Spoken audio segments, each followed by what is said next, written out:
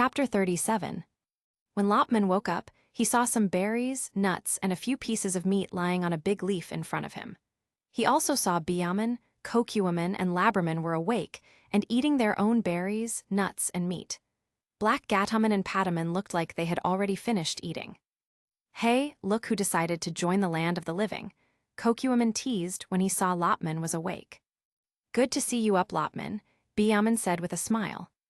"Yeah, you've been out like a light, though.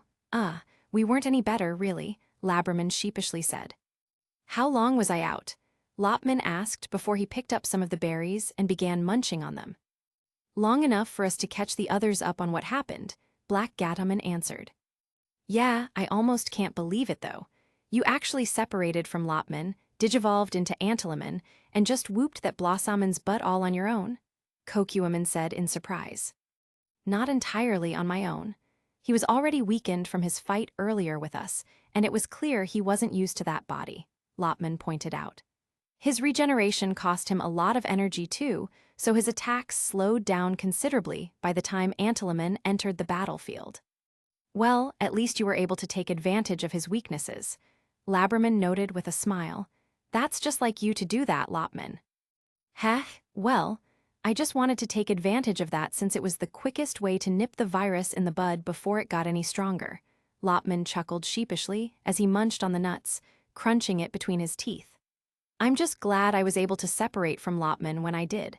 Who knows what would happen to us if I hadn't?" "We certainly can't take that for granted," Biaman sighed.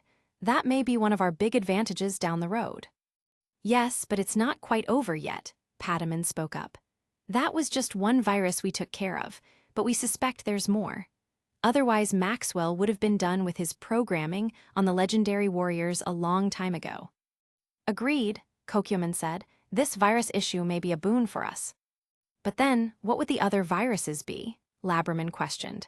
"I may not be the best student in school, but even I know that a virus usually multiplies and spreads, right?"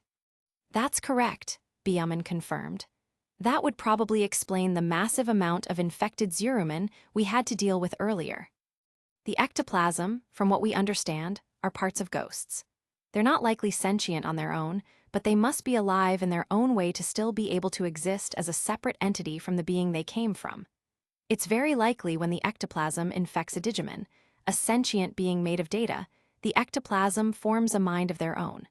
Perhaps using memories that's been imprinted from the ghost they came from," Lopman theorized. "Meaning that the plant ghost that Blossoman turned into was only a small piece of that original ghost." "Oh geez, I'd hate to fight the real thing then," Labraman gulped. "I don't think any of us want to fight a ghost of that power," Biaman shivered. "Wow, Lopman, you sure do know your ectoplasm," Black Gataman complimented. "I may have listened to my parents when they were giving us lectures about ectoplasm," Lopman replied before looking at Pataman.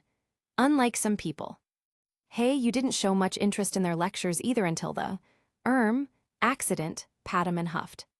"Moving on," Lopman said. "I suspect that the reason Maxwell kept resetting. It's more than just starting over with the programming for Takuya and the others, it's also to keep the ectoplasm under control. Resetting the world also denies the ectoplasm the data they infected. But the problem is, Maxwell isn't aware of the true nature of the viruses. He's been looking for virtual, computer viruses, not physical, ectoplasm that somehow got mixed into the machine." "That makes sense. If you don't know what the source of the problem is, you can only rely on quick fixes and solutions, even though the problem won't truly go away until you reach the root of it," Kokuaman remarked. "Well, we took care of some of them, but how are we supposed to find all of them? Do we even know how much ectoplasm ended up here?" Biaman frowned. "That part might not be entirely possible, not without some outside help," Black Gataman grumbled. "I think instead of looking for where all the ectoplasm are, we look for the ectoplasm that will infect the most dangerous beings in this world," Lopman stated. "They're the ones that are causing the problems. Then we may be fighting more powerful Digimon," Kokuaman shivered, "and we barely lasted against that infected Blossoman." "I don't think fighting is the right word. I doubt we'd be able to fight them," Lopman bluntly stated. What do you mean?" Labraman asked. "We've been able to fight them off even if it was a lot of close calls." "Think about it. What Digimon keeps destroying the legendary warriors who are supposed to be the heroes of this story? Lopman questioned. The most dangerous Digimon of them all, mentioned in legends and stories. The one sealed in the core of the digital world. Lucemin. Lucemin, are you sure that Digimon will get infected? Doesn't he seem a little too strong to let some random ghost genes take over? Kokuaman asked. Considering that Maxwell always ends up having to reset after Lucemin wakes up and slaughters the legendary warriors, I'd say it's a safe bet, Pataman sighed. But then what can we do? We won't stand a chance against Lucemin if he gets infected, Biaman said. We have to find a way to wake the children up before it gets to that point. Lopman finished eating the food he was given, feeling a lot better from his exhaustion earlier. That's what we'll do. If we can wake Takuya and the others up before the virus has a chance to infect Lucemin, then this whole thing will end, and the ectoplasm will have nowhere left to go. Okay, but in order to do that, we still need the power of the celestial Digimon, Labraman pointed out. And we already know how well that will go with Cherubimon being evil and such. Cherubimon will be a very tricky one for sure, but perhaps we can try working with Ophanimon first, Black Gatomon suggested. Like with Seraphimon, Ophanimon is very likely to understand our situation and will do what she can to help. If we can get Ophanimon on our side and release her, she might be able to get Cherubimon to listen. I know it's not likely, but it's the best we've got. Any plan is better than doing nothing, Pataman admitted. So, if this is our best bet, I'd say we go for it. And if Ophanimon can convince Cherubimon, we have a good chance of success.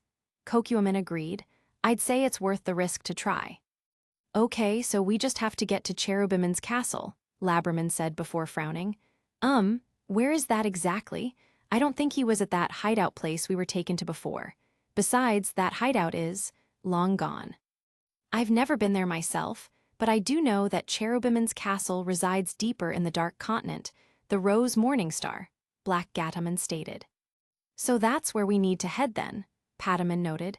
It will take some time for us to get there though. Then shouldn't we start heading there right away? Biaman asked. Yeah, the sooner the better. Just wish we had Duskman with us, he'd get us there in no time, Black Gatomon sighed. But would he really bring us to Cherubimon himself? Lopman asked. Even if he was willing to defy Cherubimon, he'd be putting all of us in danger, and I don't think he would have liked doing that. Black Gatomon winced. Yeah, that's a good point, she admitted, remembering how protective Duskman had been of her during their time together. And with Duskman now playing his role, the game master is going to be keeping an eye on him, Kokuaman added. We wouldn't be able to safely communicate with him without breaking the rules now. That sucks. Duskman was our only in-man of this whole thing. Without him, we're just alone again, Pataman frowned. Lopman frowned as well. Maybe not as alone as last time. Unlike when Tapperman erased their memories, Duskman still remembers. He is more aware of our situation than any of the other legendary warriors. Yeah, but he can't really do anything about it, could he? Biaman asked. I think you underestimate how resourceful one could be when wanting to help someone they care about, Lopman replied. Maybe, we did say we would try to find a way to communicate with each other again, Black Gatomon noted. Pataman chuckled. Let's hold out hope Duskman finds a way to communicate with us down the road. But for now, we need to focus on getting to Cherubimon's castle first. Are we seriously going to have to walk the entire way there? Labraman frowned. I don't know about you, but I'm exhausted. We've been walking, fighting, barely surviving, everything for the past several days now with barely a break. Pataman frowned. That's a good point. We need to take a break at some point too, but we can't stay in one place for too long or risk getting into trouble with those viruses. Too bad there aren't trailmen here, they'd be a great way to get moving. Kokuaman sighed. Black Gatomon put her claw under her chin for a moment. Well, actually, there might be a trailman we could use. There is, Labraman asked. Which one? I'd just be glad to not be walking for hours. I don't know, Black Gatomon admitted. You see, there's a place called the Trailman Graveyard. It's kind of why most trailmen avoid coming to the Dark Continent. It's where trailmen go when they've reached the end of their current life cycle. Unlike with most Digimon, trailman operates a little differently. They don't turn back into Digi eggs when they've reached the end of their life. They can't digivolve, they can't go back to being a younger state. If all trailmen did that, we wouldn't have any trailmen for a long time, certainly not long enough to make train stations and railroads in the digital world. Wait, so trailmen can die, but they can't be reincarnated as Diggy-eggs? Byaman asked, surprised. What happens to them then? From what I understand, they start to rust up as they get weaker and sicker, Black Gataman explained. Until they get to the point they shed their current body and rise up as a new, younger trailman, kind of like a phoenix in myths. Dang, this I have got to see, Kokuaman remarked. I didn't think there was any other way a Digimon could reincarnate besides becoming a Diggy-egg.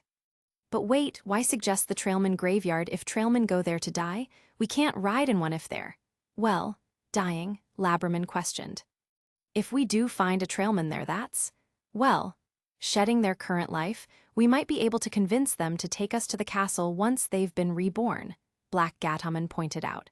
It's less of a guaranteed thing and more of a hope, really, since we can't guarantee there's a trailman there right now. Lopman nodded. It's better than nothing. Trying to walk all the way would take far too long, we might be too late by the time we get there. And splitting up the group like last time would likely result in disaster. Then let's go for it, Pataman said. We have nothing to lose at this point. With their plans now ready, the group of Digimon began their walk. Despite there being a lack of trailmen in the Dark Continent, there was a railroad. Black Gataman led them to the nearest railroad before they started following it. They walked for a while, with the Dark Continent always being dark. They couldn't tell how much time had passed since they started. However, they heard a loud noise and turned around. They saw what looked like 10 green giant spheres connected by yellow, thick-looking strings floating in the sky. That's Sakakuman, right? Kokuaman asked. The beast spirit form of Mercuriman. Looks like he's decided to take the children seriously now, Lopman noted. We should keep moving, Byaman suggested. If things play out as they did in the other scenarios, the children will head to the Trailman graveyard as well. Agreed, Laberman said. Things could change too, but we can't stay here and take that risk. But won't they need to meet with the Trailman in the graveyard? Pataman asked. I'm sure if they need it, the game master will just spawn one in, Kokuaman answered. He won't let the script change if he can help it. Which is what we want in order to save them, Byaman added. Right, Pataman agreed. We should be getting closer, Black Gataman said. They could see a large crater up ahead. However, before they could get close enough to see if there was a trailman there, they had a surprise visitor. You six. They stopped, surprised when they saw Duskman standing before them. Duskman, are you okay? Black Gataman asked in worry. The children are currently dealing with Sakakuman. We have a little bit of time, Duskman stated. Black Gataman, Lopman, Pataman, all of you, please tell me something. What do you want to know? Lopman asked. Who is Koji to me? Duskman asked.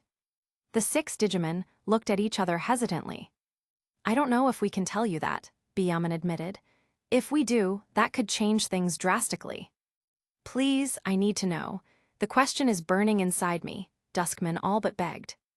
Koji is a friend to us, Laberman said, but to you. Black Gataman looked at Duskman worriedly before looking at the others. We've already broken the rules this far, Lopman finally said. We're close to our final destination.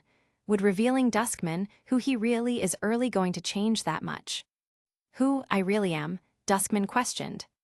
Pataman hesitated. He wasn't sure how to proceed.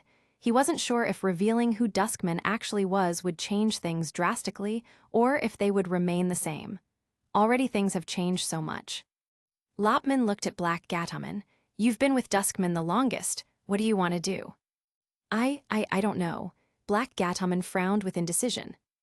Don't think about what you should do. Think about what you want to do, Lopman reiterated. Black Gataman looked at Duskman, who was looking in distress. She knew what was supposed to happen and had to happen for Duskman to join up with the rest of the group. But weren't they here so they wouldn't have to follow the script the game master had set out for them? They needed at least one ally on their side. Duskman had been that ally. Maybe if they told him now, that could make things worse. But it may also help them. It would throw the game master off and give them the time they needed to reach Cherubiman's castle. Besides, she didn't want to see Duskman like this. Black Gatomon approached Duskman. You're sure that the others aren't nearby, that it's safe to talk to you about everything? They are engaged in combat with Mercuryman, so we have some time.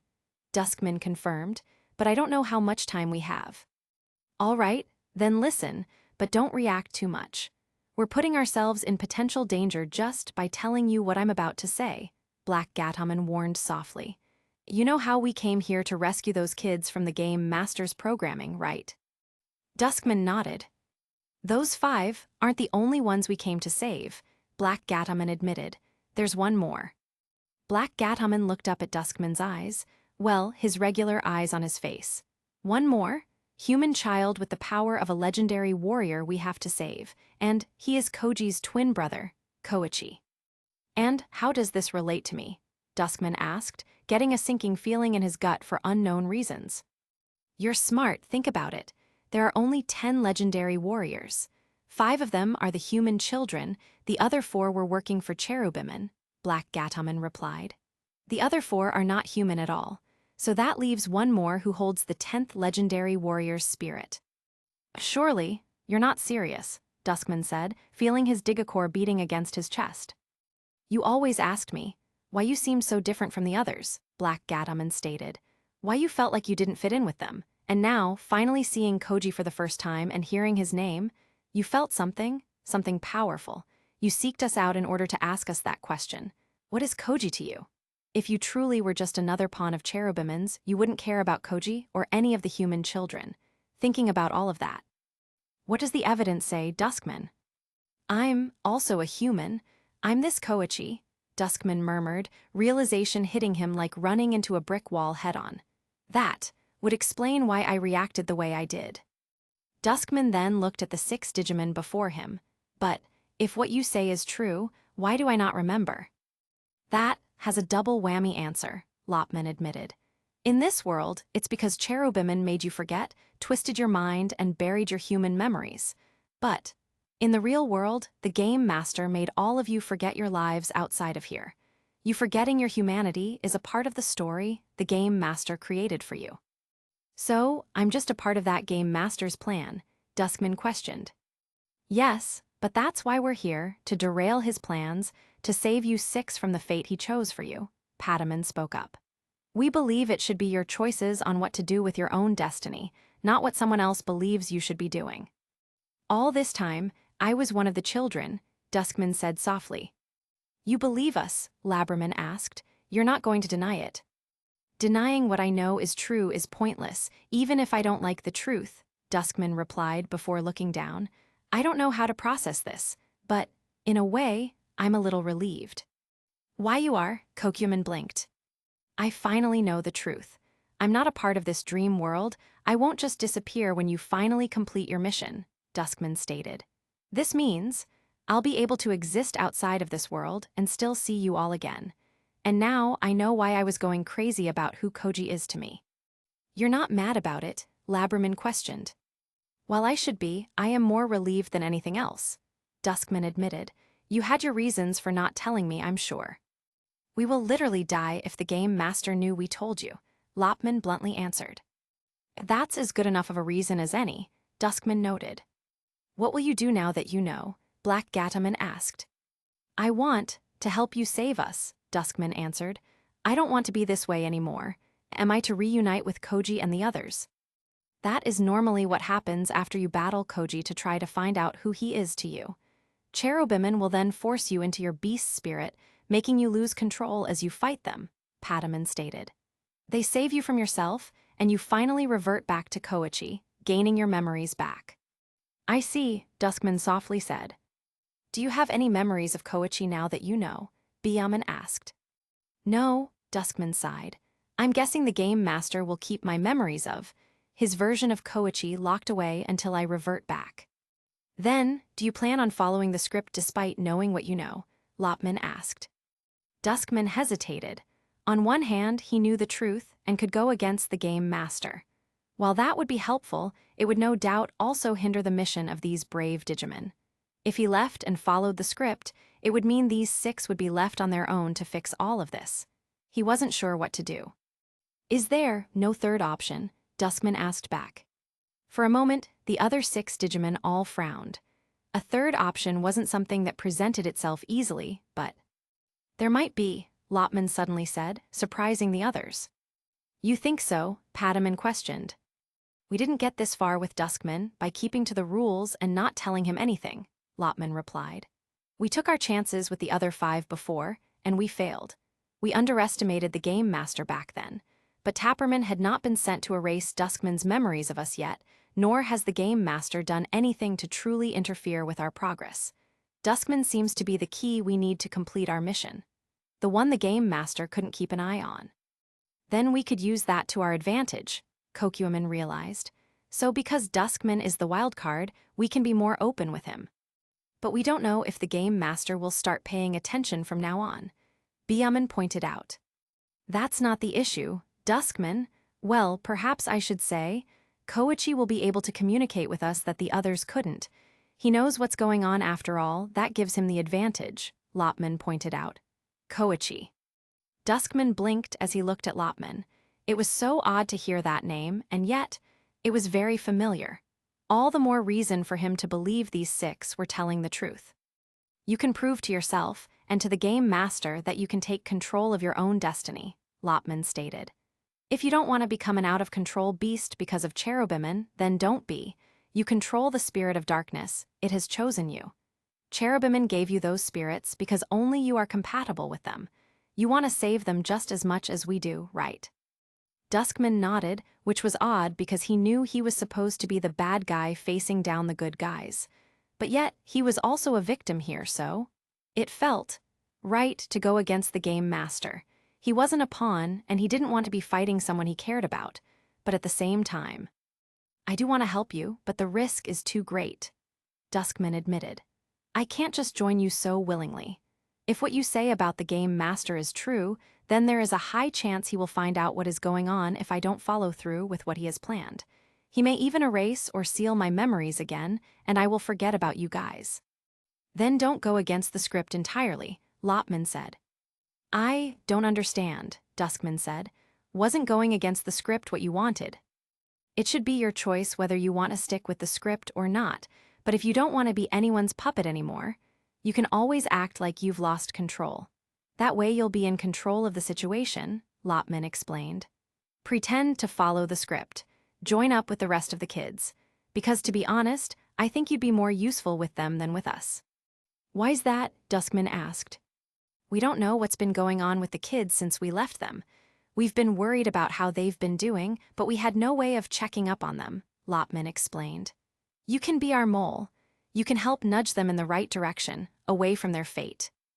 Duskman looked down and thought, that did seem plausible. Then he looked back up and nodded. I can do that. I don't think it will be easy, but I can certainly try. We can find a way to communicate later, Black Gataman said. For now, we should start moving. We need to get to the castle before the kids do. How will you get there from here? Duskman asked. We're hoping to take a trailman there, Kokuaman answered before pointing at the crater. We're hoping there will be a trailman there who can take us.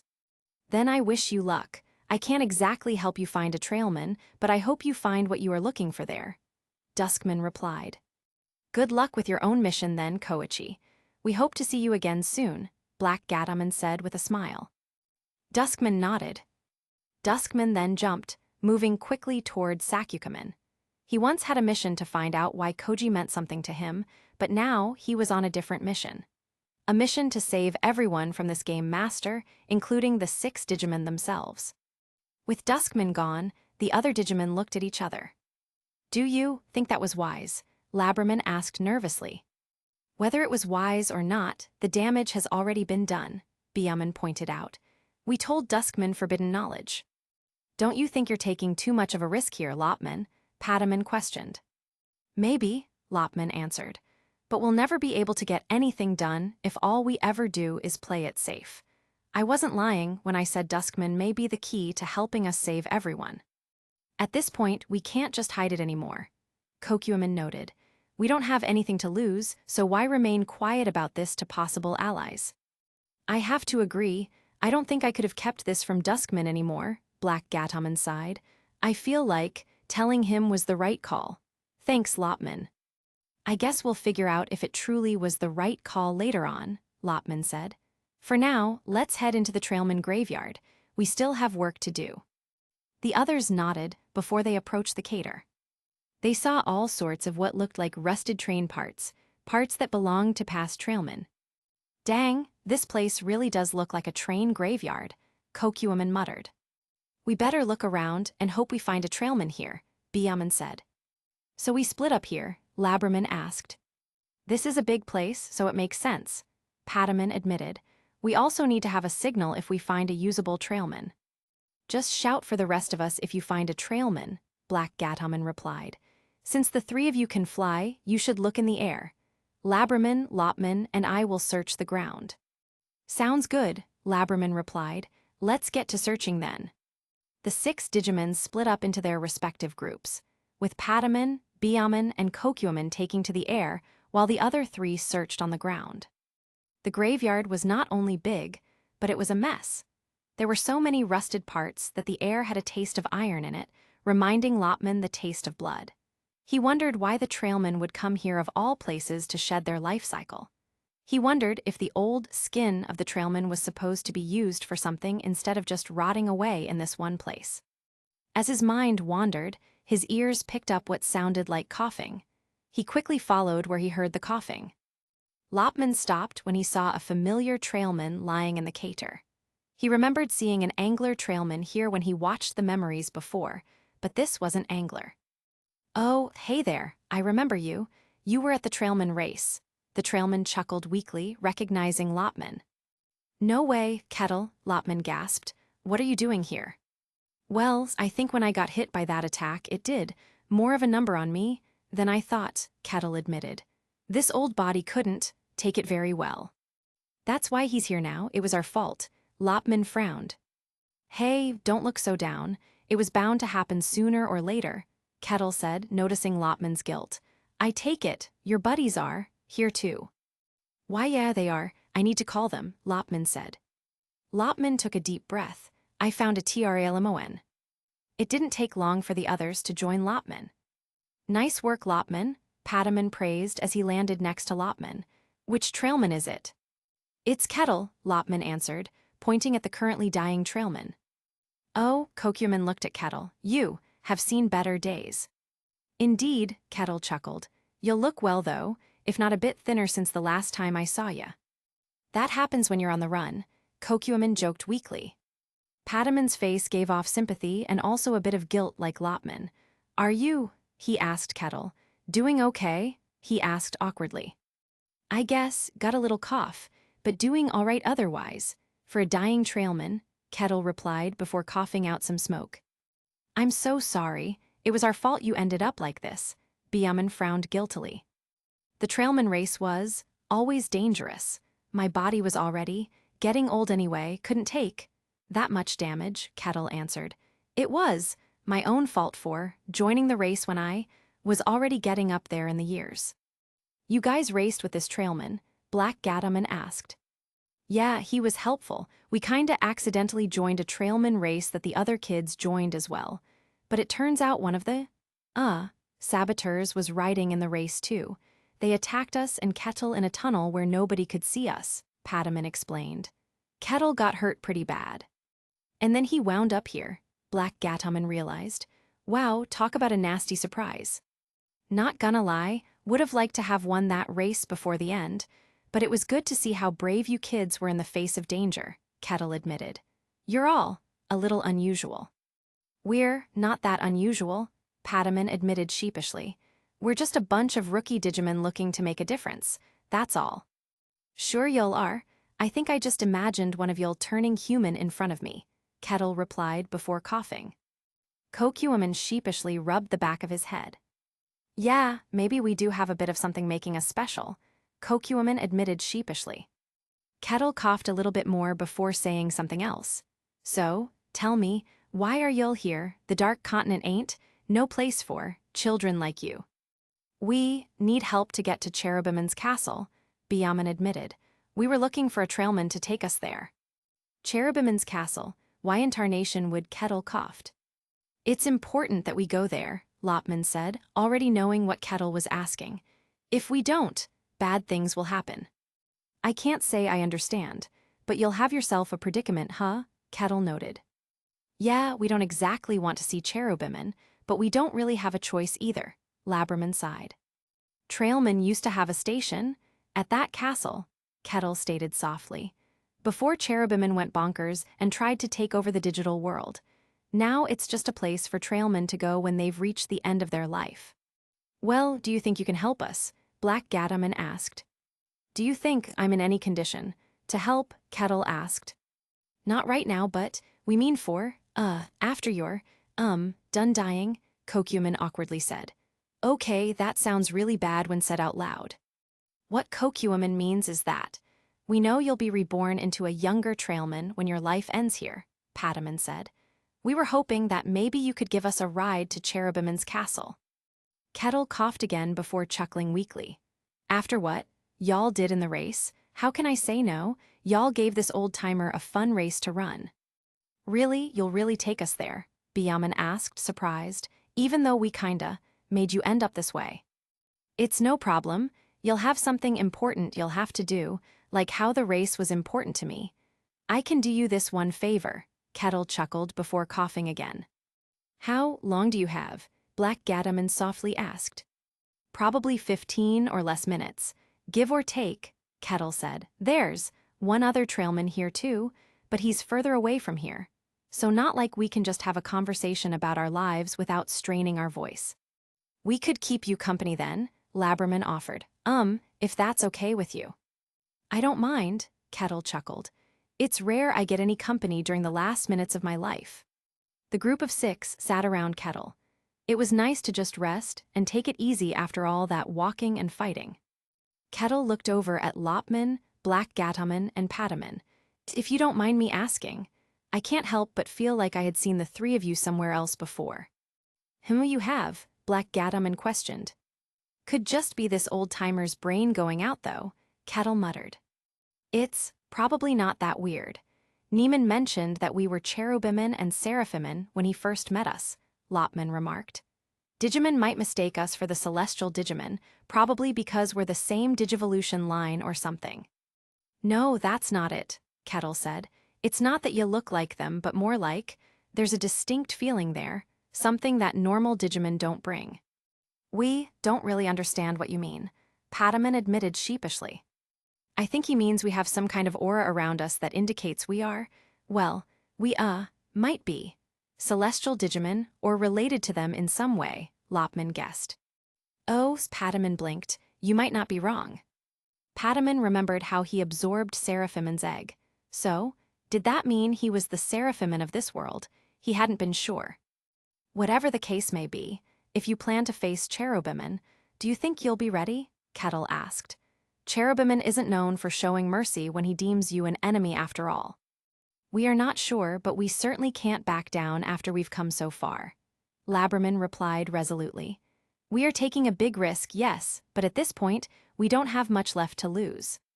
Besides, we're not his enemies.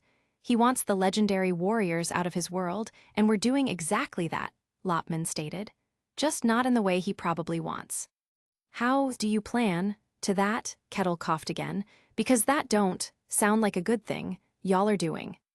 We're not trying to kill them or anything like that, Pataman assured. We want, well, I guess the best way we could put it is that we want to return them to where they belong, where they're supposed to be. They shouldn't be here, it's going to destroy them. So you wish to save them and return them to their world? Kettle asked before coughing again. Yeah, that was our goal since we got here, Kokuman confirmed. What happens to this world? Kettle asked. Nobody gave an answer. Well, I guess it's none of my business, Kettle stated. You'll need a ride. I can give you a ride. Besides, even if I decline, you would find a way to get there, anyway. Thanks, Kettle, Lopman smiled.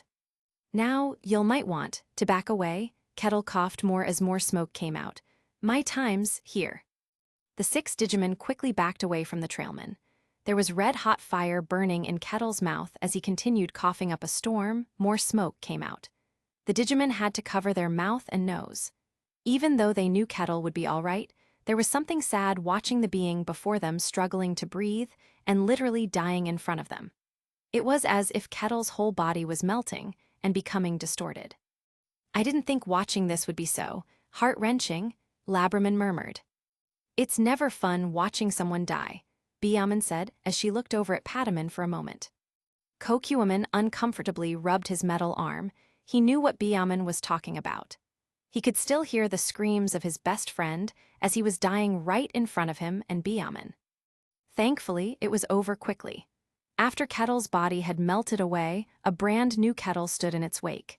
He was smaller than his previous body, and his metallic hide was clean and shiny. It was clear that he was much younger now.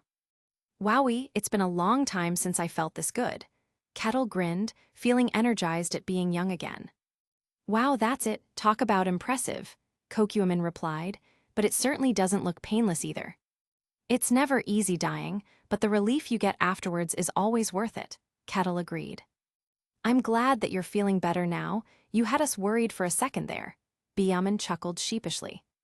"Heh, well, thanks for racing with me and keeping me company, kids. A promise is a promise," Kettle said. "Hop into my cart and I'll take Yul to the castle." "Sounds good," Labraman exclaimed happily. She was more than eager to just take a relaxing ride after all of that moving around and fighting. Kettle opened up his doors, allowing the Digimon to go inside. It wasn't a passenger cart, but it was comfortable enough. "All right, you'll take it easy. I'll let you'll know when we reach the castle," Kettle assured as he started moving himself onto the train track. "Thanks, Kettle," Pataman said gratefully. "Yeah, we appreciate this," Kokuaman said. When everyone got comfortable, Kettle moved onto the train track. He enjoyed feeling young again and being able to really move on the tracks. While everyone was resting, they were anxious about how things would work out. Duskman may or may not change what will happen, and they had to face with Cherubiman soon. Lopman closed his eyes, though it wasn't to sleep exactly, but to speak to his partner. The boy opened his eyes, finding himself back in the void, with the light source being the orb around his body, that being his partner. "Lopman, can you hear me?" Andy asked. "Of course, Andy. What's on your mind?" Lopman's voice asked. "I know we sort of talked about it before, but," Andy hesitated, "are you really Cherubiman?" "I can't answer that with confidence, but a lot of evidence points to that being a yes," Lopman's voice answered. "Are you feeling uneasy? Do I scare you?" Lopman's voice sounded uneasy. "After all, we saw the kind of damages Cherubiman could do," Lopman's voice added softly. "That Cherubiman isn't you, though. This one was made by Maxwell," Andy pointed out. "Whatever you did as Cherubiman before, it doesn't matter now. You're my partner now." "I guess, but I know that still makes you uneasy, Andy," Lopman's voice sighed. Andy sighed as well. He couldn't hide his emotions from his partner. "I guess, even though you weren't evil in your past life, I heard a lot of things about Cherubiman that made me worry. He didn't like players, and he died because of them. What if you gain back your memories and you just don't want to be my partner anymore?" "I can't say for sure, since I don't have his memories," Lopman's voice admitted. "I suppose my experiences with you would play a role in my decision, but I genuinely can't say for sure what I would do if I regained my memories. But as far as I'm concerned, you are my partner, and nothing will change that." Andy gave a small nod. "But I think there's something else on your mind," Lopman's voice noted. Andy sighed.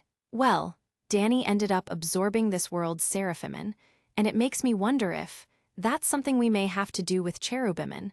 I'm worried about what would happen if that were to happen, though." "That's a risk we have to take," Lopman's voice admitted. "We won't be able to save the legendary warriors without his power." "That's why I brought up the memories thing.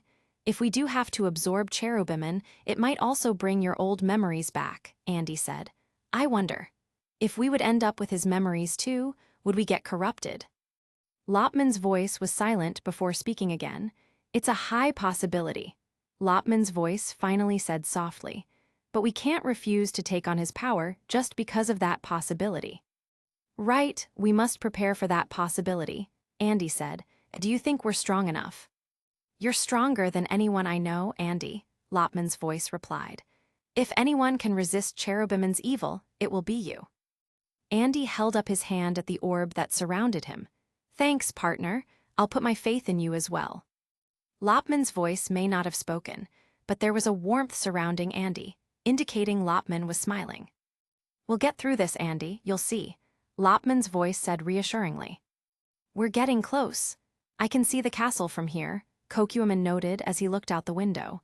It's pretty, big and intimidating, perfect for the final boss bad guy of an RPG.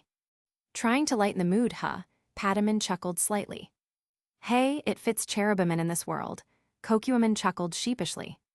That's true, Byaman agreed before grinning. But we can beat him, or rather gain his power in this case. Beat him isn't the term I would use in this context, Black Gataman said. I don't think beating him is even on the table for us. He'd destroy us all instantly.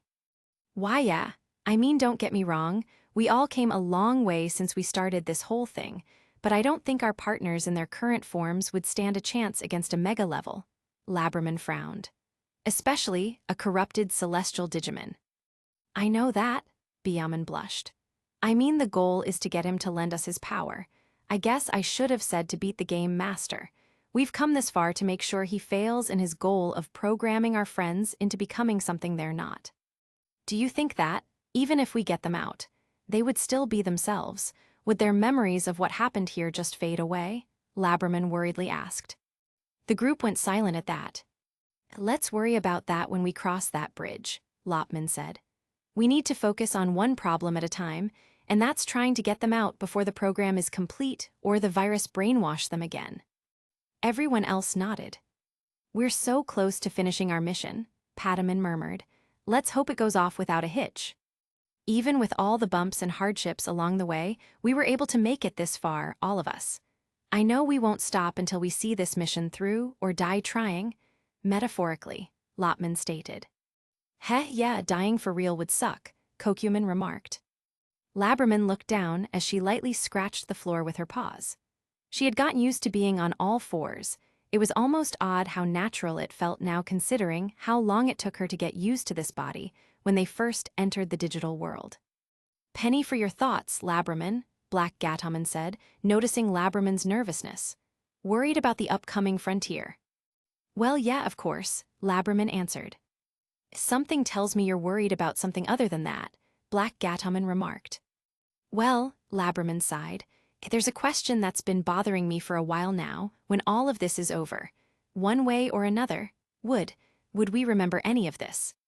Black Gataman hesitated. That's something I never considered, to be honest, she admitted after a few moments of silence. What made you ask that? Lopman asked. It's just, well, I don't know if things will be the same for us once we return to our normal lives, Laberman admitted. I just don't know if I could go back to being who I was before, the king of Casper High, the one who's feared by all the nerds, the one other jocks look up to. It all seemed so cool and all that I was. But after everything we've been through, it all feels so silly now. Heh, I know what you mean. I had a bit of an identity crisis myself after I lost my own status at school and started helping the digital world, Black Gataman remarked. You start to realize there are more important things than what others think of you in school. Naive children who don't know anything about the world and how much people struggle. The whole popularity chain at school just suddenly became insignificant in the greater scheme. That's something we figured out ourselves too, Padaman said. Admittedly, it took me longer to realize that than my bro, but eventually. It's kind of sad in a way, Lopman remarked. While it's nice that we're realizing that popularity in school is small scale compared to what we've experienced, it also means we're growing up a lot faster than any children should. We've taken on more responsibilities than people our age really shouldn't take. Our sister got to you again, I see, Padaman chuckled. Maybe a little, Lopman muttered. But I don't regret taking on helping to save the digital world, Byaman said. I feel like I'm actually doing something worthwhile instead of just something trivial. Same here, Kokuaman agreed. It's been difficult, but it's also been worth the effort we've had to put in. While sometimes I wish I could have lived a normal life, I wouldn't trade this for the world, Padaman said. I would have never met Padaman if I had stayed normal. Laberman gave a small smile. I've already promised to myself and my partner that I would try to be a better person. I don't know how that will affect my school life going forward. But if you guys would have me to keep helping you when I can, I'd be more than happy to. Really? Even if it messes with your big bad image at school? Byaman asked. Of course, Laberman replied without hesitation. Besides, I've grown up during this adventure, realizing how trivial popularity is. In the end, it doesn't really give me true friends like you guys. Heh, I guess we did end up becoming friends, huh? Kokuaman noted with humor. Funny how life works out that way. Indeed, though I guess scaring you with that dragon transformation is what got you thinking about changing in the first place, Lopman chuckled. Heh, yeah, learning what being helpless was like really opened my eyes, Laberman sheepishly replied. While it did scare me, I don't regret it. Now I've learned how to face the things that scare me and take them head-on. I can see why you're concerned about us not remembering any of this then, Lopman said, bringing up Laberman's original worry. It wasn't something any of us considered until now actually. Yeah, now that it's been brought up, I'm kind of worried about not remembering this too, Byaman admitted nervously. I think we all are, Padaman admitted. I can't imagine all of our hard work paying off, only to never remember any of this. But why would we forget? Byaman asked. I can see why she'd be worried. This is basically a dream, Lopman answered. And don't dreams usually fade away from our minds when we wake up? Everyone else went silent at that. Wow, now I'm more concerned about it than originally, Byaman admitted. I really don't want to not remember this, but if we forget, then who knows what will happen. We'd likely just return to our normal lives, like none of this ever happened, Kokuaman sighed. That's the most realistic scenario. I don't believe that, Padaman said. I don't think we'll forget. Even if we do, our parents and sister won't. They're not a part of the dream. Lopman smiled. I don't think we'll easily forget about this either, and even if we would forget, I doubt we'd let that stop us from doing what needs to be done. Kokuaman chuckled. That's true, he conceded. Besides, we'd probably remember at some point. It could be seen as a vivid dream, and those don't get forgotten so easily. Well, I think we have enough to worry about, so let's just focus on the job we have to do right now, Padaman suggested with a smile of his own. We have some children to save. I feel like we forget we're children too, Byaman chuckled. Well, I'd like to think I'm grown up, but let's face it, we're not even close to being 18 years old. Lopman chuckled as well. I guess we have changed quite a bit. We were given the responsibility to save them, and they appear younger than us here. So let's go already, Laberman exclaimed. We can't just stand around yapping when we arrive. We're riding in a trailman, Laberman, Black Gataman reminded. Metaphorically then, trying to emulate Coach Tetzlaff when she's trying to pump us up for a big game, Laberman explained sheepishly. Lopman looked out the window. They would be stopping very soon. He turned to the group, the friends who carried on this far with him. Whatever happens from here on out, I'm glad we were able to get this far together. We're here. This is as close as I can get before I'm seen as an intruder, Kettle announced as he came to a stop. Thanks, Kettle, Padaman said gratefully. We can handle things from here. We appreciate the lift. The group came out of Kettle. Kettle looked at them all. Sure, whatever business you have in that castle, I hope you succeed. Don't forget about me and our race together now, you hear. The Digimon all nodded before they waved goodbye to the trailman as he backed away on the train tracks. Now it was just the Digimon and the castle. Okay, this is it everyone. We either sink or swim here, Black Gataman stated. Let's see if we can find Offeniman first. She's going to be crucial in trying to convince Cherubiman to help us, Padaman suggested. Right, we can do this, Kokuaman nodded. Let's all stay together. It might be easy to get lost in that castle, Byaman pointed out. I can already tell there's a strong power in that castle. We better watch ourselves, Laberman warned. Lopman nodded. We're coming for you, Cherubiman Offeniman. Pokémon Fan 1991, Dark Foxkit. Yeah, and Andy finally able to separate and digivolve was a pretty intense, yet cool moment. Chapter 38. Duskman had been going through the information he found out in his head. The 6 Digimon had been on a mission to save them, to save him as well. Duskman always believed he was just another legendary warrior summoned by Cherubiman. He had no memories before becoming Duskman after all. Why would he assume otherwise? He still wasn't entirely sure if he really was a human, let alone a human child himself. He had no way of just reverting back to whatever he was, at least not to his knowledge. Regardless, the Digimon had no reason to lie to him. He didn't sense any deceit from them, and they truly cared about him. He didn't know if he could really help them.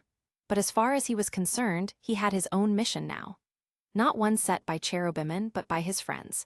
They asked him what he wanted to do, allowing him to choose his own destiny. While he didn't have any of his original memories, nor any memories the game master wanted him to have, he knew Koji was important to him. Duskman's first step is perhaps trying to see if he could at least get Koji to realize the danger he was in. The 6 Digimon had tried, but failed, to warn the others due to the game master's interference. They were limited by the rules set on them. Well, Duskman wasn't going to let the game master have his way. Duskman had waited until Koji left his little dimension in Sakakuman's body. That was perfect. He could get Koji alone while the others were still spread out. The game master's attention would be split, making it harder for him to gauge Duskman's true actions. Duskman didn't care about Sakakuman knowing, as Sakakuman's attention would be split as well. Waiting in the darkness, Duskman could see Koji walking around, looking confused as to why it was so dark in the sphere. "Koji," Duskman whispered, startling the boy as he appeared behind the Warrior of Light. Koji whirled around. "Duskman." Duskman didn't waste any time walking up to Koji, showing himself to the boy. "Tell me, Koji, why have you come to this world?" Koji hesitated. He knew he had come to the digital world because of a message, but now that he was thinking about it, "I came because of a message, but that can't be just the reason why." In all honesty, Koji hadn't had time to really think about it too much due to all the fighting that had been going on. "Do you remember what you were doing before you got that message?" Duskman questioned. "I was shopping for some flowers to give to my stepmom," Koji began. "Your stepmom or your actual mother?" Duskman asked. "How accurate are your memories, Koji?" Koji looked confused before he looked at Duskman. "Wait, why do you care? Why aren't you attacking me?" "There's more to this than what you believe, Koji," Duskman answered. "You must think. Why are you here, how you got here, and the—" Duskman was cut off when something began to mess with his head. Black mist started surrounding his head, and he let out a cry of pain. Something was trying to invade his mind. Realizing that it was likely the game master, Duskman resisted and fought back as he heard a familiar deep voice talking to him in the mist. "Duskman, you hesitate." Koji looked up at the mist, seeing the silhouette of Cherubiman. "You alone possess the spirit of darkness. To realize its full power, mercy cannot exist. Remove this obstacle at once," Cherubiman's voice commanded. Duskman knew he couldn't just give in. He continued to resist, but he also didn't want to fail the mission those 6 Digimon had entrusted him with. If he resisted too much, he could have his memories wiped or worse. "Duskman, don't listen to him," Koji cried out, seeming to have realized Duskman may not be as evil as he thought he was. "Ignore this human and fulfill your destiny," Cherubiman's voice shouted as the dark mist swirled around Duskman. Duskman felt his mind fading for a moment until he thought back to Black Gatomon, to Lopman, to Pataman, Kokuaman, Biaman, and Labraman. The 6 Digimon who were his first friends, 6 people. Children who came in here to save them despite the limitations put on them. If they could do it, then so could he. Duskman would choose his own destiny. He stood up straight again, accepting the darkness, but on his own terms. Duskman looked at Koji. It was too dangerous to act on his own. The game master was still watching them. He needed to get Koji out, and in order to do that, he would need to follow the script. He needed the game master to believe he was still his puppet. "I will cover this world in darkness," Duskman announced. In a way, Duskman intended to do just that. He will rescue his brother, the other children, and the 6 Digimon from this world, leaving it in a dark void where it belonged. Koji growled, "Then I won't let that happen." Pulling out his detector, the boy was quick to act next. He held up his detector, and the white digital form of his first spirit appeared visible on the screen as he formed the familiar fractal coding on his left hand. He swiped the detector over the coding, calling out the familiar phrase he knew by heart. "Execute, spirit evolution." His clothes ripped away as his body became digital, and the process began. Coding surrounded him as the energy of the spirit entered his body. His eyes became red as his hair shortened and turned almost platinum in color. A white helmet covered his head as white and blue armor covered his body. He grasped the familiar beam sabers and swung them a few times before clasping them around his waist and firing off his arm laser. Labaman. Now spirit evolved, Labaman drew out one of his light swords. "If you want to fight, then fine," he growled out. Lobo Kendo. Duskman knew Labaman was strong, but he still lacked the power Duskman himself had. Duskman would need to hold back to not accidentally seriously injure Koji. Duskman brought out his 2 crimson swords and blocked Labaman's lightsaber before pushing him back. Death gaze. Duskman shot out red beams from the eyes from his armor at Labaman. Labaman dodged one of the beams, but was hit by another, being pushed back several feet.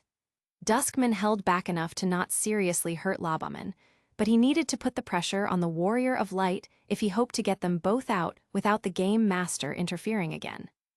In response, Labaman grabbed his second sword and activated that. Now armed with both blades, energy began to pulse into them. Labaman's eyes flashed before he swung both of his swords. Howling shockwave. Twin energy shockwaves were let loose right at Duskman. Duskman responded by putting up a barrier of dark energy around his body. The shockwave hit the barrier, pushing Duskman back slightly, but otherwise didn't seem to do much. When the shockwave dissipated, Duskman lowered the barrier and charged at Labaman with his dual crimson swords. Labaman blocked using both of his swords, but he was slowly being pushed back despite his best efforts to keep Duskman's swords at bay. Duskman's power is no joke, Labaman thought to himself, putting more of his strength into keeping Duskman's weapons away from him. Duskman had heard Labaman's thoughts somehow. He briefly wondered if it was due to them being twins like the Digimon had said, or if crossing swords with Labaman caused some kind of mental link between the two. Either way, Duskman couldn't afford to get distracted. While Labaman was focused on trying to push back Duskman, Duskman saw an opportunity. He kicked Labaman's stomach, pushing the Warrior of Light into the ground. Labaman hissed, realizing he was no match for Duskman as he was now. He decided to try bringing out the beast. Labaman's slide evolution. Fractal code covered him as he changed his current form. Kendo Gararuman. Duskman looked at the now 4-legged wolf before him. Duskman didn't have access to his own beast form, but if what the Digimon had told him was true, it was only a matter of time before Cherubimon forced him into his beast form. Duskman needed to make sure his plan worked before that happened, even he wasn't sure if he would be able to control his beast form. Kendo Gararuman was quick to unleash his laser attack, Lupin Laser. The white energy laser shot from his mouth out towards Duskman. "Bad doggy," Duskman said as he held up his sword, slashing through the white energy laser. Kendo Gararuman growled, wondering just how powerful Duskman really was if he could match or overpower a beast spirit with just his human spirit. "I'll give you something to howl about," Duskman shouted, "lunar plasma." Duskman created a red circle with his sword around him, creating what looked like a full blood moon. "You'll be the one who is howling," Kendo Gararuman growled back. The wheels on the backs of his legs came down as his golden blade wings spread out to the sides of his body. He darted forwards at full speed. Howling Star. Duskman went through the full blood moon, wielding his dual crimson swords that burned with energy, and went into a full head-on collision with Kendo Gararuman. The entire battlefield was bathed in red light as Kendo Gararuman let out a scream of pain. Fractal code surrounded him, turning him human as Koji continued to cry out in pain. Beaten and weakened, Koji fell to the ground. Duskman looked at him as Koji struggled to push himself back up, but he was stuck on his hands and knees, he could barely lift his head. "Perhaps I used too much power there. I didn't want to hurt him this badly." Duskman frowned, but he kept his mask of a villain up. "Is there anything else you'd like to try?" Koji looked up. He didn't want to give up, but no matter what he tried, both his human and beast spirit were not enough. He had nothing else he could use. Duskman could hear Koji mumbling to himself. "Any final thoughts?" Duskman asked as he raised his sword. "I'm sorry, Dad. It hurt so much when Mom died. I guess I'm not over it," Koji muttered. I promise, I'll go back for those flowers. Duskman looked at Koji and gave a sigh before putting his sword down. Koji, listen to me. Wah, Koji blinked, confused at this sudden change in demeanor. Duskman lowered himself down to Koji's level before picking Koji up by his shirt in a threatening manner. But it was all for show. He needed Koji to listen without the game master getting suspicious. Is that as far back as you can remember? Duskman asked. Do you remember your school life, what you practiced at home? Do you remember anything beyond the surface memories of those flowers and coming into the digital world? Koji hesitated again. This was completely unlike what he had expected from Duskman. I don't know, he admitted, but he felt something strange when around Duskman. It was like he knew Duskman on a personal level. But why do I feel like I know you? So now he's starting to feel the connection. Duskman noted. Good, that means this is working, but this isn't the best place for this. Duskman knew they needed to get out of here, but he needed Koji to be alone with him. Without Sakukumin and the game master watching their every move. But first, he needed to heal up Koji, make him believe he still had a fighting chance.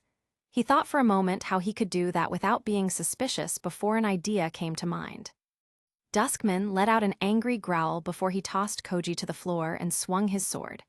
A blade of energy passed through Koji. But instead of hurting the boy, the energy seemed to have healed up his wounds and re-energized him.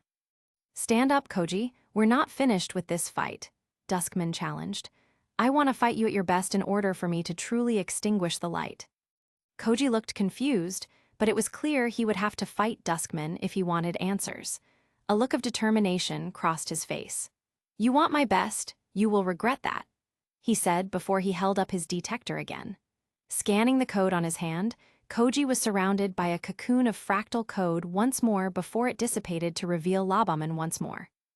I don't know why you're doing all of this, but I will get that information out of you, Labaman challenged. Labaman brought his 2 lightsabers out, his determination fueling him. Lobo Kendo. Labaman ran at Duskman. Duskman ran back at him with his own dual swords. Both of their swords clashed with each other. Duskman saw light energy coming out of Labaman. This was new. Duskman felt his own dark energy responding to the light as they were pushing each other. Somehow Labaman gained enough strength to rival Duskman's strength, as both seemed to be about even with each other now. It was likely the game master's doing, Duskman figured, to make sure Labaman wouldn't go down again so easily to him. However, as the two were clashing each other, Duskman saw a glimpse of Koji's human form behind Labaman. Likewise, Labaman saw Duskman's true human form as well. This caused Labaman to look at Duskman in surprise. Who is that? Labaman shouted. Did he see something? Duskman wondered, remembering that he saw Koji's human form just now. If he had, then all the more reason to believe my friend's words. Duskman backed away, just as Labaman did the same. Who are you? Labaman asked Duskman directly, raising up his swords defensively. I believe that is a question for you to answer yourself, Koji, Duskman answered back. You can't even answer my own questions about who you are before you arrived in this world. Labaman hesitated. He knew Duskman could have just been playing with him, toying with him, but the fact he had seen another human boy in place of Duskman, a boy that had similar features to himself. You're a human like me, but why do you look like me? I don't have any siblings. I'm an only child. Duskman looked up at the sky, noticing one of Sakukumin's eyes. He knew how Sakukumin's body worked. His eyes were portals that lead to another part of his body or outside of it. That might be our best chance of getting out of here. While Labaman was distracted by his confusion, Duskman took this chance to charge at him. Labaman gasped, having had his guard down from his earlier confusion. Duskman shoved Labaman and himself through Sakukumin's eye. Luckily for Duskman, his gamble paid off. They were outside. Both Labaman and Duskman were falling. They were sure to get hurt if they hit the ground from how high they were. Duskman could hear voices calling out to them, Koji. While they were falling through the sky, Duskman looked down, getting glimpses of 3 other human children before he couldn't see them anymore over the rocky formations they were passing by. That was fine. He still needed to get Koji alone and preferably far away from the others. The 2 of them vanished behind the mountains. Now out of sight, Duskman knew he and Koji were safe to talk. After falling a bit more, Labaman landed on the ground on his back with a grunt. He rolled a few times before coming to a stop on his stomach, feeling his entire body aching. If he hadn't been wearing armor, he was sure he would have been hurt badly or worse. Duskman, however, was able to land on his feet, but his own landing was wobbly for a few seconds before recovering. This should hopefully be far enough. The game master should assume Koji, and I will continue fighting for a while. Duskman thought to himself. Now the tricky part is to try to convince Koji that he's deep in someone else's trap. Labaman managed to get to his feet, but he was clearly unsteady a bit before recovering himself. He held up his swords again, panting slightly. "All right, now what?" he asked uncertainly. "What do you want from me?" "You want to know who I am, don't you?" Duskman asked, looking at Labaman. "Yes, of course I do. I wasn't expecting you to be another human child," Labaman answered. "Especially one that looks like me." "Well, I cannot answer that," Duskman replied. "Then why heal me and get me away from Sakakuman?" Labaman asked, getting frustrated. "You look like me as a human, what does that mean?" Duskman closed his eyes for a moment before he answered. "I can only assume what it means from what I was told. I don't know who I am exactly. I only recently found out that I was even human like you. I just knew you meant something to me. Your presence was painful to me, Koji, but at least now I know why." "What?" Labaman questioned, confused. He slowly lowered his swords from his defensive stance. "My presence was painful to you." "Yes, I couldn't figure out why, but something kept stopping me from attacking you," Duskman answered. "I was at constant war with myself. Why did I care about you? What was stopping me from fighting you? Why did it hurt so much? Surely you must feel the same after, seeing what you saw." For his part, Labaman was still wary, but he just couldn't see the whole thing he was going through with Duskman as a big trap. No, it would have been too elaborate. "I can't say for sure if I felt the same way before, but after what I saw, I don't know if I could fight you. I don't know why, I just know I can't bring myself to do so," Labaman carefully admitted. "There's a good reason for that, even if neither of us can remember why," Duskman stated. "This digital world we're in." Duskman stopped when he noticed a shadow was nearby. They weren't completely alone. Of course, Duskman wasn't foolish enough to believe that the game master would leave them alone. The Digimon did say that the game master was always watching the 5 children. Now that he was a part of their group, even if he was technically supposed to be an enemy, he was playing a big role with them now. He couldn't be too straightforward, or he would put his friends in danger. "What is it?" Labaman asked, noticing Duskman suddenly stopped talking. "Labaman, we must keep fighting. We will continue our conversation as we battle," Duskman stated as he drew out his crimson sword. "This is sensitive information. The walls have eyes, however. It's crucial that we continue our battle lest we put our friends in danger." "Our friends?" Labaman asked. "The Digimon who traveled with you, they are in danger," Duskman clarified. "What? Where are they?" Labaman demanded as he clenched his swords tightly. "If you want that information, then fight me," Duskman replied with a bit of a smirk showing in his own eyes. "Fine then," Labaman shouted back before he charged at Duskman.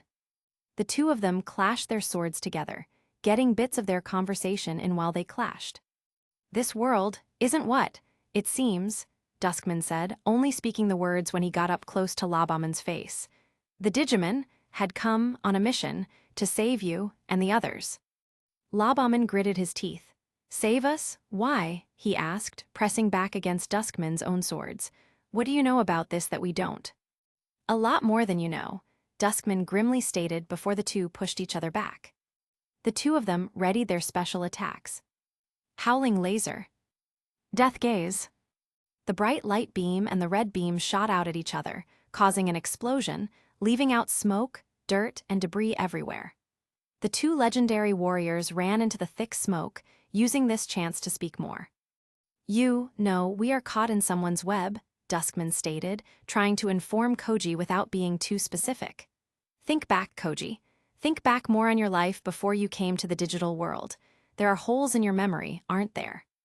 Labaman hesitated again, but now that he thought about it, it did seem like there were gaps in his memory. He felt he was missing something, someone that was important to him. "Now that I think about it, I do feel like something is missing. Or someone. He admitted, not really sure why he was revealing all of this, but if it would get him answers, he was willing to go along with it. While I don't have my memories, I believe you can tell more than I that something isn't right, Duskman stated. The Digimon knew this from the beginning. The smoke was clearing already, so their conversation had to be cut short there. Duskman moved quickly as Labaman followed after him. Duskman hid in the shadows as Labaman started looking for him. In truth, Duskman was looking out for the shadow that was watching them, trying to decide what was safe to tell Labaman and what wasn't. Hey, get back here, I want to know more, Labaman shouted. What's going on? Labaman ran after Duskman. Duskman led him back to where the hideout once was. Labaman frowned at the hideout that was now in shambles.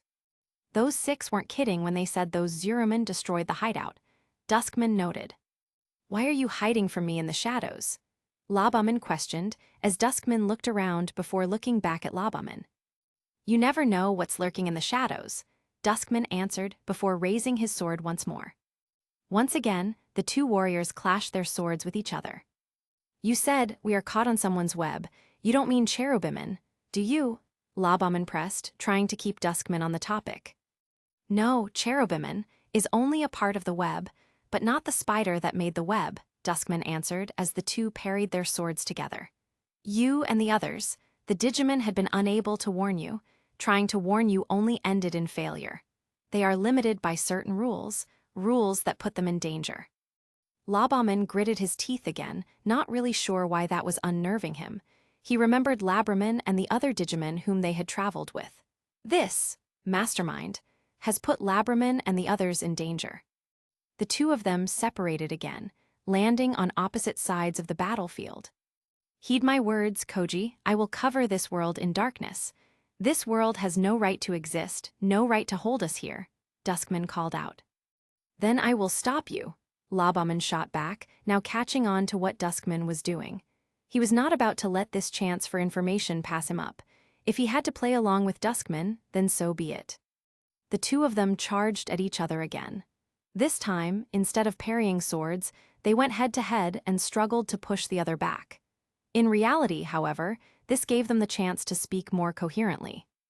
There was a Digimon who was with me, just like how there was a Digimon for each of you, Duskman continued. Lopman, Patamon, Biamon, Labraman, Kokuamon, and the one who was with me is Black Gatomon. I'm sure you had seen her before when Ranaman took her to that beach house with the Toucanman. Labaman nodded once. Yeah, I remember, he replied.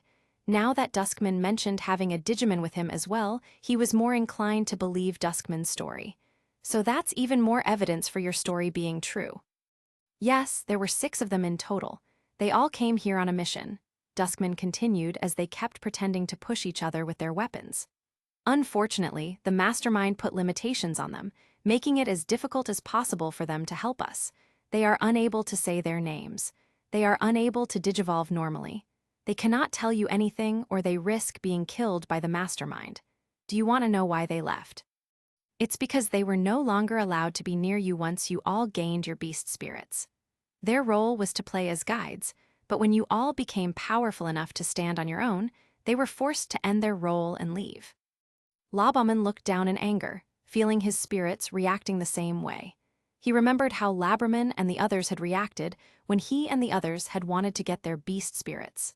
A slight gasp escaped him as he remembered how Labraman had spoken to him the last time he had seen her. Now that he thought about it more clearly, he realized she had been saying goodbye to him. No way, then, why couldn't they tell us? We'd have listened, Labaman growled out. They were just trying to help us. They didn't deserve this. They did tell you, Duskman replied. That almost got them killed, and your memories of what they told you were erased. What? Labaman gasped before both of them jumped back from each other. It's the truth, Duskman said as he stood up straighter and faced Labaman again.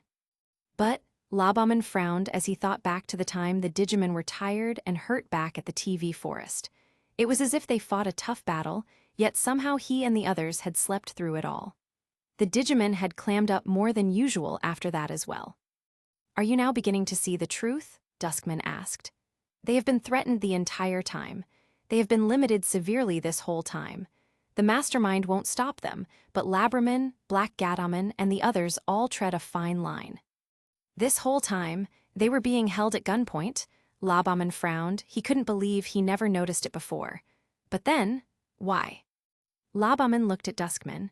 Why do you know all this? If they couldn't tell us, how were they able to tell you? I seem to be a special case, Duskman answered. The mastermind, or the game master as we call him, couldn't keep an eye on me as much as the rest of you. At least not until now. They were able to tell me everything that they were able to say. That actually makes a lot of sense, Labramon admitted. So that's why you were able to be told everything. But, Labramon trailed off as he frowned a bit, now none of us can make contact with them. Not conventionally, but there is a way, Duskman said. Right now they are on their way to the solution. I could have gone with them, but I chose to come back here to tell you this. The game master can't be allowed to keep using us as puppets. If the Digimon fail here, at least we will be able to fight our way out on our own. So you're telling me this so we can fight back, Labramon realized. But, what's this solution they have? If you're here, why didn't you go with them? If I had went with them, there's a good chance we all would have been taken out. And none of you would have been the wiser, you would all be trapped in this web, Duskman answered as he closed his eyes. For you see, their solution, it's to confront Cherubimon. Labramon gasped. What, don't they realize how dangerous that is? Of course they do. That's why I chose to come back, just as it was their mission to save us. I won't let it be in vain. It's now my mission as well, Duskman stated. I meant what I said before about covering this world in darkness. This world isn't where we belong, Koji. So that wasn't just a promise, that was also a threat, Labramon noted, but aimed at the game master. Exactly, Duskman said, and following the script was the best way to buy them the time they needed. But I'm afraid our time is almost up. I set out what I needed to do. The game master is sure to send Cherubimon to mess with my head. I don't know what will happen after that. I can only trust that you and the others will be able to bring me out of it. Wait, you don't have to be Cherubimon's victim, Labramon exclaimed. You can always join us, we'll help you beat him. A noble sentiment, Koji, but you don't quite fully understand the situation we're in, Duskman replied. We aren't the ones in control here. When you join up with Takuya and the others, pass this message along to them. I will hold off the game master and Cherubimon for as long as I can before I lose myself. Labramon's eyes went wide in horror as he saw the shadow of Cherubimon already approaching them. The giant shadow hands began to cover Duskman's body.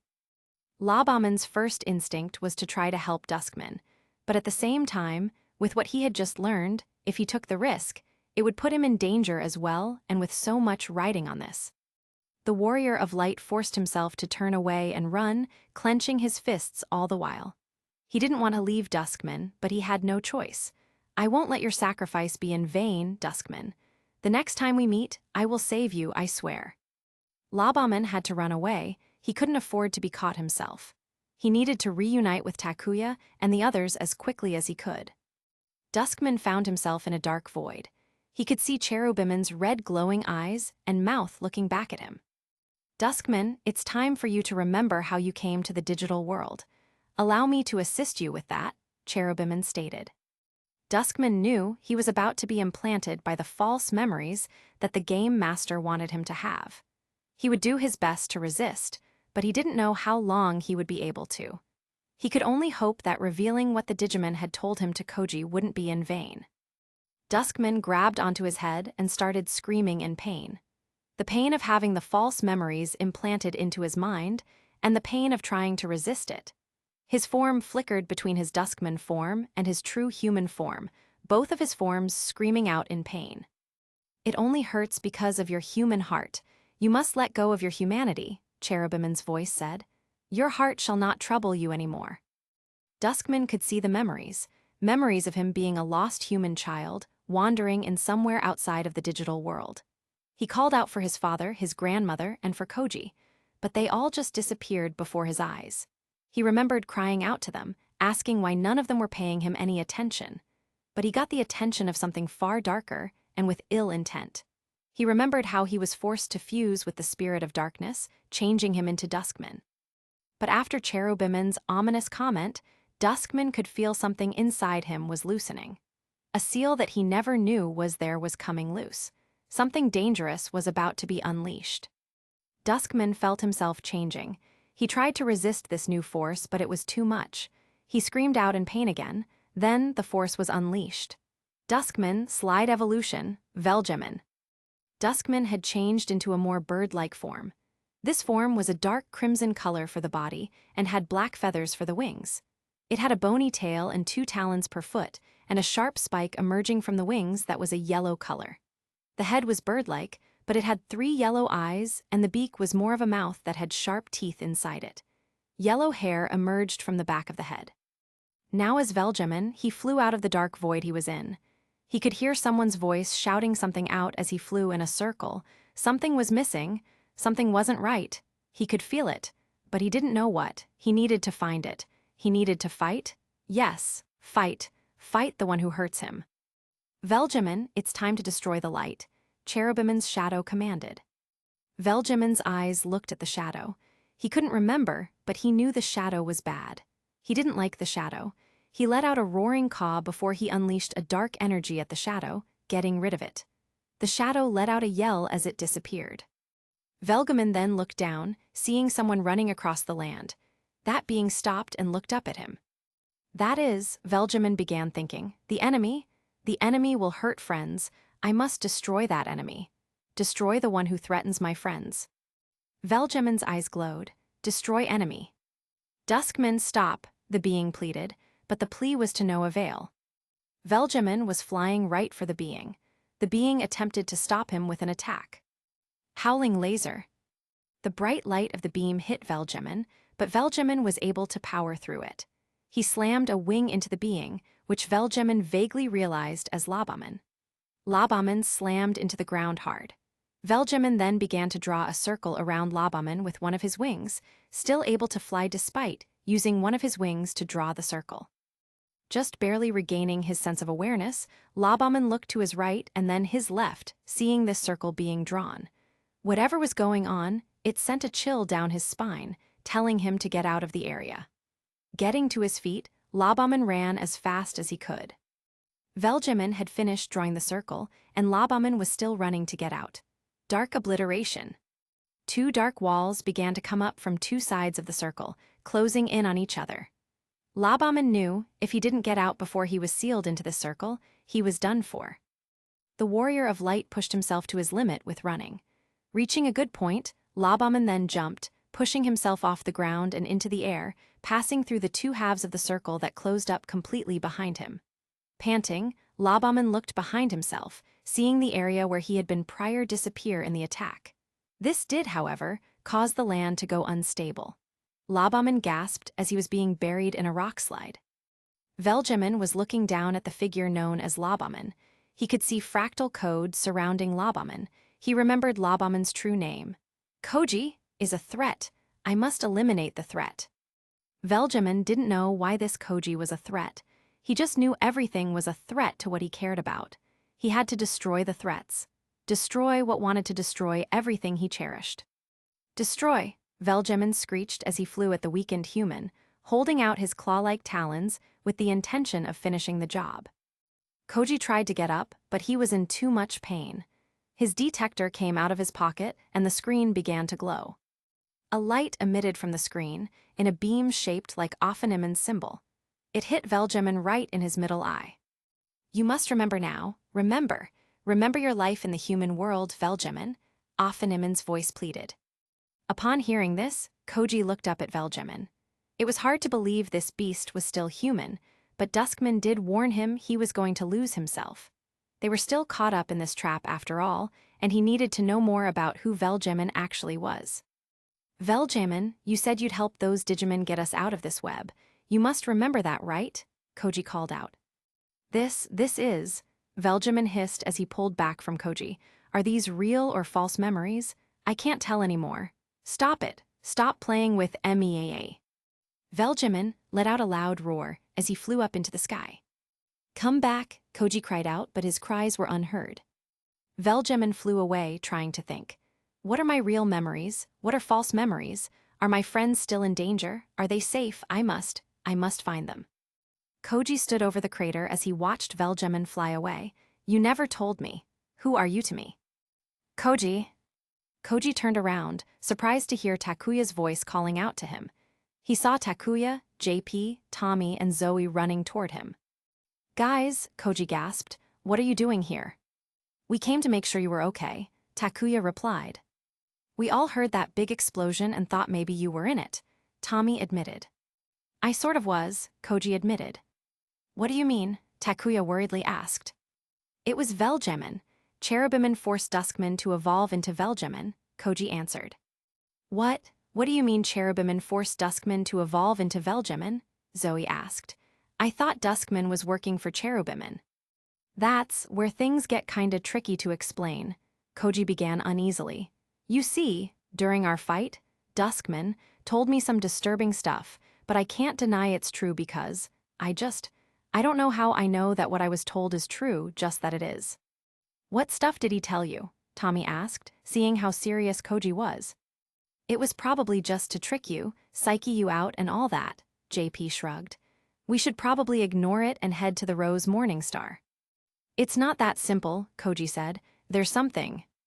Koji paused as he remembered what Duskman had told him, that there was a game master watching them. Even now, that game master tried to interfere by making Velgemin forget the information he managed to relay to Koji. If Koji revealed he knew, what would the game master do to them? The Digimon had tried to tell them before, but the game master interfered and almost got the Digimon killed while erasing the knowledge of whatever the Digimon tried to tell them. And now, look at what happened to Velgemin. Koji had to play this close to his chest. He couldn't be reckless with this information. We need to be careful, Koji warned the group. Everything we've been doing up to now had been somebody's plan. Whose plan? JP asked. Cherubimin's. That's part of it, Koji frowned. Listen, you guys should head to the Rose Morningstar. I need to go after Velgemin. I could never forgive myself if I didn't do something to help him. What? Why? He's the enemy, Zoe pointed out. What do you know that we don't? Tommy asked. It's just like with Lopman and the others. They knew something, but they would never tell us, and now they're gone. There's a very good reason they never told us, Koji said cryptically. Listen, once I save Duskman, we will be able to tell you more, I promise. Before anyone could ask, Koji ran off. Hey, why do you always gotta run off on your own? JP shouted. Well, there he goes. Takuya sighed. When is he ever going to learn that he shouldn't do things by himself?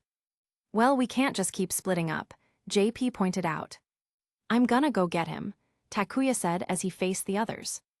Takuya, you're going to run off too, Zoe frowned. I'm only going to get Koji, I'll be back, Takuya replied. I won't be long, you guys can wait here. We're not waiting, Tommy spoke up. I don't know what's going on with Duskman and Koji, but I get the feeling it's important. If you need to go after him, then go ahead, but the rest of us will head to the Rose Morningstar. Tommy, are you sure? You might end up facing Cherubimin if you go there now, Takuya pointed. I have to agree with Tommy. You can't expect us to just sit here and wait for you and Koji to come back, do you? JP pointed out. We have a duty after all. Besides, knowing how things have been working out, we'd end up meeting with you and Koji at the castle. Takuya blinked, but he realized JP had a point. Okay, if you're sure about it, he said uncertainly, but be careful. Same to you, Takuya, Zoe said. We don't know what Velgemin's capable of. We'll see you at the Rose Morningstar, Takuya and Koji too, Tommy said. Okay, good luck you guys, Takuya said as he ran off, intending on getting to the bottom of what was going on with Koji and Duskman. Are you sure about this, Tommy? Zoe asked. Wouldn't it be better to go after Takuya? It's just a feeling I had, Tommy answered, that this is what we need to do. Yeah, why is that? JP asked. Because if anything, we should be able to help them out. We also have the spirit of legendary warriors, right? So why can't we go help them? I think this is something between them and them alone, Tommy said. Don't worry, we'll be able to help them out when they need us. You seem pretty confident about that, Zoe noted. Tommy gave a small smile. I guess. I just remember Lopman telling me something similar before when I had lost my spirit to Grumbleman. We don't always need to be right in the action to help. Sometimes the small things we can do will have the greatest difference. JP smiled a bit. Heh, I guess that's true. So then what do you suggest we do? Just get moving to the Rose Morning Star. We might as well, Tommy said. Wouldn't it be faster if JP and I just flew while carrying you? Zoe asked. Nah, you need to preserve your energy. Let's just walk, Tommy replied. The two older humans frowned, but they decided to do as Tommy said. Little did they know, they were heading for the Trailman graveyard.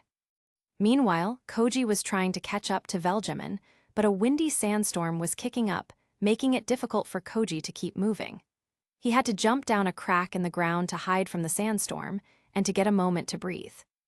Koji reached into his pocket and took out his detector.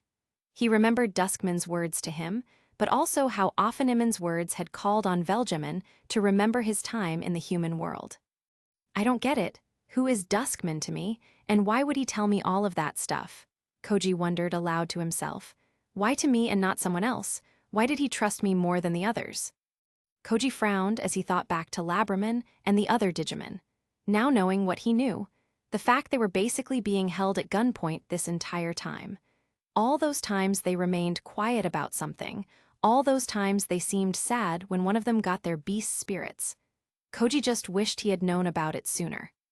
Well, apparently I did know, but forgot it. Because of that damn game master, Koji hissed angrily. Koji wanted to help them. He wanted to help Veljamin, he wanted to help Labramon and the other Digimon. He hated how useless he felt right now. They all needed help, but nobody came. They had been alone. What must it be like to need help but not be able to ask for it? Koji may have had a bad habit of not asking for help when he should, but at least it was his choice. The Digimon didn't have that choice, and when they tried, they paid dearly for it. He gripped his detector tightly. If I ever see this game master myself, I won't hesitate to act on behalf of Labramon and the others. I am the warrior of light, a legendary warrior. I am no one's puppet. Koji didn't know what he could do exactly, but he knew he had to do something. Someone had to help them. Meanwhile, Veljamin had been able to regain his mind enough to evolve back into Duskman. He now knew how truly difficult it was to control the beast spirit. He had never felt so much anger, fear, and the impulse to just fight and destroy before until that moment. He wanted to find his friends, but he didn't trust himself in that form to meet up with them. He groaned as he rubbed his head. It had taken just about every ounce of mental energy he had to fight off what he believed to be false memories of his past life. Every now and then, Cherubimon, or a shadow version of him, would keep talking to him in his mind. I can't let Cherubimon get to me. I need to remain in control of myself so I don't go crazy and out of control like I did last time. Duskman told himself. Koji can't get attacked again. I won't let myself do that to him, not again.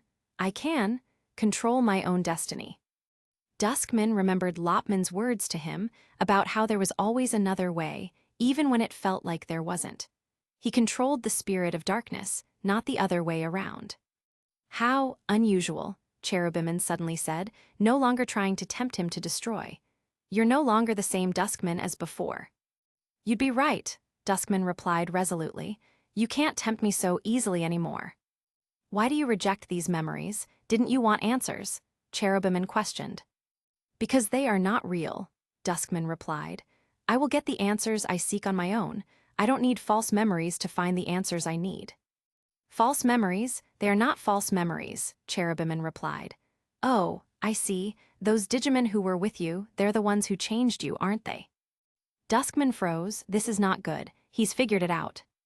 They are coming closer to my castle. I will have to deal with them soon, Cherubimon noted. I suppose. This is partially my fault. I had grown a soft spot for you and handed you a pet to keep you company. Little did I realize how much that pet would have changed you. Black Gatomon did me a world of good. I won't let you hurt her. Duskman growled out, feeling protective of her. I have a soft spot for her too. Like with you, she is of my own creation, Cherubimon remarked. Though it seems she has other plans now, in a way, I'm envious of you. You, envious of me? Duskman asked, somewhat amused by this. I didn't imagine you would be the envious one. You've grown since I last saw you. You are taking control of the darkness and your own destiny. Things I myself cannot do, Cherubimon admitted. Duskman blinked, wondering if Cherubimon was, admitting to the fact he was being controlled by something, or someone else. But enough about that. You may like to control your own destiny, but there's still one more thing you need to do, Cherubimon stated. Your beast spirit is calling out to you. You can't hide from it forever. Do you honestly think I'm going to use Velgemon again? Duskman hissed. If you don't, your little friends will be in danger. Not by me, but by the very same humans who claim to care about them, Cherubimon replied. They've done more damage to your friends than you realize. They attack them after all. Duskman hissed in anger. Not willingly, I bet, he retorted. Regardless if it was willingly or not, your friends have that darkness of fear and uncertainty within them. If you think I'm lying, see for yourself, Cherubimon said as he held up his large hands. Duskman was covered in darkness, but it was familiar darkness. He recognized it, darkness from his little friends. The 6 Digimon always exuded some darkness. Heck, every living creature had darkness to an extent. But it appeared that 5 of them, minus Black Gatomon, had a strong sense of fear buried deep within them. He could see it. Agunimon, Cumimon, Beetlemon, Kazemon, and even Labamon, they were staring at the little Digimon with hatred and anger. The Digimon were hiding in fear as they were being hunted down. They ran while they were being chased down. If they hadn't fought back, if they hadn't come up with a plan, the legendary warriors would have killed them. Not only that, the legendary warriors were grinning while they were hurting them. Duskman cried out. He didn't want to admit it, but it was true. It didn't make any sense. His rage and protectiveness came on in full force. He cried out again, wanting to avoid becoming Velgemon, but the rage and urge to protect were too great. His beast spirit rose out of dormancy and wound up, overtaking him once again. Duskman slide evolution. Velgemon. The fractal code dissipated, revealing Velgemon once more. Velgemon let out an angry caw before flying off to find the evil legendary warriors who dared to hurt his friends. Cherubimon smirked as he watched Velgemon fly off before disappearing. Chapter 39. It didn't take long for Velgemon to find Koji. Koji was out walking on his own, a foolish decision. Velgemon let out a screech as he dived down to grab the weak human with his talons. Koji managed to duck to the ground in time to avoid getting caught as Velgemon flew past him. Realizing he couldn't handle Velgemon in his human form, Koji took out his detector from his pocket. His detector in hand, the boy was quick to act next. He held up his detector, and the white digital form of his first spirit appeared visible on the screen as he formed the familiar fractal coding on his left hand. He swiped the detector over the coding, calling out the familiar phrase he knew by heart. Execute, spirit evolution. His clothes ripped away as his body became digital, and the process began. Coding surrounded him as the energy of the spirit entered his body. His eyes became red as his hair shortened and turned almost platinum in color. A white helmet covered his head as white and blue armor covered his body. He grasped the familiar beam sabers and swung them a few times before clasping them around his waist and firing off his arm laser. Labamon. Now spirit evolved, Labamon tried to get Velgemon's attention. Wait, I have something to ask you, he called out, but Velgemon just dove at him again, forcing the warrior of light to duck to the ground once more. You're human, aren't you? Labamon shouted. You have to be. Why else would those Digimon trust you with such information? You don't get to speak about those Digimon, Velgemon shouted. Why not? They're my friends as much as they are yours, aren't they? Labamon shouted back. Friends? What do you know about the ones you call friends? Velgemon screeched as he lunged at Labamon again. Fractal code surrounded Velgemon. Velgemon slide evolution, Duskman. Despite no longer being in his beast form, Duskman was still going at Labamon with his crimson swords. Their swords clashed with each other. Duskman, listen to me, we can't be fighting each other like this, Labamon exclaimed as he blocked Duskman's weapons with his own. I promise you, I'm just as worried about Labramon and the others as you are. That's a lie, Duskman hissed. I saw what you and the others did to them. What do you mean? Labamon asked in confusion. You hunted them down, you hurt them, you nearly killed them, Duskman growled. What? But we never did that, Labamon shouted. Did you? What do you think happened back at TV Forest when you woke up and saw your friends were hurt and tired? Did you not care enough about them to find out? Duskman snapped. Labamon hesitated, remembering how the rookie Digimon had clammed up. A chill ran down his spine as a slight gasp of realization hit him. "That can't be," he muttered. "That can't be true." The warrior of light shook his head in disbelief. He didn't want to believe it was true. Labaman looked at Duskman. "But what about you? Are you really human?" "You still haven't figured it out?" Duskman hissed. "Of course I'm human, just like you." Another chill ran down Labaman's spine as his red eyes widened at the confirmation. "But then why? Why do you serve cherubimin?" "Be quiet, don't make assumptions you know nothing about," Duskman shouted. "It's because of your ignorance that you're still trapped here as his puppet." Labaman once again hesitated. "My ignorance? I want to stop this game master as much as you do, but wouldn't cherubimin come first? Isn't cherubimin one of the game master's lackeys?" "Cherubimin is nothing more than a goal. You kill cherubimin, you walk into the game master's plan," Duskman replied before he started pushing Labaman back. What do you mean?" Labaman shouted as he struggled to push back. "Your memories," Duskman began. "What about my memories?" Labaman asked. "I am Koichi Kimura. No, I am Koichi Minamoto, your twin brother," Duskman announced. Labaman felt something hit him right in the heart. He staggered backwards, eyes wide in shock. "My twin brother?" he rasped out. Suddenly, a pain lanced across Labaman's head and he cried out, falling to his knees as his hands moved to hold his head. "Why? Why does my head hurt? I can't have a twin brother, but I feel like I do." "You probably think our mother is dead, but she's not. You also probably think our parents got divorced, but that's not true. Everything you knew when you came to this world is a lie," Duskman stated. "Memories are easily manipulated. You allowed your mind to be infiltrated, becoming the game master's puppet, even to the point of attacking the ones trying to help you." "That can't be," Labaman rasped out. He was shaking now. We have been puppets this whole time." Labaman gritted his teeth in anguish as he closed his red eyes tightly, shaking his head. "It was supposed to be simple, save the digital world from cherubimin, but it's all been a lie. For what reason?" He hit the ground with a clenched fist. "To turn you into the perfect warriors," Duskman stated coldly. "Warriors who would push away everyone else in their lives, just to keep protecting a world they didn't come from."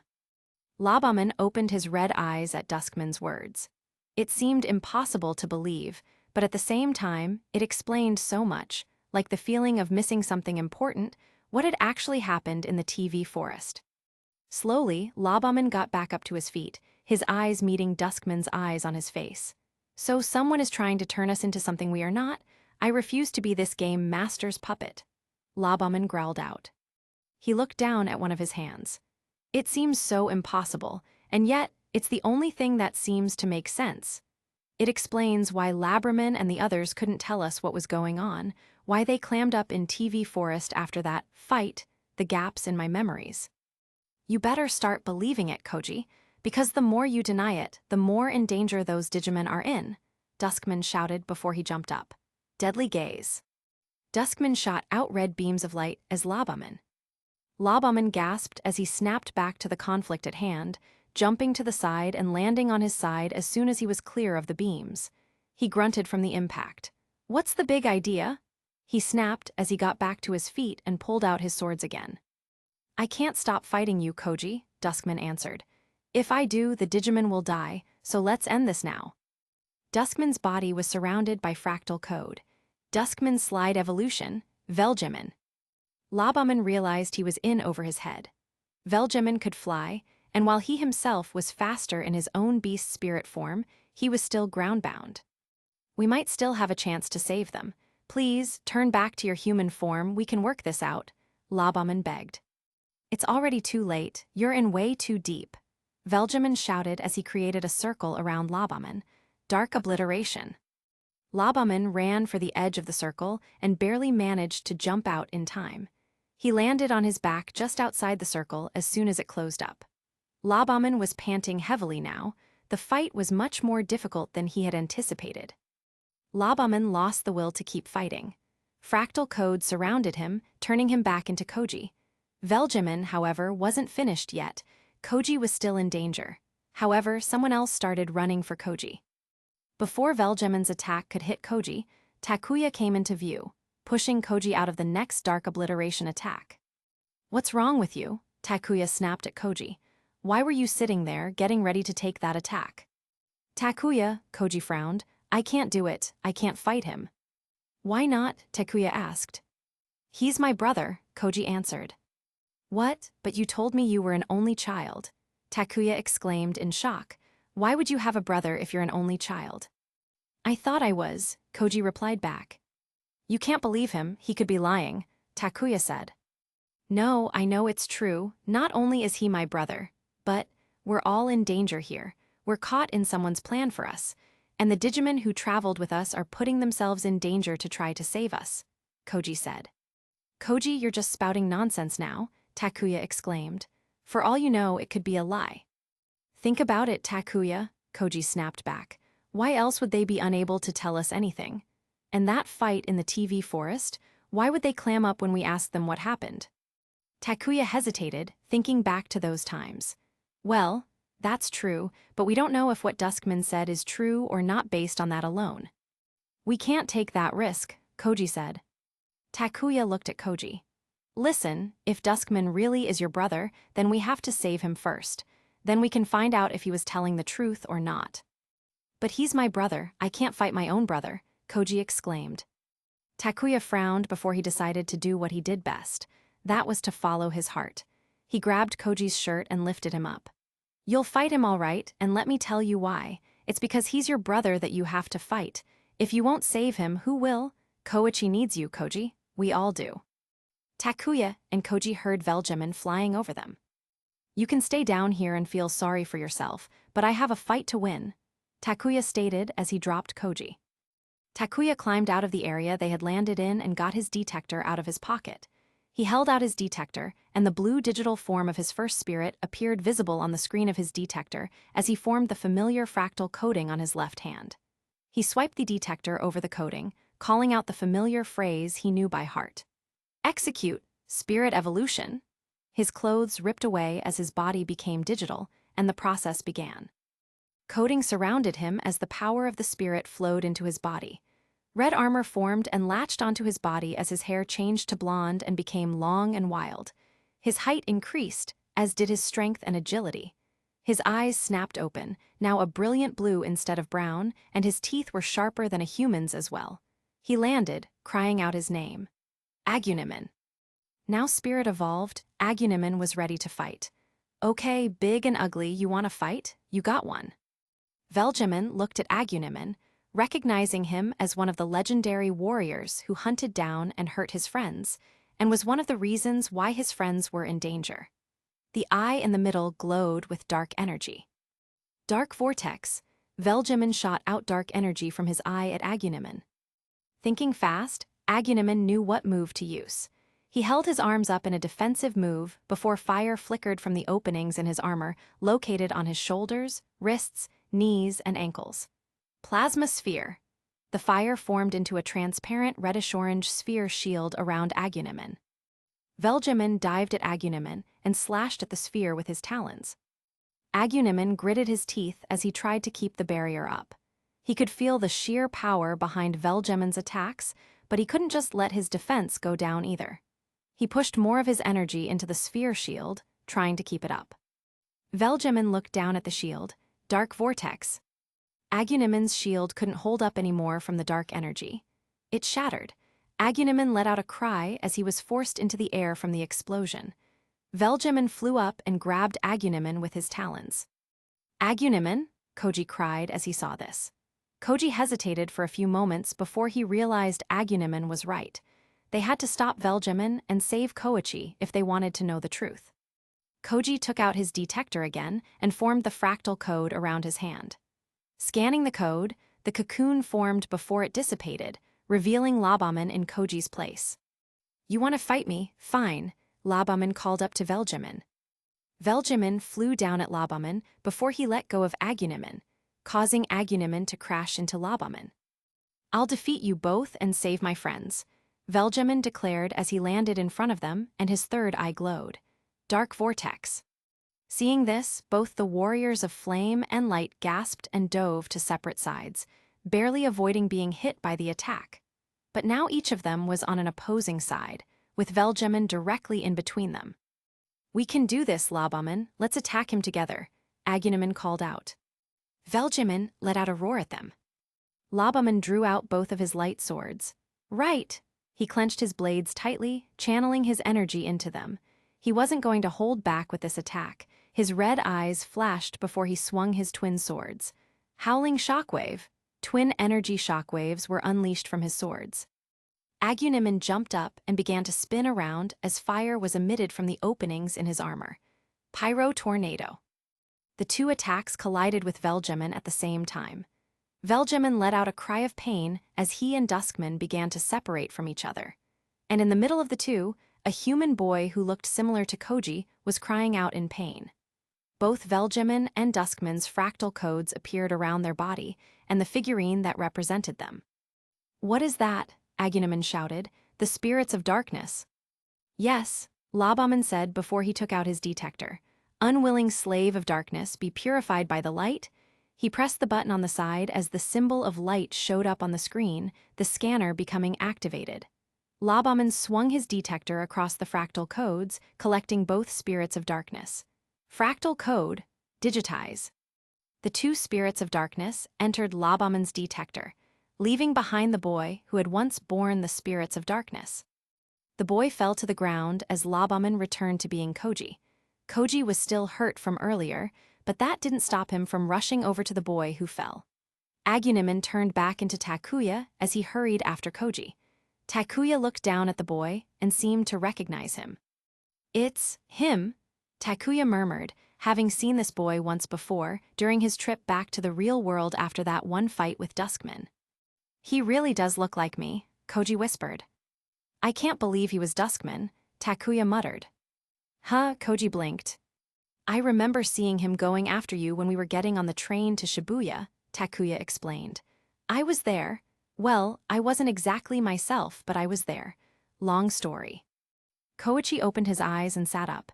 Is it already too late? Too late? Koji asked. What do you mean? Koichi looked down at himself, seeing that he had human hands and clothing. He was no longer Veljiman or Duskman. All right, talk, Koji spoke up. You've given me a lot of information, but I need to know everything you said. Our memories being false, being trapped in someone else's web, our Digimon friends being in danger.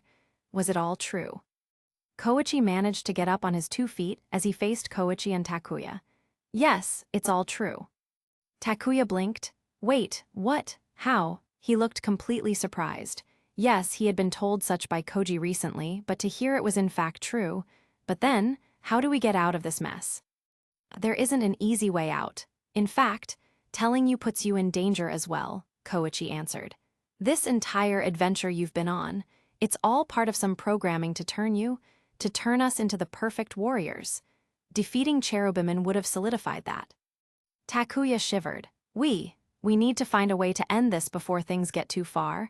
We can't just become these perfect warriors. That's what the Digimon are trying to do, Koichi said. They're planning to try to use the Celestial Digimon's powers to get us out, but I'm not sure if they'll be able to do it. They would have to face Cherubiman after all. That's why I chose to come back to warn you. If they can't help us, we have to find a way out ourselves. But how could we find a way out on our own? Koji asked. If this is a program, wouldn't it be reset if we don't do as expected? From what I was told, resetting is more of a last-ditch effort. If anything, the game master would try to alter or erase our memories of the information, Koichi answered. That's why I've been fighting so hard to hold on to my memories, and to what I think might be my real memories. So you haven't been affected as we have, Koji mused. But then, how can the rest of us regain our real memories? And how did you get here, do you know? Takuya asked. Koichi frowned. I don't remember how we got here exactly, according to the memories I have. You guys went in that elevator, and I fell down the stairs. But I don't think that's what actually happened. You all remember taking that elevator, right? Why, yeah, that's what I remember. Takuya replied as Koji nodded in confirmation. Then that's the false memory, Koichi stated. We all believe we came to the digital world on a trailman, or, not in my case. Koji doesn't remember having a brother. That too is a false memory. I know we lived together, our parents never split up in our real lives. Then, if that's the case, how did I get to the digital world in real life? Takuya asked. I'm afraid I can't answer that, Takuya. My biggest proof that our memories aren't what we think they are is because of how drastically different my and Koji's lives are in this fake world compared to the real world, Koichi admitted. With you and the rest of our friends, I don't have any memories seeing you guys before the digital world. Then, I guess the rest of us need to find out which are the fake memories and real memories for ourselves. Takuya sighed. Where are JP, Zoe, and Tommy? Koichi asked. The other three who were with you. We split up, Takuya admitted. I only came to get Koji back, but then the fight happened and, well, I told them to remain behind and wait for us to get back. Koichi frowned. Listen, we don't have time to go back for them. Our Digimon friends are likely heading to the castle right now to face Cherubimon. Takuya and Koji seemed a bit surprised at this. Then, we just leave the others behind? Takuya asked. I hate to say it, but Takuya may be onto something, Koji agreed. We need all of us to stand up to, if not save, our Digimon friends.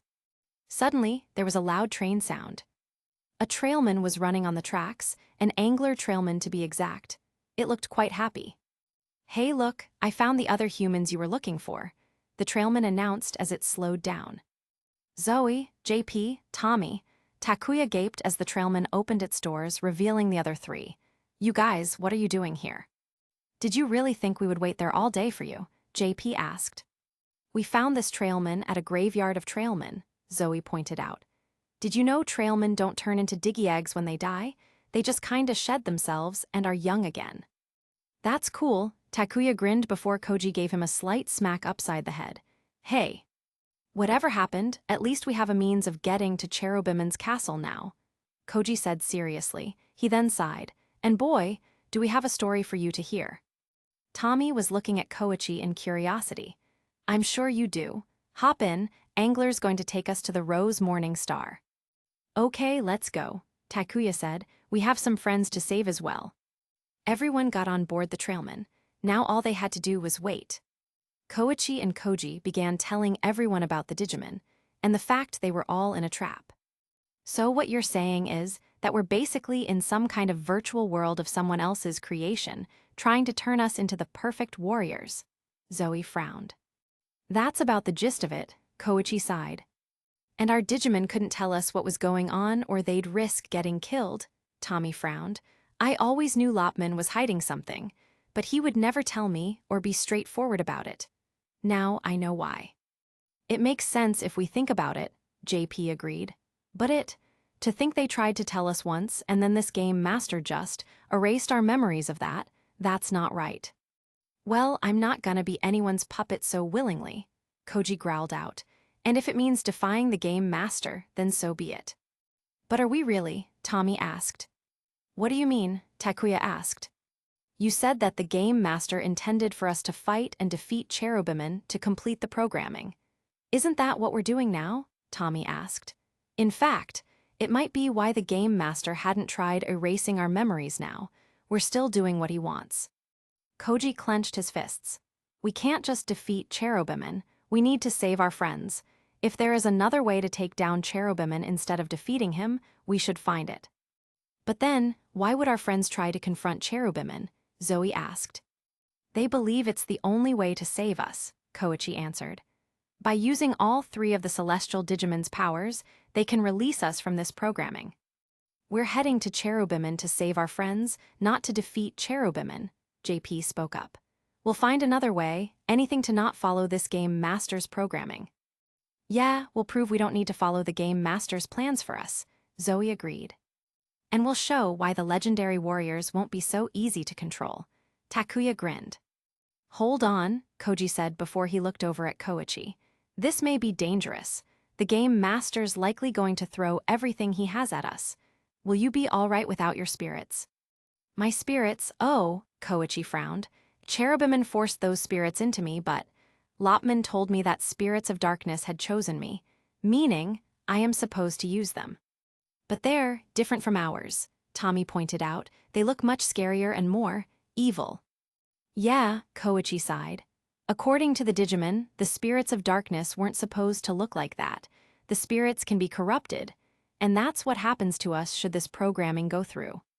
Us, all of us, Takuya asked in shock. That's what the Digimon told me, Koichi confirmed.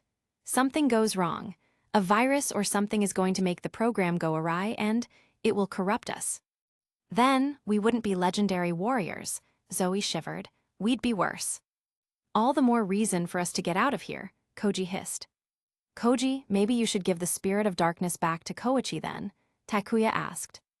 I don't know, aren't they still corrupted? Koji asked. You purified them of their corruption when you scanned the fractal code, didn't you? Takuya pointed out. I don't know, Koji said as he took out his detector. I know I took the spirits, but I didn't see them change into what they should look like. Then maybe this is something you and your brother will have to talk about, Tommy stated. If neither of you can trust Koichi in using the spirits of darkness, then he could get manipulated again, whether by Cherubimon or the game master. Koji scowled. That's a good point, he conceded. Takuya looked at Koji and Koichi for a moment. Are you worried about talking to him, Koji? Koji hesitated before sighing. Yeah, I guess I am. I mean, I find out I have a twin brother and that most of my memories are fake. I don't know how to address him despite knowing the truth. JP whispered to Tommy. It's kind of uncanny how much they look alike, don't you think? I mean that's what twins are, right? Tommy replied back. Takuya was a little more used to twins, seeing how his younger cousins were twins. You know, my younger cousins are twins, Takuya said to Koji. If anything, having a twin is a fun and good thing. You two will figure things out between yourselves as you work on regaining your real memories. You know, I have a brother too, Tommy spoke up, smiling a little. He's in high school and he's always busy, so we don't see each other very much. I know he worries about me sometimes, and it can be a little annoying, but I know it's for my own good. Koji was surprised to hear that Tommy had a brother. He looked over at Koichi. Koichi had been sitting by himself, seeming to be deep in thought about something. Koji wondered what was going through his head, especially since the Digimon were able to share most of the information with him rather than the rest of them. Koji stood up and walked over to Koichi. Koichi looked up when he noticed Koji was approaching him. Hey, Koji began hesitantly. Are you doing okay? He rubbed one of his arms awkwardly. Koichi frowned. I'm not sure how okay I can be, considering the situation. I can't help but wonder if our Digimon friends are okay, if the game master had caught on to what they did. And what are my real memories among the fakes? Hey, if anything, I'm in the same boat as you, Koji admitted sheepishly. I can't really tell what memories are real and what are fake yet either, but we'll figure it out, I'm sure, and don't worry about our Digimon friends. They're smart and resourceful. They'll be fine. Yeah, they did manage to get this far despite what they've been put through, Koichi agreed. So, you said you have 2 different memories, right? Can you tell me what they are? Since I don't have 2 sets of memories, I might be able to help you work out which one's real and fake, Koji suggested. Very well, Koichi said. In one set of memories, our parents divorced. Mom took me while Dad took you. Dad remarried, leaving Mom and I alone, and when our grandmother was dying in the hospital, she told me I had a twin brother. In another set of memories, we lived together, our parents never divorced, and we've been working together for a while. The second set of memories sound like they might be real, because the first set sounds like they're the same as mine. Though in mine, Mom died rather than being divorced, that's why Dad had to remarry, Koji explained. I see, Koichi frowned. It's possible the game master hadn't thought of what my fake memories should be yet, and came up with it after he came up with yours. So that might explain the discrepancy. Cherubimon tried to get me to turn on you by saying how much you and Dad betrayed me and left me alone, but when that didn't work, he started showing me something that actually happened. What was that? Koji asked. Koichi looked down. You don't remember, but apparently you and the others actually hurt our Digimon friends before. Koji's eyes went wide. Wait, what? Why don't we remember that then? Did something happen to alter our memories again? Yes, Koichi confirmed. You remember back in TV Forest when you woke up and noticed the Digimon were tired, and how they wouldn't tell you what happened. Koji suddenly got a sinking feeling. A Tapperman visited you guys. He's supposedly the game master's partner. He used a powerful nightmare syndrome on all of you. You see, The Digimon told you guys about some things that were forbidden. You all agreed to help them, of course. Koichi continued. But that was when that happened. The nightmare syndrome erased your memories of the information the Digimon gave you and had you all attack the Digimon. They only survived because they were able to wake you all up from the nightmare. But despite that, your memories didn't retain the information, and they had been warned not to tell you anymore or they would die. Koji looked down, clenching his fists. No wonder they clammed up about the situation. I can't imagine the fear they must have had from that alone. Yeah, and some of that fear of being attacked by their friends again lingered in their minds. That's what Cherubimon used to get me to lose control and attack you guys, Koichi admitted. Truthfully, I was no better than you guys when you got brainwashed by that nightmare syndrome. Well, that's in the past now, Koji said reassuringly. We all were victims of brainwashing, so I don't hold it against you, and I'm sure the others won't either. I just don't understand why the game master used me like this. Why did he use me with the spirit of darkness? Koichi frowned. Koichi, I don't claim to know everything, but according to what we know, the spirits choose their wielder. In the guidebook we were given, the spirit of darkness can only be used by someone with a dark heart, otherwise its powers are useless, Koji explained. Koichi frowned. So, what you're saying is, I was destined to have the power of darkness. Koichi thought back to what Lopman had told him about how the spirit of darkness chose him, but he controlled the power didn't control him. He didn't know what the game master thought of the spirit of darkness, but evidently it wasn't good since he made Koichi into a villain the other 5 had to overcome. But darkness doesn't have to be evil, Koichi noted. Who told you that? Koji asked. My friends, Koichi answered. One of them was given dark powers by Cherubimon and became Black Gatomon. Yet despite that, she wasn't evil. She could be quite sassy and headstrong, but she always cared about me. She and the other Digimon were able to warm up my cold heart and even got the other legendary warriors to start liking them. Except Mercurymon, he was a strange case. I guess the game master assumed darkness was only evil, but didn't realize it could really be used for either good or evil. Koji noted before smirking. Wait until he finds out how wrong he was. The fact he had to brainwash me to be evil really speaks volumes too, Koichi sighed. Though if what you said earlier was true, then the rest of us will get corrupted if something doesn't change, right? Koji asked. Yeah, Koichi nodded. And you said you've used the spirits of darkness for good in your true memories, right? Koji asked. From the bits and pieces I can remember, yes, Koichi confirmed. Do you think you'll be able to do it again? Koji questioned. As long as I don't get brainwashed by the game master again, though I guess that's true for all of us, Koichi said. Koji held up his detector. He decided to trust his brother. Despite having attacked them, he knew Koichi had been under Cheru the game master's influence and had been fighting it for a while. Do you have a detector? Koichi looked at the device in Koji's hand, remembering Lopman asking him the same question before. Not as far as I know. Then try to think. If you are supposed to be a legendary warrior like the rest of us, then there must be a way for you to harness their power, Koji said. How did the rest of you gain your spirits? Koichi asked. We found our spirits scattered throughout the digital world, Koji replied.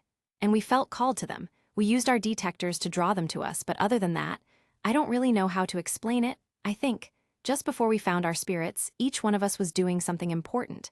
Takuya was fighting to protect Tommy and the Digimon from Cerberumon. I was fighting to protect them as well. Tommy, Zoe, JP, all of them were fighting to protect our friends. It seems the spirits respond to you when you're fighting to protect others. I guess it makes sense. The legendary warriors fought to protect, Koichi noted. I was at my strongest when I wanted to protect my Digimon friends. Then we just have to find a way to help you reach that level again, but to tap their true power. Koji mused. Koichi looked out the window. The Digimon are going to face Cherubimon themselves. They must already be confronting him at the castle right now. I can't afford to stay like this. Black Gatomon, Lopman, Patamon, Labramon, Biamon, Kokuamon, they all need our help. They've been fighting by themselves for too long. I promised I would do what I could to help them, and I intend to make good on that promise. Not just to help them, but to help you and the rest of us. Koji saw his detector glowing. A bright light engulfed Koichi. Koichi, Koji asked, surprised. Koichi saw something appearing in front of him. It looked like a detector, though it was black instead of white and blue like Koji's. The two spirits of darkness came out of Koji's detector, shifting and changing, no longer taking on the appearance of Duskman and Velgemin. No way, Koichi breathed. One of the spirits looked like a humanoid form in lion-themed armor, while the second looked like a black-armored lion sitting on two legs.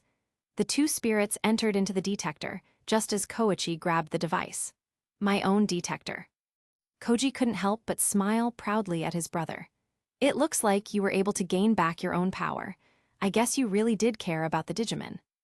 Takuya, Tommy, Zoe, and JP had been watching from the other side of the door, peeking through the window. Looks like Koichi gained his spirits back in their true form.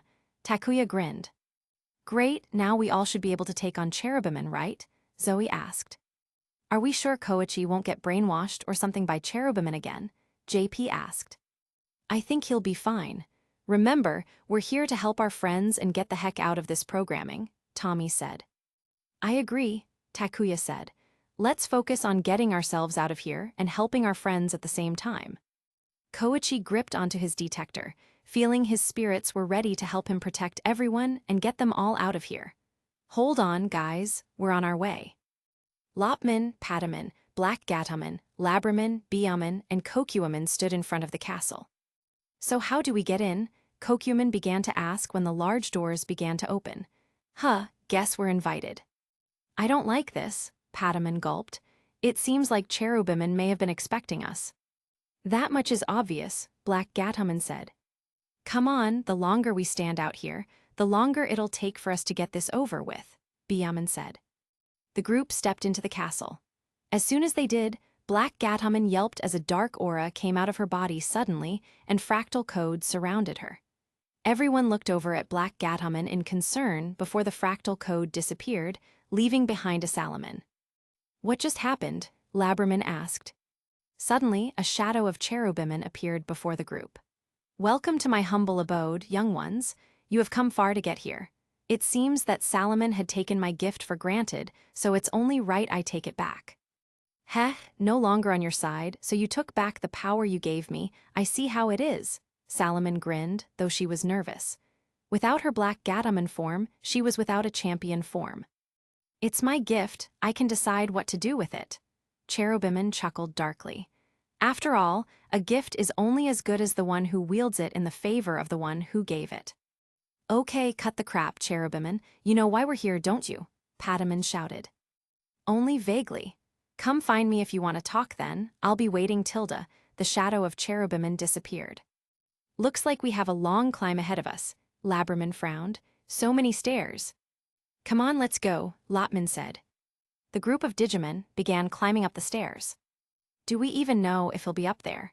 Cherubimon is as cunning as he is evil, Kokuamon asked. We don't have much of a choice other than to keep going and see what happens, Biamon pointed out. Yeah, that's been happening a lot lately, Labramon sighed. Are you doing all right, I mean? Salamon, Lopman asked the now rookie Digimon in concern. I guess, how will I be able to fight like this? Salamon frowned. I haven't separated from my partner like the rest of you. Trust me, when things get dicey, you'll figure it out, Lopman said. You and Patamon may not have separated yet, but both of you are stronger than you realize. Looking around, Biamon frowned. Have any of you noticed how empty the castle is right now? I thought for sure it would be more occupied than it is currently. Remember where we are, this isn't real, it's a world crafted by someone, Kokuamon reminded. So there can only be so many things here. So that means we don't have to worry about some mini-boss or something, right? We can just head straight to Cherubimon, Labramon asked. Would Maxwell let us go that easily? He knows we're still here, and I'm sure he will want to stop us, wouldn't he? Patamon questioned. Lopman stopped suddenly. Unfortunately, I think you're right. A familiar-looking floating doll, with a nail through its stomach, appeared before them. Oh, I forgot there was one more ghost here, Biamon frowned.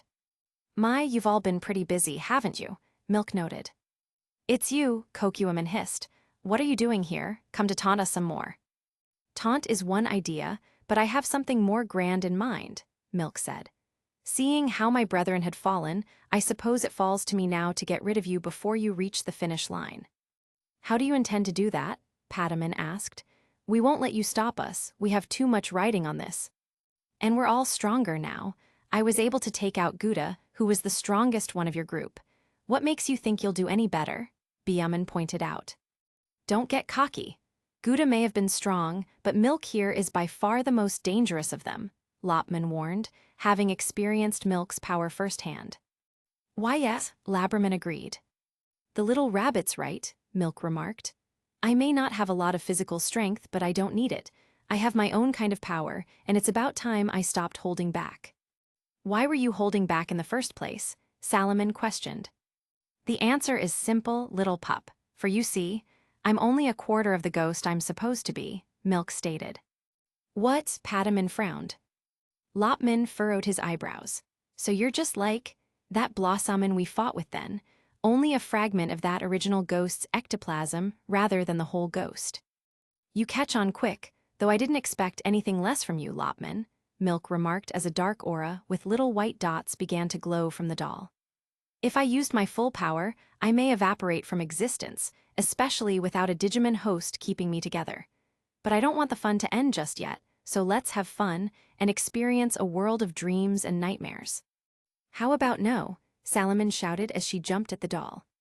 The doll's aura pushed Salaman back. Salaman! Everyone else yelled as Salaman landed on her side, getting back to her feet shakily. This doll is strong, stronger than I expected, Salaman grunted out. It's the strength of my ghostly power, Milk chuckled. Before we begin, allow me to ask you, did you know warm milk goes great with putting people to sleep? Though be careful, sometimes it can cause nightmares. Lopman's eyes went wide in horror as he saw white fog starting to come out of Milk. Look out, don't breathe that in. The white fog quickly engulfed the Digimon. They tried to hold their breath and cover their nose and mouth. Lopman and Pataman tried to use their powers, Tiny Twister and Bubble Boom, to blow back the fog, but it didn't seem to do anything. Soon, the Digimon fell asleep one by one. First was Byaman, then Kokuaman. Labraman fought to stay awake, knowing what was in store for him, but she too succumbed to the fog. Salaman, Pataman, and Lopman struggled to stay awake. I'm sorry, we should've. Salaman apologized as she closed her eyes. We can't fail here, Pataman hissed as he looked at Lopman. We won't keep fighting, Lopman said before he fell asleep. Pataman closed his own eyes, unable to stay awake. Valerie opened her eyes, finding herself back at school. What the? She was currently in a classroom, having just woken up from her desk. Yo, Valerie, did you fall asleep again? Valerie heard one of the jocks who was sitting next to her whisper. I don't blame you, Mr. Lancer just drones on and on. Valerie blinked. I'm at school. Duh, where else did you think you were? In a castle. Paulina chuckled as she was painting pink nail polish on her nails, and Mr. Lancer either didn't notice or didn't call her out because of her popularity. But Valerie hesitated before she shut her mouth. She didn't know what was going on, but she certainly didn't want to sound crazy in front of Paulina. The bell rang. Valerie checked the clock to see it was currently lunchtime. Everyone stood up and started heading out of the classroom. Valerie gathered her books as well. Everything looked normal. It was like a normal day at school. She frowned as she walked toward the cafeteria, trying to figure this out. Everything she went through, the digital world, Salaman, her friends, that all couldn't have just been a dream, could it? When Valerie reached the cafeteria, she was about to sit at a table when someone called her over. Hey, Valerie, where are you going? You know the popular kids sit here, right? Valerie blinked as she looked over at the table, seeing one of her friends, Star, calling out to her. Star was sitting next to Paulina, as she usually did. She saw Dash, Quan, and Calvin sitting at the same table. The table that was reserved for only those highest on the popularity tier. She hadn't been able to sit there since. Her dad lost his job as the head of security at Axion Labs. Valerie walked over to the table and sat down. They're serving mystery meat again. Good thing the lunch lady has to give us actual good food while serving that trash to the commoners. Paulina smiled. Valerie gave a strained smile. Yeah, mystery meat is so gross. Is everything okay, Valerie? You look a little pale, Star asked. You need to get into Victoria's Secret makeup, Paulina remarked. Valerie looked over at Dash, wondering if he was in the same boat as her. You should have seen how we won the game last week. Quan passed me the ball and I scored a touchdown at the last second. Dash smiled, not seeming at all bothered. Valerie was worried now. It seemed Dash didn't remember anything that had happened. Yeah, that was great, she exclaimed, but her heart was racing now, and not in a good way. Valerie needed to talk to someone who may have known what happened. She saw Andy sitting with his brother and friends. Maybe she could talk to them. Valerie moved to get up, but then the lunch lady came over with a tasty-looking lunch. Food that Valerie hadn't been able to eat for a long time. She decided she would eat for now, then talk to Andy and the others. As Valerie was eating, she listened to the kids around her talk about mundane things, mainly shallow things. Paulina loved talking about the latest fashion stuff and how much they would add to her beauty. Dash went on a bragging spree about how no one could stop him in his games and how he would make the next nerd he saw do his homework for him. Quan was bragging about how he had made 3 nerds do his homework for him. Valerie's gaze went to the small group of Andy, Danny, Sam, and Tucker.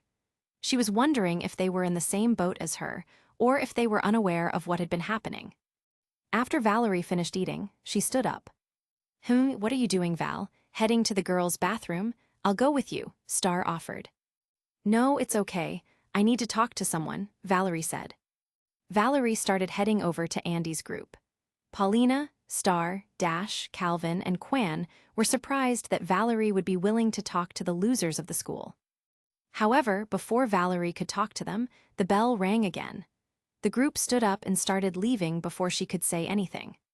Come on, Val, let's head to class, Star spoke up.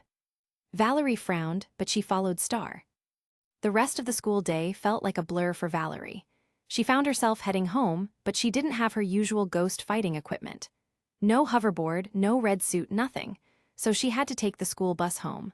Much to her surprise, the bus didn't take her back to the apartment she and her dad had been living in. Instead, it took her back to her old house, a nice house that they had to move out of. Why am I headed back to my old house? What's going on? Valerie wondered to herself. It felt like she was in a dream, but she knew it wasn't. Right. Valerie still had to talk to Andy and the others to know for sure if any of what happened was a dream, but already her memories of it were fleeting. Dreams often end up forgotten after some time. Valerie saw her dad waiting for her at the door. Welcome home, sweetie. Dad, Valerie ran over to Damon and gave him a hug. What happened to your job? What do you mean? Damon Gray asked his daughter. I've always had this job since you were a little girl. Damon then frowned. Valerie, is everything all right? Is something wrong or bothering you? Nothing, I'm just trying to figure some things out, Valerie said. Well, come on inside. I can get us something at Nasty Burger. I know you like their food, Damon offered. Sure, Dad, Valerie said. And what about that new top you've been eyeing lately? Damon asked. My paycheck just came in this morning. I should be able to get you that top today. Valerie blinked. She hadn't thought much about getting new clothes in a while. That'd be great, Dad. Damon smiled. Great, do you want to come with me to the mall then? That'd be fun, Valerie smiled. It felt like it had been years since she and her dad spent quality time like this. When one of them wasn't working a job, the other was. And when Valerie wasn't busy with her part-time job, she was helping the digital world or chasing a wayward ghost. Amity Mall was exactly how she remembered. Big, crowded, filled with great stores. Her dad had money again, lots of it. If she wanted, she could buy all sorts of things she had been wanting. And yet, she felt like she needed to hold back. She hadn't forgotten how hard she had to work for money. It didn't feel right frivolously spending money on more clothes than she probably was ever going to wear. Then Valerie spotted someone familiar in the crowd of people. She dropped what she was holding, some bags of clothes, and hurried through the crowd to get to this person. Andy, is that you? Valerie called out to the boy. Andy turned to see who was calling him. Valerie could tell this was Andy and not his twin brother Danny, because of the clothes he was wearing, and the fact he had emerald green eyes instead of baby blue eyes was another giveaway. Andy, Valerie exclaimed as she made her way over to him. "Can I talk to you for a moment?" Andy was looking at her for a moment. Sure, I guess. You're Valerie, right?" "Yeah, that's right," Valerie confirmed, but she was getting a sinking feeling in her gut. Oh gosh, what if Andy reacts like I'm crazy? He has to be experiencing the same thing I am, right? He has to be. "Sorry, I'm just surprised you knew my name," Andy said. "Most of the time you popular kids usually just call us by our last names with a bit of name calling, or you just call us losers." Well, that's rude, so I wanted to change that," Valerie said awkwardly. If you don't mind." Andy tilted his head. "I don't mind, if you really want to change, but why the sudden change of heart? People don't just decide to change at the drop of a hat." "Maybe, I had been thinking about it for a while. I just slowly started to feel bad about how I was treating people like you," Valerie said, but it was so awkward. Why doesn't Andy remember anything? Isn't he in the same boat as me? This is too awkward. Valerie decided to take a chance.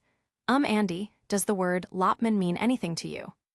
Andy looked at Valerie. "Does it mean anything to you?" Before Valerie could answer, a giant ghost dragon appeared in the mall. People were running away, screaming. Andy stood there, not even seeming to notice the dragon, and kept looking at her. "Andy, run," Valerie shouted. "Don't just stand there." "This is something I have to handle," Andy said. Why?" Valerie asked. "Because nobody else will," Andy replied. "You go and live a safe life, Valerie." Andy turned around and started running at the dragon. Before Valerie could chase after Andy, Damon ran over to her and grabbed her arm.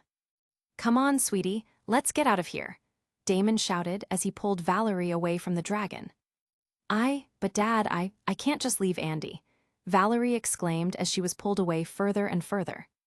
Valerie felt that was being pulled further and further away from the boy she may or may not have a crush on now, and the battlefield he chose to enter. Everything around her began to get dark, and her dad seemed to be nowhere to be seen. A shadow approached her. "What's the matter, child?"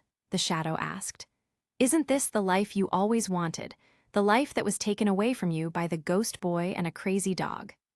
"The life I wanted," Valerie questioned. "A life where your father never lost his job, a life where money wasn't a struggle for you, a life where you retained your popularity, a life where you no longer have to be responsible for ghost attacks or having to worry about a digital world. A life where you could just live as you want and do what you wanted. Isn't that so much better than what you have to face all the time?" the shadow asked in a soothing voice. Valerie hesitated. "Yeah, but then I wouldn't have real friends like Andy, Dash, the legendary warriors, Salomon. I wouldn't have any of them," she admitted. "It would be nice to not have to deal with that, but it would mean being around fake friends." "But isn't that why you became the Red Huntress in the first place? To get revenge on the ghost that ruined your life?" the shadow questioned. "It was, but that isn't the reason why I continue to fight," Valerie answered. "I was like that. I was just as shallow as Paulina and as stereotyped as I could be as a wealthy, popular girl. But there's more to me than just that. Just like there's more to Dash than just the football jock who only thinks about the games and beating up nerds at school."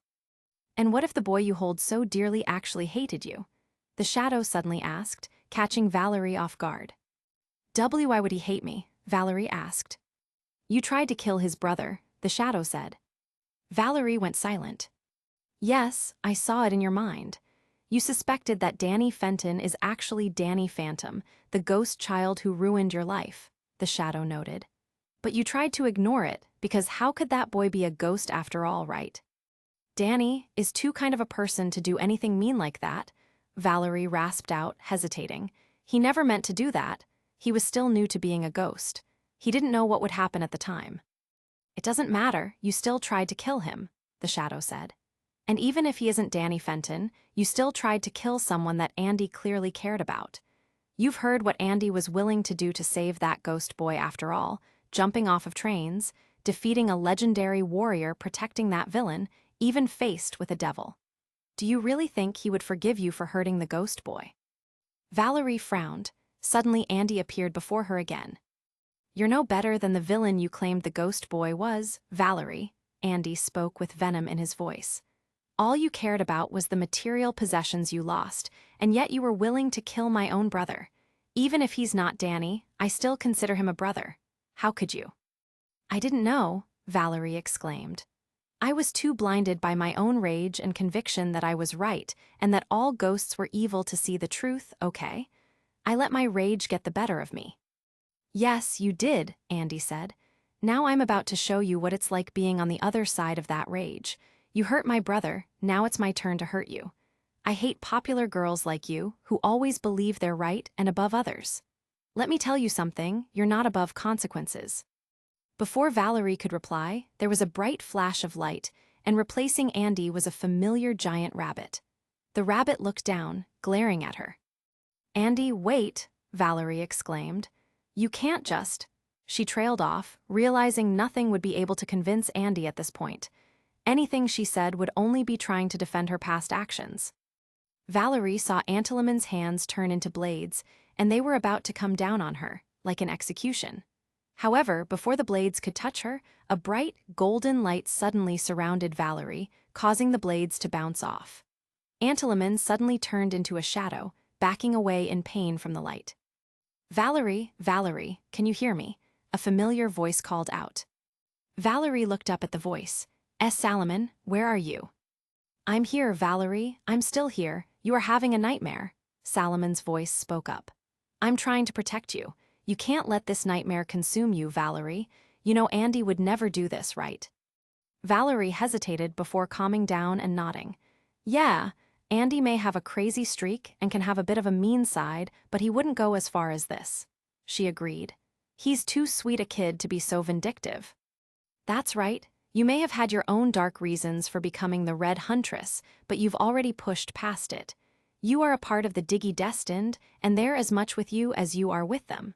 We've grown strong together," Salomon said.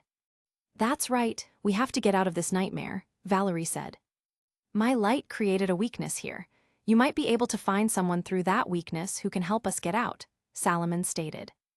Valerie blinked as she saw a small light. Normally one should stay away from the light, but in this case, I think I need to walk towards it. Valerie made her way to the light and stopped in front of it.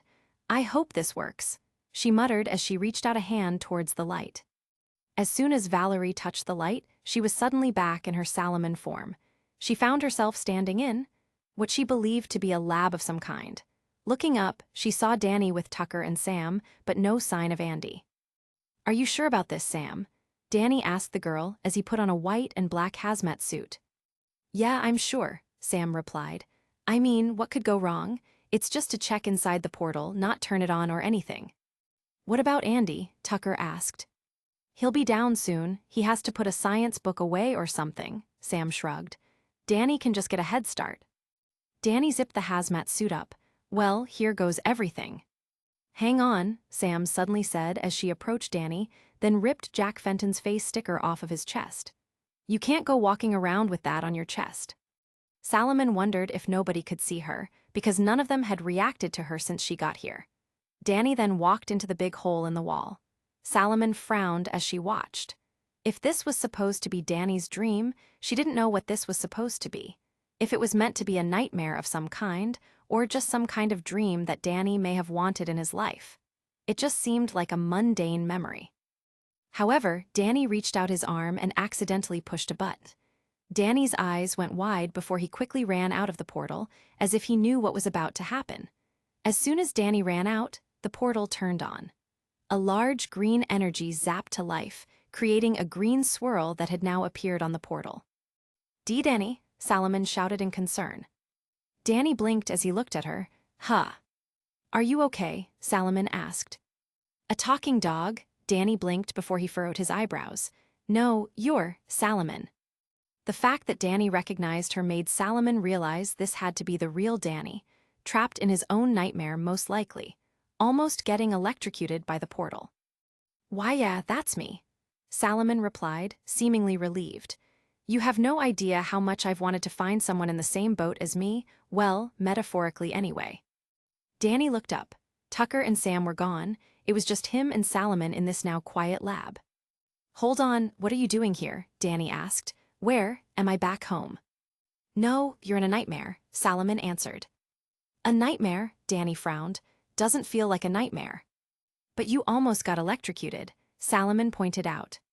Danny looked back at the portal for a moment as a memory struck him. No, that.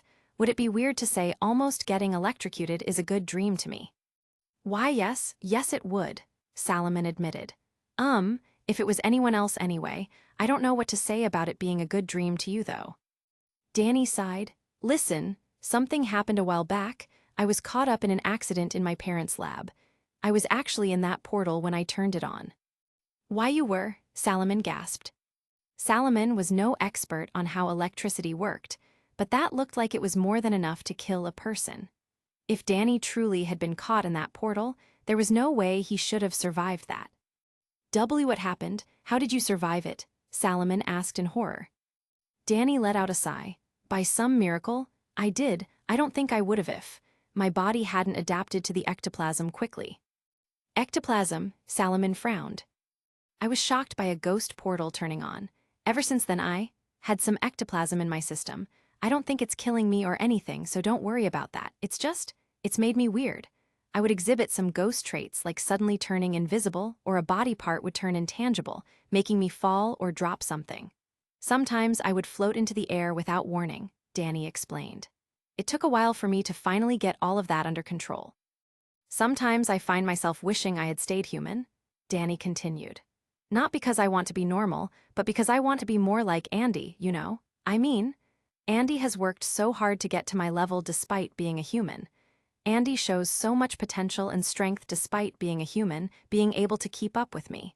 I find that to be admirable, much more so than I expected before. Wait, Salomon spoke up as she looked at Danny in the eyes.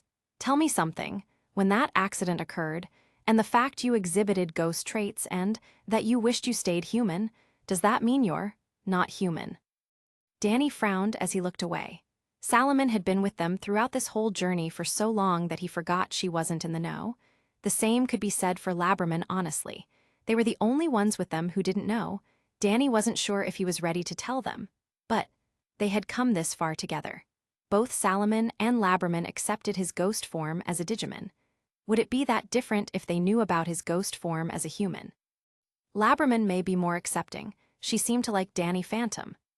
But Salomon, or rather, Valerie had a rocky history with Danny Phantom. He wasn't entirely sure where she stood with his ghost half right now.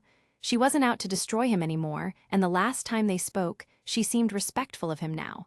But it was still a risky path to tread on. There was also that whole, would they remember everything? Worry he had once this whole thing was over. I'll be blunt, Danny, Salomon spoke up. There had been signs pointing to it for a while now. I've been trying to ignore it because it doesn't quite answer one crucial question. But, are you a ghost, Danny? Are you that ghost boy? Danny hesitated before speaking. Would it count if I said I was half ghost? Like, a human but with a ghostly form and matching powers?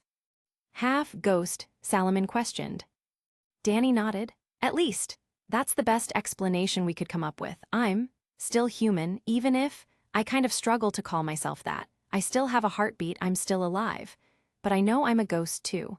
I have a ghost form I can transform into, as you've seen while I was Pataman. I can do everything a ghost can do. I look like a ghost in my ghost form too.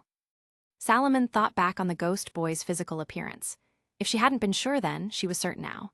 The ghost boy had the same hair, the same face, the physique as Danny did. The only real differences they had were the colors. But if it was a different form, then that would make sense. A different form would make someone look different than how they normally looked. The ghost boy's voice was similar to Danny's as well. The only reason she had trouble pinpointing that was due to the echo the ghost boy that Danny had while in his ghost form. So you are that ghost boy, Salomon realized. Spectral. Danny faltered at that. Actually, that wasn't the name I gave my ghost form. That was just what the media called me. Oh, then what was the name you gave yourself? Salomon questioned. Danny Phantom, Danny answered. Seriously, Salomon deadpanned. Do you know how close that is to your actual name? You didn't even change your first name. I named my ghost half after a pun, Danny admitted sheepishly. Hey, it works, doesn't it? Nobody knows your ghost name. How do you know it actually works? I can't believe I didn't figure you out sooner. Salomon groaned before rubbing her head with her little paw. Actually, no, I can see why. The one crucial question I couldn't figure out that would connect you to the ghost boy. The fact that you are human while he was a ghost. The half-human and half-ghost was, honestly, not something I ever would have thought of. It just didn't seem possible. You're either dead or alive, not both at once. That's me, the walking paradox, Danny quipped with a grin before sighing. And trust me, it's not as fun as it sounds. I'd imagine not, considering you got electrocuted too, half-death, Salomon frowned. Andy had been working on a theory about that, Danny admitted as he looked at the swirling portal. While the ectoplasm played a big role, he thinks the electricity is what both killed me and brought me back to life at the same time. Like how doctors use electricity to start someone's heart after it stopped. The ectoplasm also helped. I think it mutated my DNA enough that I was able to cling to life without fully dying. I guess that makes some semblance of sense, but it's still, Salomon hesitated. Unusual, weird, a freak of nature, Danny sighed. I was going to say hard to believe, but, Salomon paused, but then sighed herself. But, to think you've been the ghost boy I thought ruined my life back then, and I tried to destroy you for it. To be fair, it was an accident, but you were right to be mad, Danny admitted. I was trying to stop the ghost dog, but I've never had I haven't had a pet since 6th grade, and I didn't know how to command the dog very well. It's fine, honestly it is, Salomon replied. Really? Danny blinked. I didn't like what happened to me, but I can't say that I hate you for it, at least not anymore, Salomon answered. And, it kind of pains me to say it, but after witnessing a possible world where the incident never happened, the fact that it did happen may have been the best thing for me. Danny blinked. I honestly didn't think it would be a good thing. I feel bad it happened in the first place. Let me explain, Salomon said.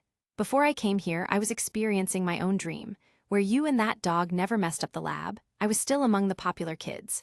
I was still that shallow girl who only cared about looking good in front of her peers and staying on top.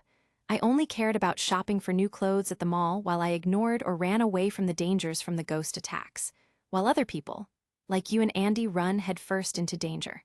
I would have never met Salomon, nor would I have gone into the digital world. I wouldn't be the person I am now. So while I didn't like what happened, it's what gave me the reality check I needed to try to become a better person. Danny blinked again before he smiled. That's one good way to look at it then, I guess. I do feel bad it happened, but to hear it made you a better person, I'm glad to hear that. And what about you? Salomon suddenly asked. Huh? Danny asked, taken by surprise by the question. You're having this dream now, of avoiding the accident and becoming the ghost boy, Salomon pointed out. That means you wished you never became half-ghost. You said you wanted to stay human because of Andy. Why, yeah, Danny sighed. I sometimes feel like my ghost powers have created a rift between me and my brother. He has had to push himself so hard to keep up with me. Seeing Andy, who is a mere human, keeping up with me despite my ghost powers. It makes me wonder if I could have done the same as a human. Hey, I was just a human too, and I was able to keep up, Salomon pointed out. And what about your other friends? Danny looked at Salomon. Okay, you have these high-tech equipment that are designed to keep up with ghosts. Heck, your suit is able to just summon whatever weapons you want from them. And that hoverboard is really fast. Tucker and Sam are good, but they have to rely a lot on their Digimon or whatever they have on them. Andy, though, it's difficult to describe what makes him different. He doesn't have the high-tech stuff you have, and he doesn't always rely on Lopman. In battle against ghosts, he does use Lopman, of course, but he's able to hold his own when he needs to. He uses 1 or 2 weapons, but that's about it. The rest he does on his own. Heck, he was able to fight against me, Aguniman and Freakshow, using what he had at the time. Our friends, the environment, his own determination. He even threw V a much stronger ghost for a loop, and that doesn't happen often. I wish I could be more like him, if I didn't have these powers. Maybe I would have been forced to get creative like Andy. Danny let out a sigh. And look at him now. Right now he's actually the strongest person we have, the only one capable of digivolving his partner into his ultimate form. I'm sure he is, Salomon agreed. But maybe, just maybe, Andy may sometimes wish he had ghost powers like you. Now that I think about it, who wouldn't want ghost powers? Flying through the air of your own will, going invisible, through walls, what isn't awesome sounding about that? Ignoring the whole being dead aspect, of course. It's not as great as you'd think they are when you could fall under the ground at any time, or just suddenly float away into the sky like a balloon, Danny huffed. Not to mention my parents are ghost hunters. They don't know I'm half ghost, and they are hunting my ghost half down on a daily basis. You also have to take responsibility for the collateral damage. Look at what happened with you. I see what you mean, Salomon realized. I think Andy is worried about you, though. He is, Danny asked. Andy talks to me about how he worries about you, though he wouldn't go into detail, probably because I didn't know you were the ghost boy at the time, Salomon admitted. But I think he also admires you. He always seemed to think, out of the two of you, you're the stronger one, that he wouldn't be able to really catch up to. What? Why would Andy think he can't catch up to me? He's the stronger one, I'm sure, Danny protested. And he's just human. Why would he say that when he's the stronger one? I think this is something the two of you need to talk about to each other, Salomon sighed. And that could be why you think there's a rift between you two due to your powers. And while what happened to you was awful, would you really want to take it back if you had stayed human? What would that accomplish? Would you be the person you are now? Would you have met Patamon? Would you be able to take on the ghost attacks? Would you have become friends with me and Dash? Danny looked at Salomon in surprise before he looked back at the portal. You know, I haven't thought of that. I was always worried that my ghost powers would bring more harm than good to my friends, that I haven't thought of what would have happened if I never became half ghost. We can't change the past, but we can learn and grow from it. Maybe these bad things that happen to us aren't always as bad as we think they are, Salomon said quietly. Even though I didn't like what happened at the labs, I wouldn't take it back now. I want to try to rebuild with what I've got rather than going back and erasing everything good that happened. I'm the Red Huntress, who was made out of vengeance and rage. But now the Red Huntress is a part of the Destined, there to help the Digimon and protect people from ghost attacks. Danny nodded back before smiling. And I'm Danny Phantom. I was made out of the half-death of Danny Fenton, who was a scared child trying to hide his ghost powers from his family. But now Danny Phantom is a ghost hero, part of the Destined, to help and protect those who can't. And don't you forget it this time. Danny blinked. Patamon. Yeah, I'm still here, I'll admit. Sometimes I wish you weren't half ghost, because that prophecy still worries me. But that is who you are. That is the person I became partners with. Don't ever change who you are, Danny. Danny smiled. Yeah, I won't. Thanks, Patamon. I will do whatever I can to help those in need, ghost, human, and Digimon. Salomon smiled. Then what do you say we get out of here? Danny nodded as his body shrunk down, turning back into his Patamon form. How do we get out? Patamon asked. Salomon said that there's a weakness in the dream, Salomon answered. If we can slip through it, we'll be able to get out. Patamon's eyes turned to the swirling vortex of the ghost zone. It might be too obvious, but we could try jumping through that portal. You think that will work? Salomon asked. It does seem too obvious, but... She trailed off, thinking. It also makes sense. Hide the exit in plain sight, it won't be the thing most would think of. Then let's do it, Patamon said, and thanks for trusting me. Salomon nodded. Let's go save our friends. Patamon and Salomon jumped through the portal. Unlike in real life, the portal didn't lead into the ghost zone. Instead, they found themselves falling into a black void. As they were falling, they strangely felt a sense of comfort. Their bodies were glowing a golden hue, lighting up the darkness. No matter what happens, we're still friends, right? Patamon asked, despite knowing who and what I am. You're still friends with me despite what I did to you? Salomon asked back. Patamon chuckled. I suppose we are. I guess that may be the full death of me one day, making friends with my enemies. He joked back. Let's try to hold off on your full death, Salomon replied. Andy would be devastated. Yeah, but still, we're in this together, right? Patamon asked. Salomon smiled back. Yeah, we are. We're in this together, spooky. Is that gonna be my nickname now? Depends. Heth, I can see why Andy likes talking about you. He talks about me. Salomon found herself blushing. Every now and then, Patamon chuckled. Well, let's go save our friends and get out of this mess once and for all. Yeah, I'm done with all of the mind games. Salaman agreed. Pataman and Salaman's bodies glowed brightly, consuming the darkness around them. The golden light around Salaman's body split across her body. Her small body turned into a human Toro, her little legs and paws growing into arms and legs, as well as hands and feet. Her black hair grew out of her head, her face changing into a slightly dark-skinned girl. The golden light separated itself from Valerie's body, turning into Salaman. With Pataman, the golden light turned into a bright green and blue light. The light split across his torso like his ghost form would. His small body turned into a human body with a white shirt and blue pants. His little black paws turned into human hands and human feet covered with a pair of sneakers. His face turned into a human face, while his ears turned into his black hair. The green and blue light transformed into Pataman. Danny looked himself over before grinning. "We separated. I can't believe it. We did it." Valerie looked herself over as well, a smile crossing her own face. "It's about time. This is a big achievement for us." "All right, let's digivolve and get the heck out of here," Salaman said. "I'm ready when you are," Pataman grinned. Danny grinned back as he held up his D-Arc. "Then let's go." "Yeah," Valerie held up her D-Arc too. Fractal code surrounded Pataman and Salaman. "Salaman, digivolve too." Salaman's skin began to peel away around her face and then her body. Her ears also peeled away, just as fractal code surrounded her. Her skin and fur began to come back, but it was white this time, and her form became bipedal in a way. Her tail grew out and gained a purple tip as well as a purple spiraling line that circled around her tail all the way.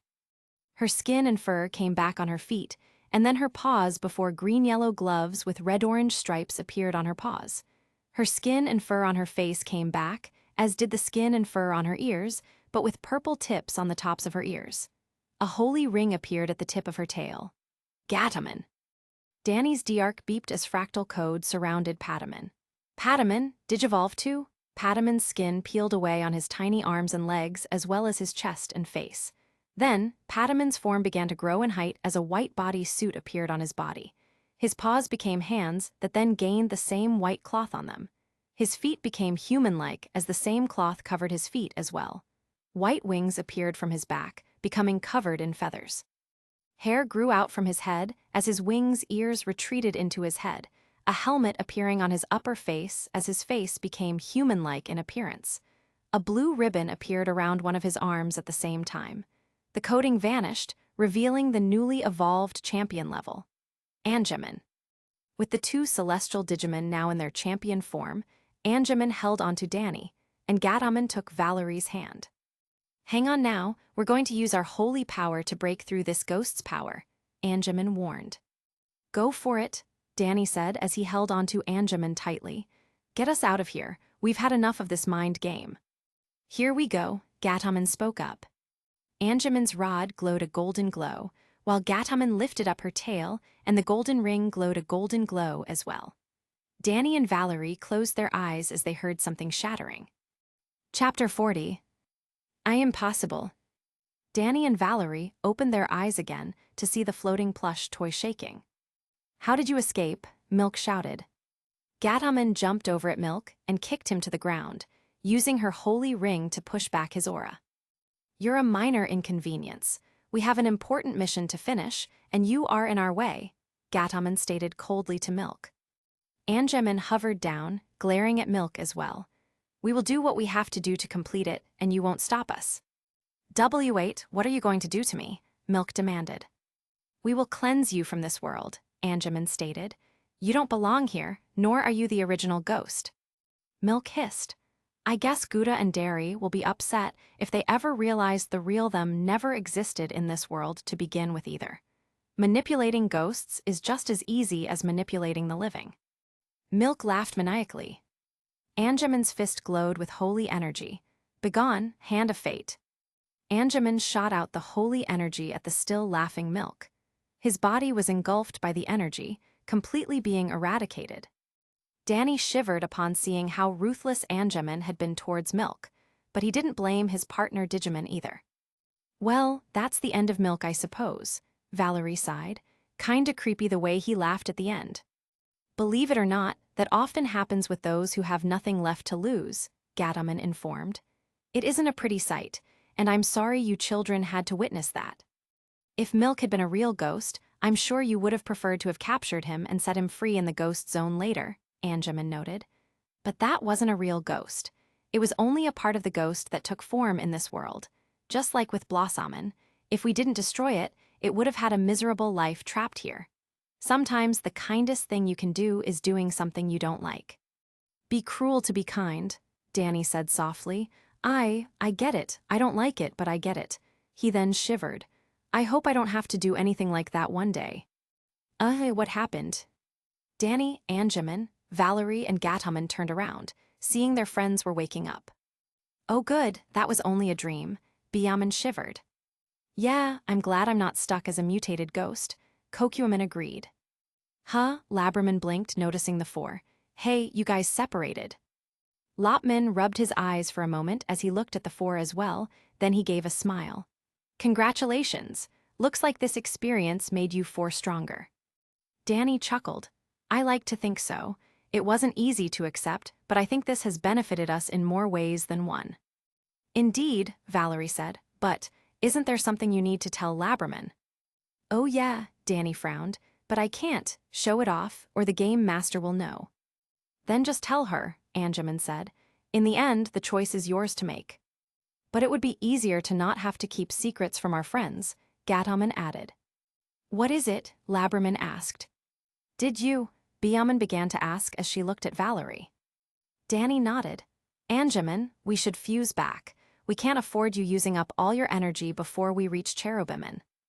Anjaman nodded before fractal code surrounded him and Danny. The two wound up fusing back into Pataman, which was a relief to Pataman. He didn't want to be wasting energy if he could help it. Fractal code surrounded Valerie and Gataman before the two refused as well. The code dissipated, revealing Salaman in their place. Laberman, the truth is, I'm the ghost boy, Pataman bluntly stated. Before you ask, I was in an accident involving a ghost portal. Somehow I didn't die all the way, but it was enough to give me ghost powers and a ghost form. I'm half human, half ghost. Ghosts tend to call me a Haffa for short.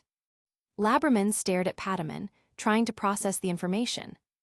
Are you sure you should have told her? And, Salaman, Kokuaman asked. I already told Salaman. It's only fair that I told Laberman too, Pataman answered. And besides, I think they've both earned my trust. They've been working with us since the beginning of this adventure. They could have turned back, they could have run away, but they didn't. They stuck with us. Don't you think that already proves they've both changed? Biaman frowned, but hadn't Salaman tried to waste your ghost form before? Salaman rolled her eyes. I don't need to be reminded of that. I will admit, I was blinded by my rage, but I've had time to work past it now. But do you forgive me? I get the feeling you haven't since you brought it up. I just don't take too kindly to someone who tried to kill one of my best friends, Biaman admitted. But, I will admit, you have changed and you have helped us through all of this. Besides, Salaman didn't torment you guys on a daily basis like I did. Laberman sighed before looking at Pataman. So it's true then, you really are the ghost boy who's been saving our necks since ghosts started attacking the town. Pataman chuckled sheepishly. Guilty as charged, he admitted. I had my reasons for not saying anything before, but now I feel I can trust you with this. It should go without saying, but that means I trust you to not tell anyone else about this. Laberman looked at Pataman before giving a small laugh. Who'd believe me anyway? That scrawny kid would be the greatest ghost hero we needed. Besides, it's not like I haven't kept my fair share of secrets before. I'm surprised you're not more freaked out by this, Kokuaman noted. If you had told me before I met with Laberman, then I would think you were either crazy or convinced myself you were crazy and laughed in your face. If you had shown me proof, well, I doubt I would be conscious for one thing, and I'm not really sure what I'd do then. Probably fanboy and try to be your best friend or something, Laberman admitted. But now, after everything we've been through, it's still surprising, of course, but it doesn't feel like it's that weird. All things considered, at this point, it might as well be the new normal. Wow, I guess everything we've been through makes normal seem weird, Kokuaman joked. Please, normal is overrated, Biaman huffed. I honestly prefer this. Lopman smiled. I had a feeling things would turn out this way. I knew Salaman and Laberman were capable of changing for the better. And, I'm glad you're able to trust them with your secret, Pataman. Perhaps one day the legendary warriors will know the truth too. They are part of the Destined, after all. And they're in the same boat as you, bro, hiding their other, stronger form from the public. That would be an interesting scenario. Labraman grinned. They may want to test their strength against you one day, Pataman. Pataman chuckled again. Well, I'd welcome the challenge that day. But until then, we still have a mission to complete, Salaman spoke up. We can unpack everything once we finally get out of here. Right, Cherubiman should be up ahead, Labraman agreed. Pataman couldn't help but smile. Even after telling them, Salaman and Labraman were still just as determined as ever to finish this mission with them. Maybe one day he could find the courage he needed to tell his parents as well. With the entire Digimon group capable of separating and digivolving their partners, there was high morale among them as they continued moving up through the castle. The legendary warriors were almost at the castle. They knew they wouldn't have much time. The trailmen stopped just outside of the castle before letting them out. Good luck, Angler said. Thanks, Angler, the group waved to the trailmen. This is it, guys, Takuya spoke up.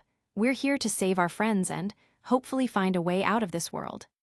Let's just hope we're not too late, Koji said. Koichi looked up as well. Hang on, guys, we're coming. Everybody ready? Zoe asked. I'm worried, but I'm ready, JP nodded. Tommy held up his detector. No matter what happens, we'll save them. Lapman's ears went up for a moment. Oh no. What's the matter? Pataman asked. I hear 6 familiar voices shouting spirit evolution, Lapman answered. They're just outside the castle. We have to move then, Byaman said. We can't risk them taking on Cherubiman. That will only lock them into the path the mastermind wants them to follow. Then let's get going already, Labraman exclaimed. The group began running. They couldn't afford to slow down. Hold on, let's go this way. Salaman suddenly speaking up and started heading in another direction. Where is she going? Kokyuman asked. Let's just follow her, Lopman quickly said. She is supposedly a celestial Digimon. Maybe she senses Offeniman nearby. Lopman's hunch turned out to be correct, because not long after they followed Salaman, they came across a large, crystallized room. This room is so bright, Labraman murmured. Too bright for my tastes, Byaman grumbled. There was a giant sphere of light that was in the center of the room, hovering off the floor. Is that where Offeniman is? Pataman asked. I think so, Salaman frowned. How did you know to come here? Kokyuman asked. I'm not sure, I just felt a tug or something that wanted me to come here, Salaman admitted. If this is Offeniman, then that's good, right? Byaman asked. She could help us end this dream world. If she's willing to help, Pataman added. I don't see why she wouldn't be, Salaman said. How do we get her down from here? Labraman asked. Maybe we need to enter the sphere first, Kokyuman suggested.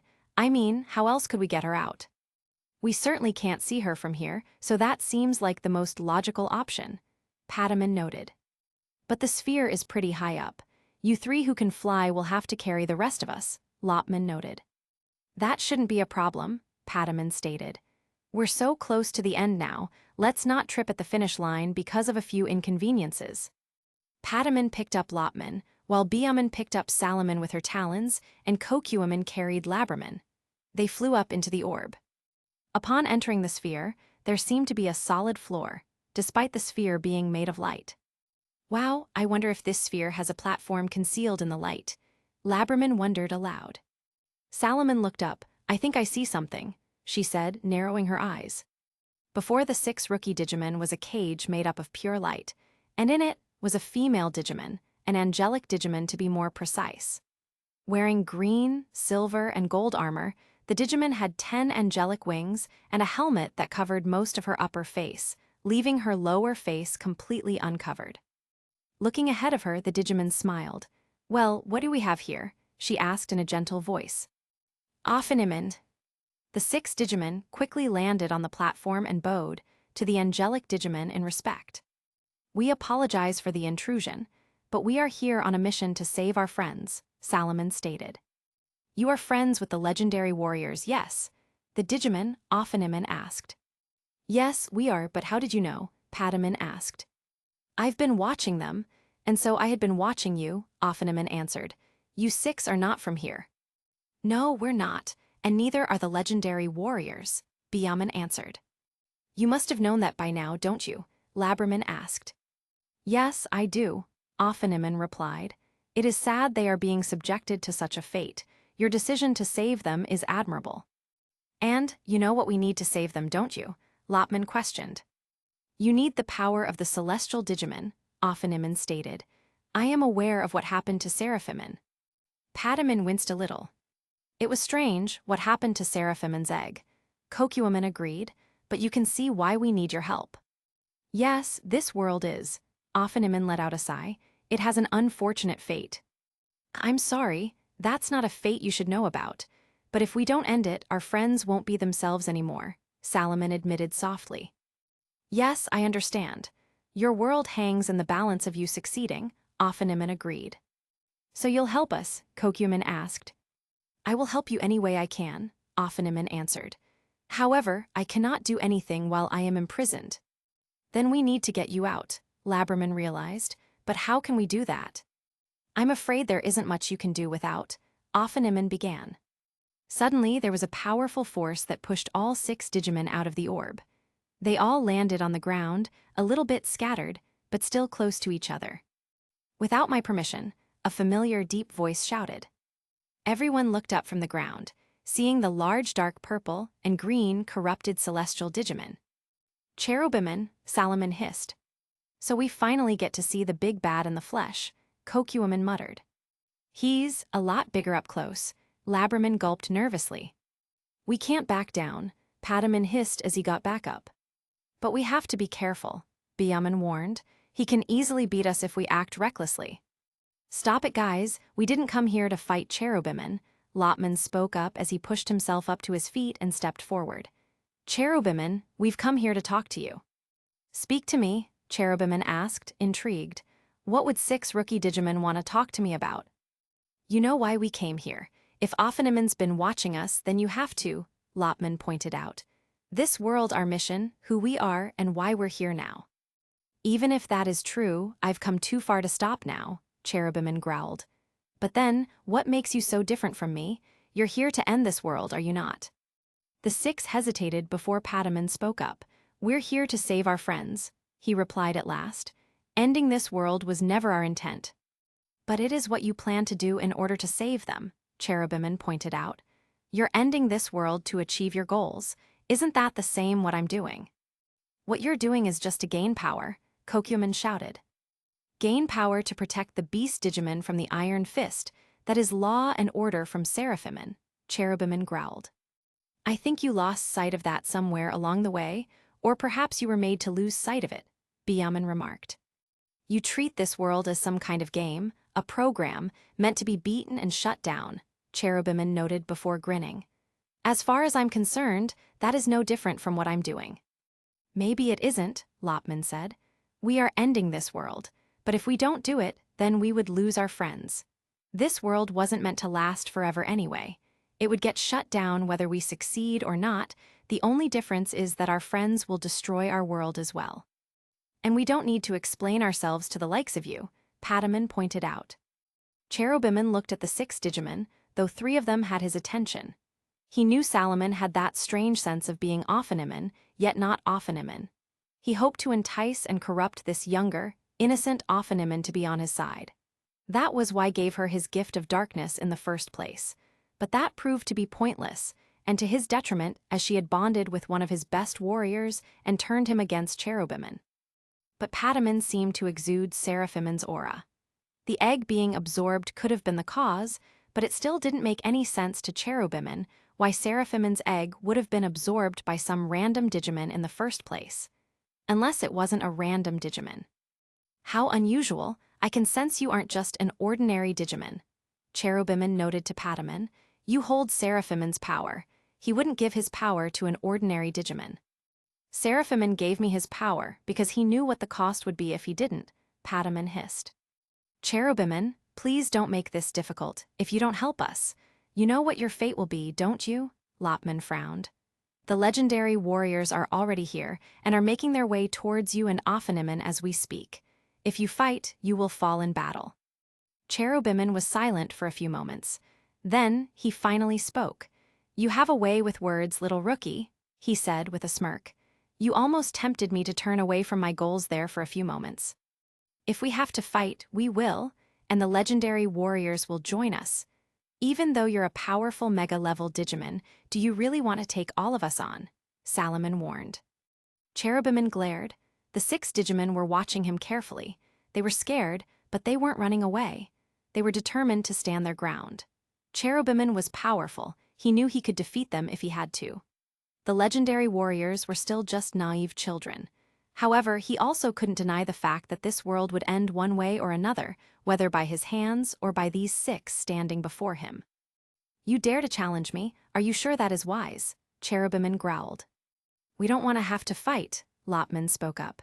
We only need your cooperation. We can end all of this now without bloodshed. You don't have to be like this. You don't have to be what the world made you be. Cherubimin stared into Lopman's eyes. There was something about this Lopman. It was familiar. It bothered Cherubimin. It was almost like seeing his younger self standing in defiance before him. How strange. You are like me. You remind me of my younger self, Cherubimin noted. Labramin, Biamin, and Kokumin looked at Lopman. It doesn't matter, Lopman said. Do you want your last act to be one of evil? Cherubimin stared at Lopman. Do you claim to know what I even want? Do you? Lopman asked.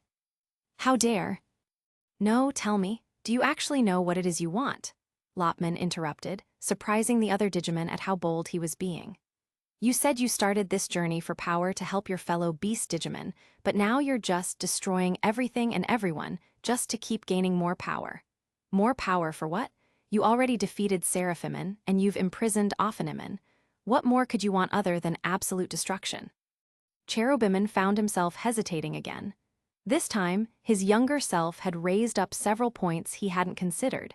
It was strange to be scolded by his past self.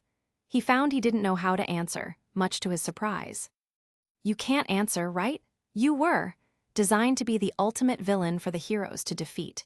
Your backstory was created afterwards, but it was sloppy and hastily written. So you don't know why you're doing this anymore, Lopman sighed. Do you need any more proof why this world has to end? Cherubimin looked at Lopman. He was beginning to realize now. If Salaman was another Ophanimin, Patamin was another Seraphimin, then this Lopman would be. What would happen if 2 of the same entities were to fuse together? After all, Seraphimin did it with Patamin. Could he do the same with Lopman? Very well, Cherubimin spoke up suddenly. Huh? The other Digimon looked in surprise and confusion. You say you need my power to end this world and save your friends, right? Cherubimin asked. If this world is going to end either way, then maybe I should give you my power. I'm nobody's puppet. I make my own choices.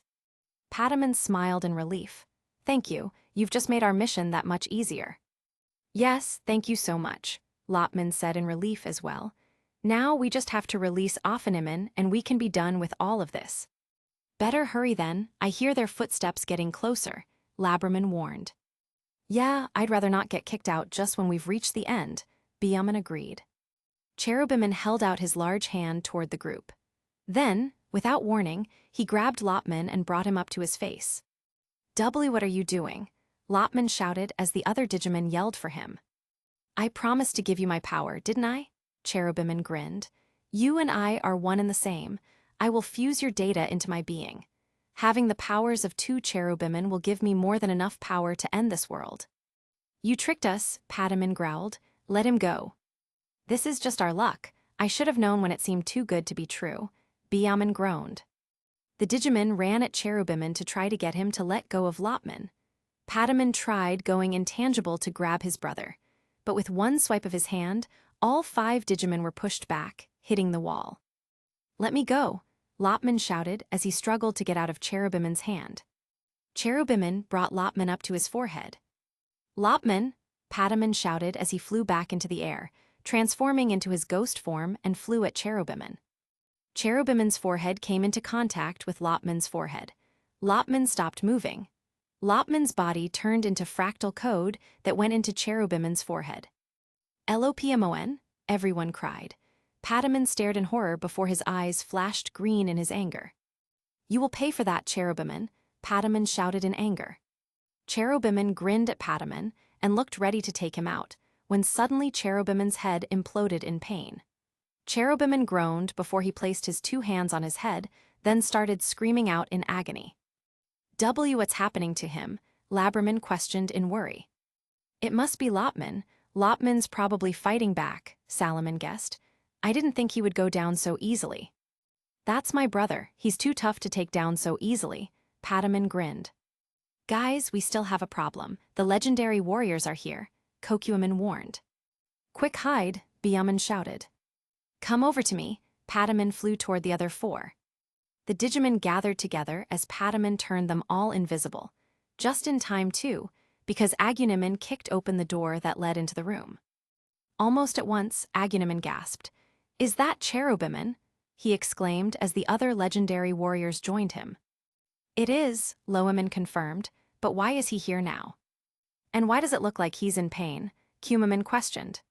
Cherubiman grunted and groaned as he was still clutching his head with one hand and clawed at the ground with the other. "It seems he's in pain," Kaisman murmured.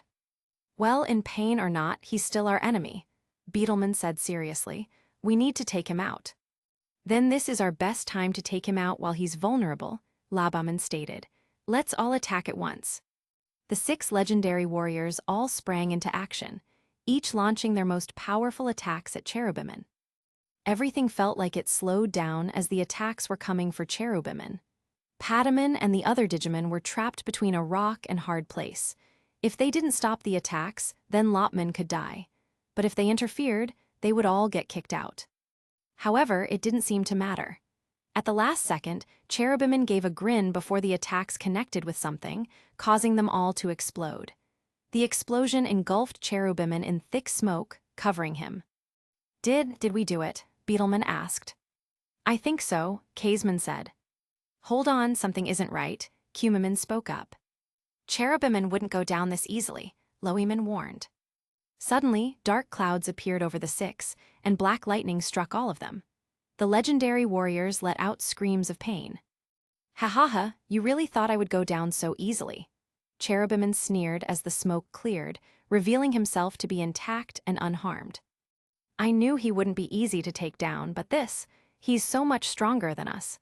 Aguniman growled as he clenched his fists. "You don't know what's really going on, do you?"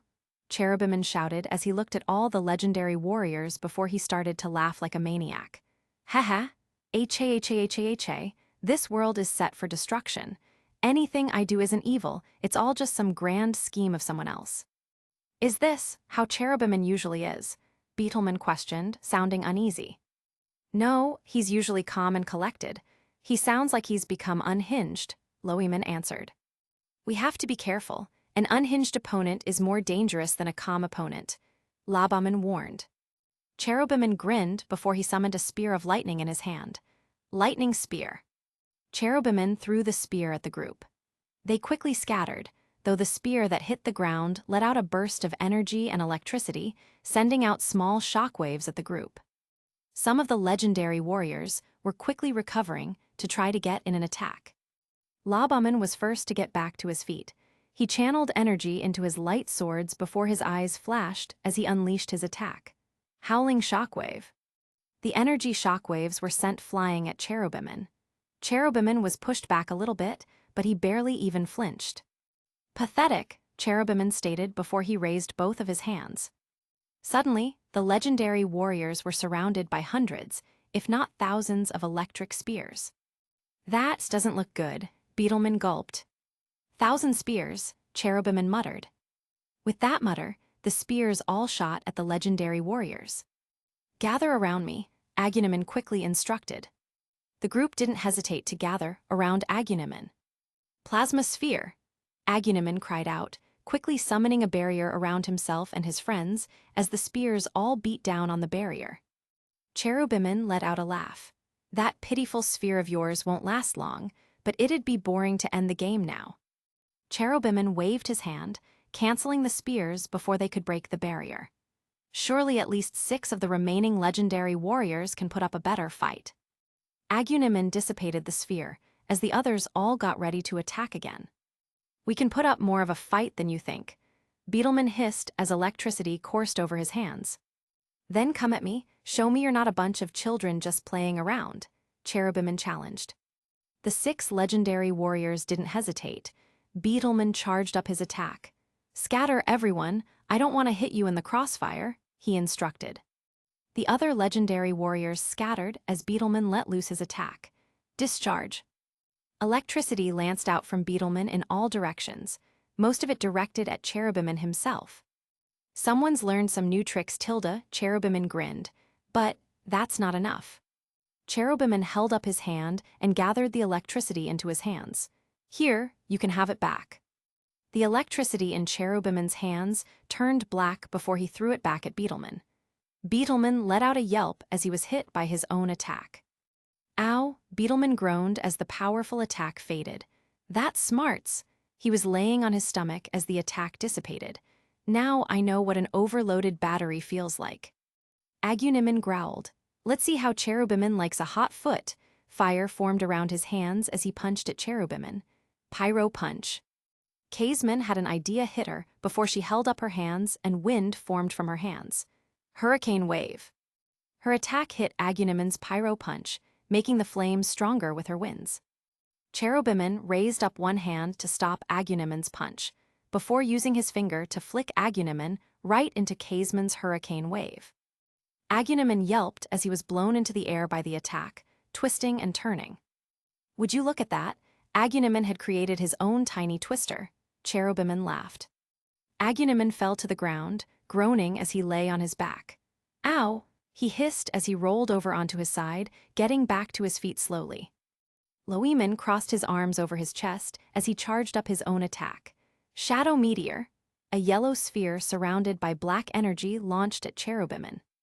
While Loeman was doing that, Labaman was aiming his howling laser at Cherubiman, while at the same time, Cumaman was running toward Cherubiman's feet. Crystal Breeze. The sphere and howling laser slammed into Cherubiman, while Cumaman's ice breath froze Cherubiman's feet to the ground. Clever, quite clever, Cherubiman noted, but you still lack the power to do any real damage. Cherubiman lifted up his hands and slammed them into the ground, creating a huge crater and pushing back all the legendary warriors. That's what Lopman did when he fought against the legendary warriors in our world, Pataman noted as he and the others had been watching. So, Labraman asked. So, if this is Cherubiman, why is he fighting like Lopman? Pataman questioned. Each of his moves has been reaction, calculated. He has yet to truly go on the offensive, like he's been analyzing them. Pataman felt a chill run down his spine suddenly. Oh no, this isn't good. Lopman may be being fused with Cherubiman. With the legendary warriors, Aguniman was racking his brains for a plan. As far as he could tell, he and the other legendary warriors weren't doing much damage with their human spirit forms. So if that's the case... Everyone, slide evolve, Aguniman quickly instructed. If we can't beat him like this, then we should bust out the big guns. You sure? Kaisman asked. We need to bust out the more powerful forms we have, Aguniman confirmed. Everyone else nodded. Fractal code surrounded the legendary warriors. Execute, slide evolution. When the fractal code dissipated, the legendary warriors were in their beast spirit forms. Now in their beast forms, they tried to surround Cherubiman. They needed to see if they could hurt him with their attacks. Cherubiman looked at them. Oh, by all means, please try to impress me, Cherubiman grinned. Flaring his wings, Burning Grayman had fire flare out from his armor. Wildfire tsunami. Zephiaman knew what to do as well. Hurricane Gale. The two attacks combined into one, becoming a flaming twister of immense power. The combined attack hit Cherubiman directly. Did that do anything? Zephiaman asked. They saw Cherubiman actually looked injured. He had some slices and holes on his body, leaking out some data. Though despite his injuries, Cherubiman grinned. Now you've caught my attention. At full power, you can be strong. Although I guess that means playtime is over. The wounds on Cherubiman began to regenerate at an alarming rate. We have to attack all at once, Metal Kabuteraman exclaimed. That way he can't regenerate quickly enough. You heard him, guys, Burning Grayman exclaimed. Everyone, aim your attacks at Cherubiman directly. Wildfire Tsunami. Hurricane Gale. Lupin Laser. Ebony Blast. Avalanche Axes. Bolo Thunder. All 6 attacks flew at Cherubiman, making contact at the same time. Do you think that got him? Zephyrman asked. I sure hope so. I doubt a lot could stand up to all of those attacks, Metal Kabuteraman replied. Hold on, it's not over until it's over, Korakakuman warned. The smoke cleared, and they saw Cherubiman floating there, regenerating himself. He gave them a grin before he raised up his hands. Suddenly, the legendary warriors felt gravity shifted. And like a black hole, whatever was in Cherubiman's hands began sucking them toward it. They all yelped as they were unable to resist being pulled into Cherubiman's hands, and he started juggling them around. Can't you see? You're nothing but playthings. You can't even save yourselves. Cherubiman laughed. He's just toying with them now. Shouldn't we do something? Byaman frowned. Thinking fast, burning Greymon flared fire around his form before he aimed his guns on his arms at the same time. Let's see how you like this. Wildfire Barrage. He fired his guns through the flames around his body, creating flaming fire energy bullets. These small, but fire-boosted energy bullets hit Cherubiman right below his right eye. This caused Cherubiman to drop the 6 Digimon as Cherubiman grumbled from the attack, rubbing the spot under his right eye. Way to go, Takuya, Korakakuman exclaimed. Don't get cocky just because we escaped being tossed around. Kendo Gararuman growled back. He looked back at Jaeger Loeman. I'll need you to help me with this. Of course, Jaeger Loeman replied. You attack first, I'll move next, Kendo Gararuman instructed. Jaeger Loeman caught on and nodded. He looked back at Cherubiman and charged forwards. Dark energy surrounded the beast warrior of darkness. Dark Master. Charging forwards, Jaeger Loeman ran at Cherubiman before he leapt out of the dark aura. Kendo Gararuman spread his blade wings and the wheels at the back of his paws snapped down. Howling Star. Entering the dark aura of the Dark Master attack, Kendo Gararuman sped at Cherubiman at high speed. Dark Star. The attack hit Cherubiman in the chest. Cherubiman fell back several feet, hitting the crystals that had Offeniman trapped. You two just met. In fact, Koichi nearly killed you, yet you are able to fight together in sync like you've been fighting alongside each other for a long time, Cherubiman noted, holding his chest. Your hold on me doesn't exist anymore. I'm gaining back my true memories. I'll make sure you won't take them away again, Jaeger Loeman growled. Careful, with that kind of talk, you'll bring bad luck, Cherubiman remarked. After all, your world's a fantasy. You go against the programming, and it will correct you any way it can. Cherubiman spun himself around before creating dozens of dark clouds. The clouds covered around the legendary warriors. Storm of Judgment. Lightning struck down on the group. The 6 legendary warriors cried out as they were hit, but Metal Kabuteraman had an idea hit him. He concentrated, focusing on his elemental connection to thunder. The electricity of the Storm of Judgment attack began to channel into his own electrical current, changing from dark red to a bright yellow. How do you like your own attack back at you? Metal Kabuteraman sent the attack back at Cherubiman directly. Cherubiman's body was engulfed by the electricity. Frozen arrowheads. Korakakuman shot out his harpoon-like hair at Cherubiman, wrapping around his arms and neck. Attack as hard as you can. Burning Greymon and the others didn't hesitate at all. Wildfire Barrage. Hurricane Gale. Dark Star. Bolo Thunder. The twins did their combo attack while Burning Greymon did his new attack. Zephyrman and Metal Kabuteraman did their regular attacks easily. All of their attacks hit Cherubiman directly. Korakakuman let go of Cherubiman as the big rabbit fell to the ground. Okay, there's no way he survived that, Metal Kabuteraman panted. Let's hope not. I doubt we can last much longer like this, Kendo Gararuman growled. Wait, there's a disturbance in the wind, Zephyrman spoke up, the wings on her head bristling. It didn't take long for the others to notice it too. A wave of dark energy started to gather around them. Children, they heard a familiar woman's voice calling out to them from within the crystal. Offeniman, Burning Greymon asked, surprised. She was here, Zephyrman asked in shock. We have to get her out, Korikakuman spoke up. But we have Cherubiman to fight too. Jaeger Loeman pointed out. We can't just split up like that. It's taking all of us to hold Cherubiman off. Your spirits, Cherubiman's voice echoed throughout the cavern, are powerless here. You are as strong as he wants you to be.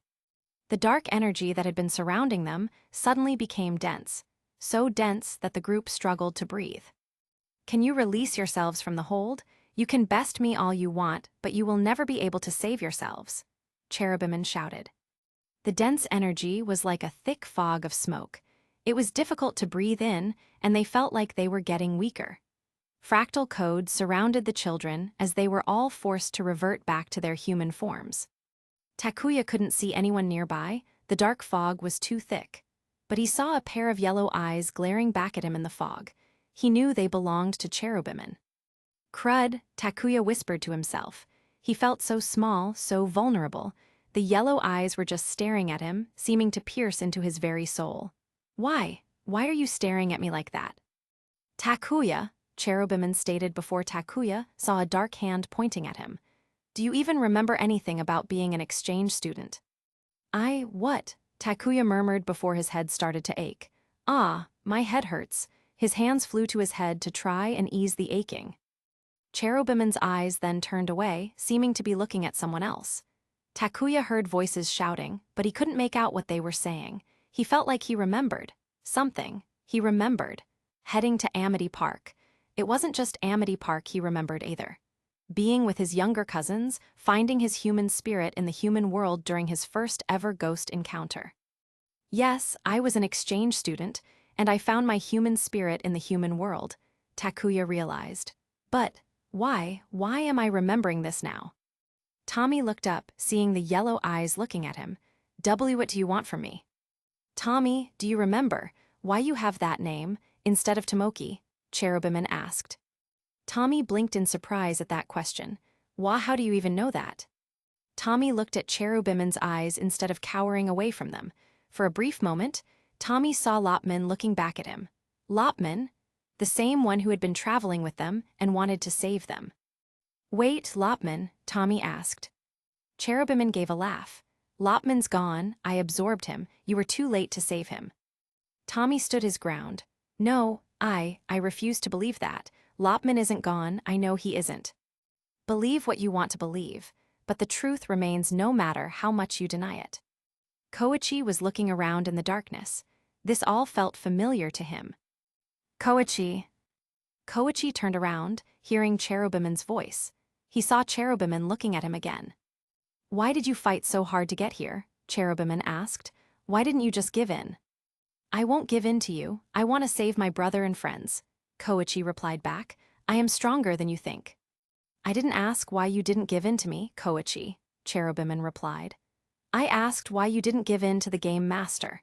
Wouldn't that be easier than trying to fight the programming? It must be splitting your head wide open.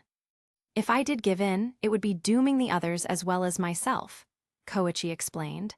The game master won't care who he hurts. We aren't puppets to be controlled.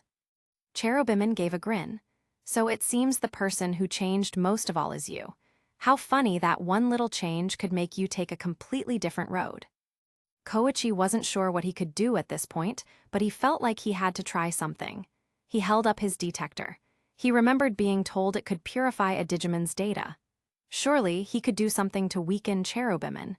Even as a human, darkness was still his element. Come on, Spirit Evolution, Koichi called out. Koichi's detector's screen light up for a few seconds.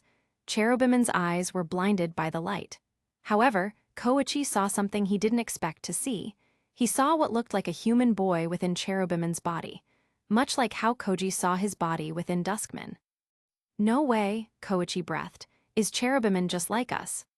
The darkness suddenly dissipated, showing the other children. Koichi blinked, seeing that Cherubiman looked tired. Even with regeneration, his body was starting to weaken. Hey, that fog is gone, JP smiled. And it looks like Cherubiman's getting weak, Zoe pointed out. But why can't we access our spirits? Koji asked. There was a crack on the crystal wall when Cherubiman fell against it earlier. The orb of light began to slip through the cracks. Children, Cherubiman, Offeniman tried to speak up. Guys, I don't know if we should keep fighting Cherubimin, Koichi spoke up. Everyone else looked at Koichi in shock. What? They all exclaimed as one. Koichi, are you crazy? Koji exclaimed. I did notice something strange about him, Tommy noted, but I'm not sure what to make of it. Back there in that fog, my detector showed me something. I saw a human kid in Cherubimin, Koichi explained. Everyone stared before Takuya looked at Cherubimin. So, Cherubimin is like us, a human with a Digimon form. That doesn't make any sense, Zoe protested. Cherubimin isn't a spirit. No, but what if? Tommy realized. He told me he absorbed Lopmin earlier. What if that is Lopmin's true form, the human inside Cherubimin? But why? JP questioned. Why is Lopmin a human? The Digimon said they were here on a mission to save us from this world, Koichi explained. They were humans from our world. They're using their Digimon partners' forms in order to enter this one. So, when Lopmin got absorbed, the person who was using Lopmin's form got absorbed as well. Koji paled at the realization. But who is it who is using Lopmin's form? Tommy wondered. Takuya started getting a bad feeling in the pit of his stomach. Cherubimin had approached him earlier, asking him if he remembered transferring schools in Amity Park. Cherubimin couldn't have known about that himself, unless he was. Crud, oh crud. Lopmin is someone I know. Lopmin is one of the twins, he's gotta be. Takuya realized in horror. They figured it out, Salomon asked, surprised by this turn of events. Is that good or bad? Kokumin asked. The game master's not going to be happy about this development, Labraman gulped. What's going to happen now? Byaman frowned. So many of the rules have already been broken. The game master can't do anything, not while Lopmin's fused to Cherubimin, Pataman answered. Otherwise, he would have done something by now. Do you think they can save Lopmin? Salomon asked in concern. I don't know what will happen to him if he were to wake up while inside Cherubimin. We can't just rely on Cherubimin blocking the game master. If the warriors save Lopmin, we're gonna be in trouble because they will figure out the rest of us as well. Kokumin realized. They will definitely be seeking us out now. I'd rather they save Lopmin than not, Pataman said. I don't want my brother to be lost. Suddenly, the crystal wall shattered, releasing Afanimin from her prison. Afanimin gave Cherubimin a small frown. You're confused and lost, aren't you, Cherubimin? That's why you absorbed that innocent Lopmin. You want to regain yourself, don't you? She slowly flew towards Cherubimin. I can help you if you let me, she said gently as she reached up to touch his head. Cherubimin looked at Afanimin while the children all watched with anticipation. Strangely enough, Cherubimin seemed to cooperate. He leaned over to her hands. Afanimin began scanning Cherubimin's body. His body started to look different. His colors changed to pink, gold, and white. His ears didn't look all torn either. He seemed to have a couple of holy rings around his ears as well. Afanimin then gave a look of surprise. What's going on? Zoe wondered. What's with Afanimin? Afanimin then backed away from Cherubimin. With an aura of darkness, Cherubimin turned back to his evil-looking form. What's the matter? Can't change me back either, can you? Cherubimin grumbled. No, I've done what I needed to, Afanimin replied before she turned to look at the 6 children. Your spirits are still with you, they are just sleeping. You'll need to awaken them again. Afanimin looked at Cherubimin. I am ready. Then you will be sacrificed for more power, Cherubimin grinned. No, Afanimin, the children shouted. Lightning spear. Cherubimin summoned and threw a spear of lightning at Afanimin, striking her right in the Digicor. Why did you do that? Takuya shouted in rage. Children, do not worry, Afanimin whispered to the children. The rest is up to you now. Afanimin's fractal code appeared around her body. Her body turned into an egg and it moved on its own, towards a corner. But the kids couldn't pay attention to that, their attention was on Cherubimin. What the? Salomon gasped when the egg of Afanimin stopped in front of her. What's going on? Pataman seemed to understand. Quick, grab it, Salomon. Salomon grabbed the egg with her paws and pulled it close as quickly as she could. The egg glowed once Salomon had grabbed it, and it entered into Salomon's body. Why? Salomon asked, confused. It's just like with what happened with Pataman and Seraphimin's egg, Labraman noted.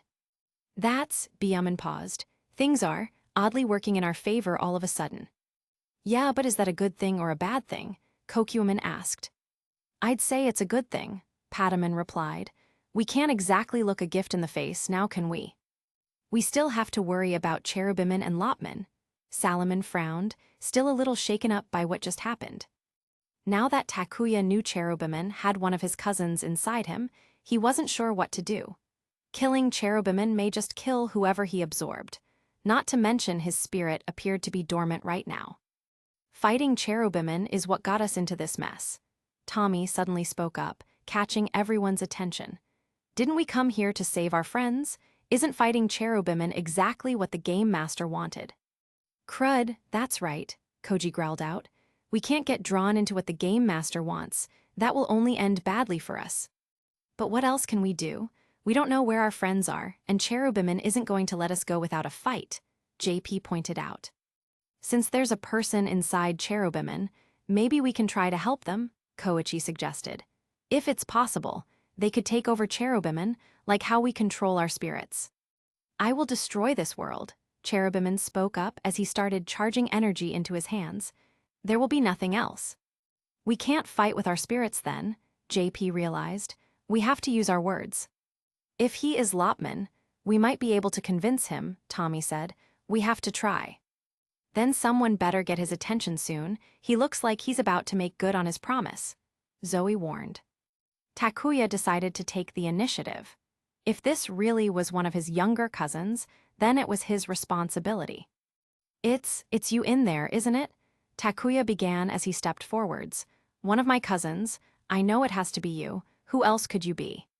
Cherubiman looked down at Takuya, though he didn't give an answer back. It has to be you. Takuya tried again. Please, you must remember me, right? We're not your enemy, we just want to help you. Don't you remember the adventures we went on together? Tommy spoke up, hoping to help in any way he could. Why do you think I'm this person you seem to think fondly of? Cherubiman questioned. I absorbed them, they're gone. I'm all that's left now. No, he can't be gone. I know he isn't. Takuya responded. He can't be gone because he's too determined to let someone absorb him so easily. That's why you were in pain earlier. He was fighting back against you, Tommy realized. He must still be in there. I know he's still in there. I saw him myself, Koichi spoke up. You have to remember you came here to save us, didn't you? Shut up, all of you. How can you lecture me about remembering you when you don't even remember yourselves? Cherubiman snapped angrily. We are remembering ourselves, Koji replied. I remembered heading to Amity Park as an exchange student. Takuya added. I also remembered how I found my human spirit in the real world and when. And we know that this isn't our world. Not a real world, JP added. We know because Koichi told us everything, and we're trying to find a way out, Zoe added. But we didn't want to leave until we found our friends who helped us along the way. We just knew they'd be here, looking for you, Tommy said. And it looks like they found you before we did.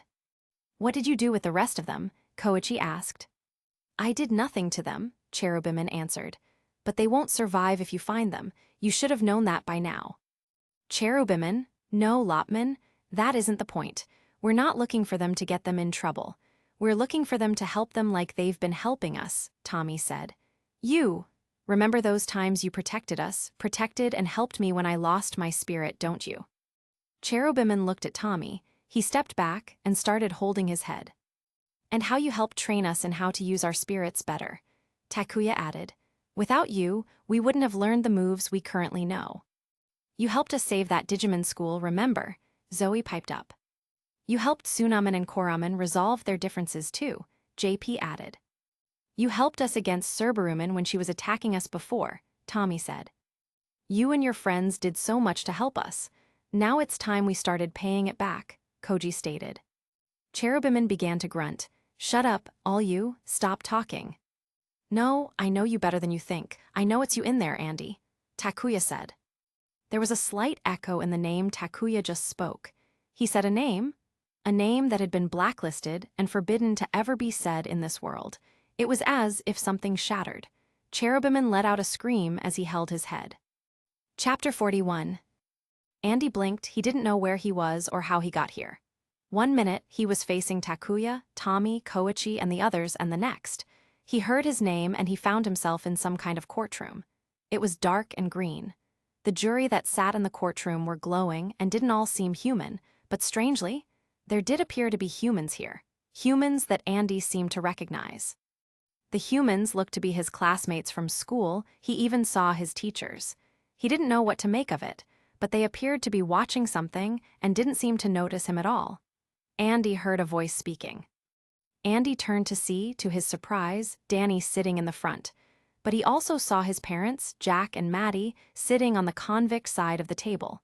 He looked at the judge's podium, but he didn't recognize the being there. They looked like a ghost, though, judging from the glow they had, but the being themselves was unfamiliar. "What's going on?" Andy questioned. "Is there some kind of trial going on with my parents?" "Your Honor," one of the ghosts began. "We, the jury, recommend the following sentence for the defendants. First, both they and the defendant, Daniel James Fenton Phantom, also known as Danny to this court, shall sign their names to a restraining order written on paper made from the disjoint tree. This will cause them to be unable to hear, see, or even touch one another, even if they are in the same room. This restraining order shall be written such that should one of them see the image of the other on paper, or their name written down, or even their handwriting, then they shall see nothing there. If another party speaks of one in the presence of the other, they shall only hear noise. In addition," the ghost continued, "they shall be escorted to Amity Park to fulfill their end of the bargain to Danny and destroy all taboo-breaking weapons. Thirdly," the ghost went on after pausing for a moment to let the prior punishment sink in, "they will have to beg penances from the Court of Libra, the Court of Feathers, and the Council of Ancients. These penances should be possible for humans to complete within 10 years and be not automatically deadly. And fourthly," the ghost continued, "when not undertaking penance, for the duration of their sentence, the defendants will be under the custody of Danny's guardian, who shall direct them as they see fit, provided that they supply conditions compatible with the defendants' lives." "What is happening?" Andy frowned. "What did my parents do? Something about doing something to Danny? Why am I seeing this? Who are these people? Why are my classmates and teachers here?" When the ghost kept going with their list of punishments, the angrier Andy became. These names, Court of Libra, Court of Feathers, the Council of Ancients, and taboo-breaking weapons, disjoint tree, none of them mean anything to me, Andy hissed. "But they are apparently important here. Where is here? This isn't the digital world. Nor is this the real world. Which means, this is the ghost zone." Andy looked over at Danny. Danny looked worried, but he wasn't saying anything to stop this madness. And his parents? Oh gosh, his parents. His dad looked thin, which meant his mother was a toothpick. It looked like they barely ate or even slept for that matter. They had dark rings under their eyes and they looked quite pale. They didn't speak up for themselves, they didn't say anything in their defense. They just looked down in shame. "Why aren't you saying anything?" Andy yelled at Danny. But Andy got no response. "I object," Andy heard an echo shouting. No, not an echo, his own voice. Everyone looked at the voice who shouted. Andy was surprised to see himself and Lopman standing there. He also saw Takuya behind him. "This is hardly a fair trial," the other Andy shouted. "It is indeed as fair as it can be, Andy," the judge ghost spoke up. "We've already bent the law as much as we could to make sure the humans didn't receive a harsher punishment. They are indeed guilty, and they had pleaded as such. They had used taboo-breaking weapons on your brother, no less. Why do you defend them so vehemently? You are judging them as though they were even aware what taboos even are. You are aware that they had no knowledge of Danny being half-ghost. You know humans don't have the kind of immortality that ghosts do. 10 years is already a long time, and they're not even guaranteed a pardon or forgiveness after that period of time," the other Andy pointed out. "Yet you still choose to judge them as though they were ghosts who broke a taboo law. Ignorance of the law doesn't give them an excuse for breaking it," the judge ghost stated firmly. "We are aware of the situation, which is why the sentences are as light as they are. They could have received far harsher punishment, believe me. This is the best they're going to get." "Is it? What you're doing is cruel. They won't be able to see or hear their own child for a long time, and Danny won't see them or hear them for just as long," the other Andy replied back. "At least with human court, they would be able to visit each other. But here, you're making it as if they no longer exist to the other. My parents may have wronged Danny and broke a taboo, but this shouldn't be something left up to the court of ghosts. You have no idea how to punish living beings. We have decided the punishment and have deemed it fit for this situation. The judge ghost growled back, obviously trying to keep a level head. For first-time taboo breakers, they are actually getting off easy. They shouldn't even be here, the other Andy shouted back. I'm done having this argument with a child who doesn't understand, the judge ghost sighed. Bailiff, restrain those children. I need to get that potion. What potion? Andy frowned as he saw his other self, Takuya, and Lopman getting grabbed by a bigger ghost. Andy's eyes went wide as he tried to reach out, only for the entire courtroom to change and shift. Wah? Andy questioned. Andy saw they were in a single, dark room, and he saw Takuya standing in front of him with his back turned.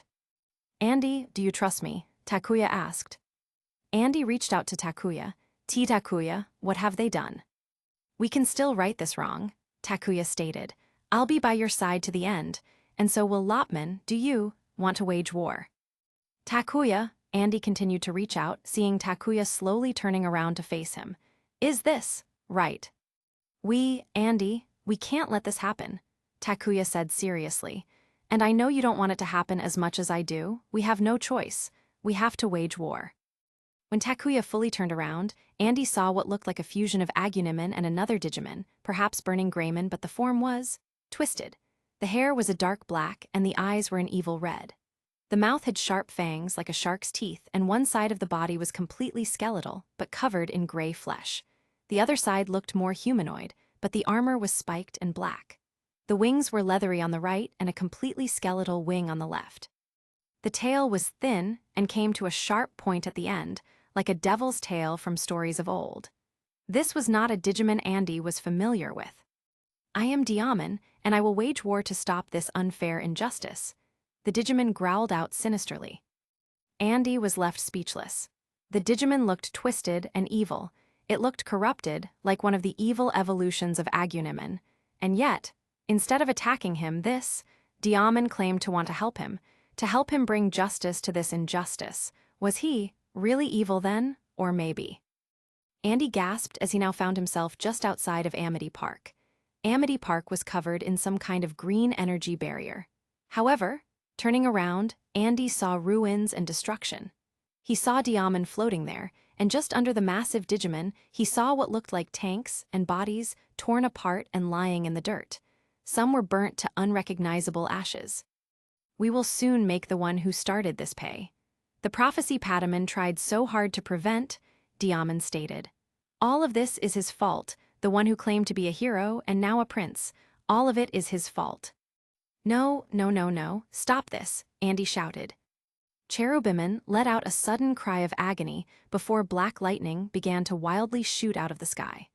The kids yelped as they tried to get away from the lightning. What's happening? Zoe shouted. I think Cherubimon and Andy are losing their minds, Tommy replied frantically. We can't just let him run wild like this, Koji exclaimed. We could get seriously hurt if not worse. But how can we calm him down? Takuya shot back. Don't just stand there yapping, JP shouted. Takuya and Koji both barely dodged another lightning strike, only alerted thanks to JP's warning. Patamon, seeing that his brother needed help, knew he couldn't stand by and watch any longer. I'm going, guys. What? But it's too dangerous. You could get hit or spotted, Byaman pointed out. My brother needs help. I can't stand by and just watch this anymore. Patamon frowned. I might be the only one who can help him because of my powers. If you're sure about this, then we'll watch your back, Kokuaman said at last. Just be careful. Patamon smiled. I will be, he said before he transformed into his ghostly form and turned intangible, flying out and towards Cherubimon. Do you think he can pull this off? Labramon asked worriedly, especially since they were no longer invisible. Knowing him, he'll definitely find a way, Salomon answered. Patamon had to move away from the lightning. Even while intangible, Patamon didn't want to take any risks. Cherubimon continued to cry out as his lightning was still going everywhere. Patamon didn't hesitate to fly into Cherubimon's head. It was dark inside and difficult to see. It was just a void, and Pataman didn't know where he was going. That is, if he was going anywhere at all. But something told him to keep going straight ahead. Pataman trusted in this feeling and kept going. Before too long, Pataman saw a dot ahead. He moved forward quickly, seeing the dot getting bigger and bigger until it formed into a clearer shape. He saw a ball of purple light that had someone inside of it. That has to be Andy, Pataman realized as he flew closer and closer. Hang on, bro, I'm coming. Pataman stopped when he reached just the outside of the ball of light. He saw Andy in there. Andy was grabbing his head and crying out like he was in agony. Andy, Pataman called. Andy, can you hear me? Go away, you've made a mess of everything. Andy hissed angrily without opening his eyes. Andy, wake up, Andy, Pataman called again. Andy, open your eyes, bro. How could you let this happen? I thought I could trust you, Andy growled. Pataman hesitated. Andy was starting to sound like that dark Andy Mercuryman summoned before. But surely that wasn't the case, was it? What was Andy seeing? As much as he didn't want to, Pataman knew he had to do something. He wasn't sure if he could force Andy to wake up by overshadowing him, though. Deciding that would be a last resort, Pataman decided to try reasoning with Andy once more. Andy, open your eyes, I'm right here, it's me, your brother, Pataman called again. Why did you let them do that to our parents? Why do you trust in these ghosts more than your own family? Andy growled. If you don't want to get hurt, then leave me alone. Andy, stop it, I'm right here. What do you mean I trust ghosts more? I trust you more than any ghost. Pataman responded back. Pataman felt electricity going through his body. He yelped as he was pushed away a bit. It seemed reasoning wasn't going to do anything. Okay, looks like overshadowing it is. Pataman thought bitterly, but there was no choice. As he was already intangible, Pataman flew into the purple sphere and entered Andy's body. I'm sorry, bro, but you left me no choice. As soon as Pataman entered Andy's body, he saw what looked like Amity Park covered in some kind of green energy dome. He was confused to say the least. He turned around to see Andy himself, staring back at him. Though behind Andy, he saw nothing but a wasteland. He also saw tanks, vehicles, and what appears to be bodies on the ground. What happened here? Pataman thought in shock. Shaking his head, Pataman forced himself back to the matter at hand. Andy needed him. Andy, wait, Pataman exclaimed. You need to wake up, this isn't real. Andy was looking back at him. Pataman. No, it's me. Your brother, Pataman pointed out. Don't you remember? So, what are you doing here? Andy asked. Andy, listen. You're lashing out. Cherubiman is lashing out. Pataman explained. Lightning is shooting everywhere and at everyone. Cherubiman, Andy frowned. You mean the Digimon who absorbed me? That's right. This can't just be a dream. I've dealt with enough dreams to realize when I'm dreaming. What? Pataman asked. I don't know what this is, Andy said, shaking, but I'm afraid I don't want this to happen. I don't want you to become their pawn. What are you talking about? Pataman asked, confused. Whose pawn would I become? Vlad's. Andy shook his head. It'd be a lot simpler if it was just Vlad. I don't know how to explain it, but I think I'm seeing that prophecy Pataman mentioned before, about the 3 worlds going to ruin because of a ghost boy. Pataman felt faint. You are, he squeaked out, but how and how can we prevent it? Andy's eyes started to go wider like he was just waking up from sleep. Prevent it? That's right, it's not too late. This is the future, isn't it? That means there's a way to stop it, but... Andy looked at Pataman before he picked up the smaller Digimon and hugged him. I'm sorry. I stopped believing in you because of what I saw. We won't let this happen. Right, bro? Pataman blushed. Yeah, we won't let this happen. We'll find a way to prevent it. Now, can you please stop hugging me so tight? Andy let him go. Sorry, I'm just relieved this isn't real. You came in here to save me, didn't you? Pataman nodded. Yeah, I did, because there was no other choice, to be honest. Reasoning with you wasn't working, so I had to overshadow you. How do we get out of here? Andy asked. Pataman frowned. That's a good question. You're trapped by Cherubiman, aren't you? Am I? Andy raised an eyebrow. Aren't you? Pataman asked in confusion. I thought, Andy furrowed his eyebrows, I thought I was still fused to Lopman. Lopman's gone. His data was absorbed by Cherubiman, Pataman pointed out. Lopman, are you still there? Andy called out. Yeah, I'm still here. Sorry, I wasn't able to talk to you until Pataman snapped you out of that trance you were in. Andy smiled in relief. See, he's still here. Pataman blinked before smiling himself. Good, I was worried he was truly gone. Then Pataman looked down and thought, but if that's the case, how is that possible? Last we saw, Cherubiman absorbed you and Lopman. I'm not sure either, Andy admitted. Cherubiman was here, but I don't hear him anymore. It's just been me and Lopman until that weird vision took over my head. I blame Takuya, he spoke my name, and it might have broken something in the programming. Wait. Back up, Pataman quickly said. What do you mean it's just been you and Lopman? Wasn't it Cherubiman who was fighting against the legendary warriors earlier? You know, they do put up a good fight, but we are definitely not used to this body, Lopman remarked. Well, if I was going to be the main bad guy, I thought I'd just go with it until I could figure out how to get us out of here. It would keep Dr. Carbon from kicking us out so easily, Andy admitted. You killed Offeniman though, Pataman pointed out. Fair point, Andy sighed. But, to be honest, it was the quickest way Lopman and I could think of to give her power over to Salaman, and in my defense, Offeniman agreed when she heard me lay out the plan to her. So it was planned, Pataman repeated just to be sure. Andy, you're both brilliant and scary when you want to be. That's why he's my partner, Lopman chuckled. Lopman and I had been worried something like this would happen when we realized he was Cherubiman, Andy admitted. We had a talk about it on the trailman when we were on our way to the castle. I had been worried about how our relationship would change if Lopman regained his memories as Cherubiman. But both of us put our worries aside and decided to keep working together no matter what. Surprisingly, the Cherubiman of this world's mind was easy to overpower when he absorbed us, Lopman admitted. In the end, he was nothing but a puppet. To Maxwell and to the virus that would soon take over Lusaman, I refused to believe I would be that weak myself. Pataman smiled. Well, I'm glad to hear that, but now we need to find a way out of here. There might be a way. Right now we're in Cherubiman's body, but Cherubiman's mind is... Well, it's not exactly his mind anymore, if that makes sense, Lopman said, not sure how to describe it. Basically, this is more like a costume we're using than an individual body, yet it's also not our body either.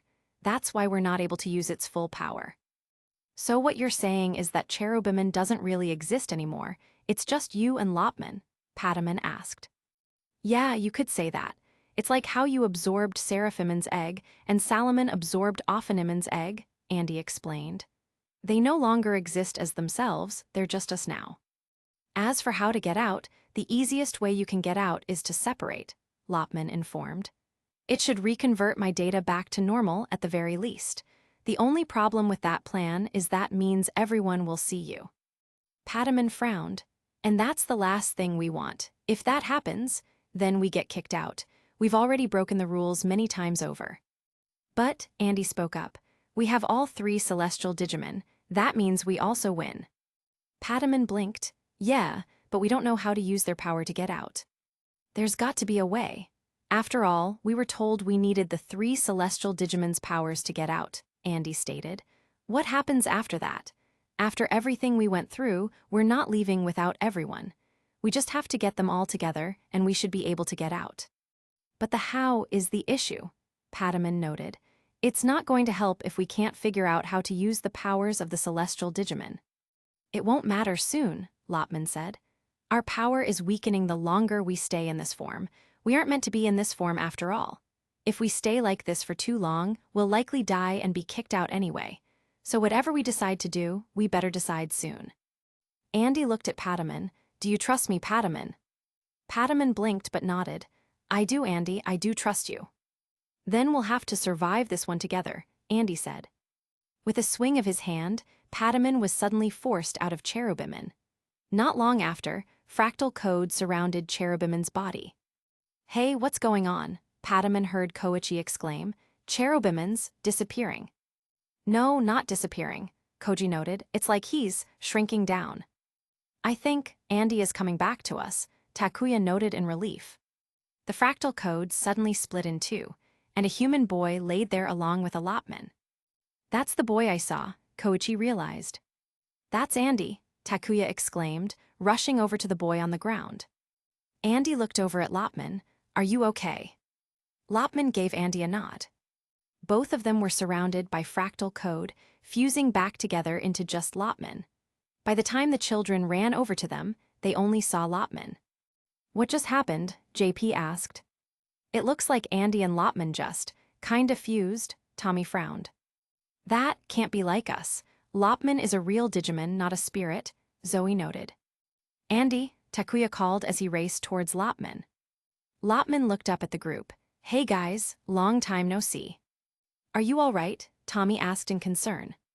I'm okay, just tired, Lopman answered. I'm sorry if I hurt you guys. We're fine, JP sighed. But dang, you were sending lightning all over the place. What happened? Koji asked. Why were you reacting like that? And why were you Cherubimon? Zoe added.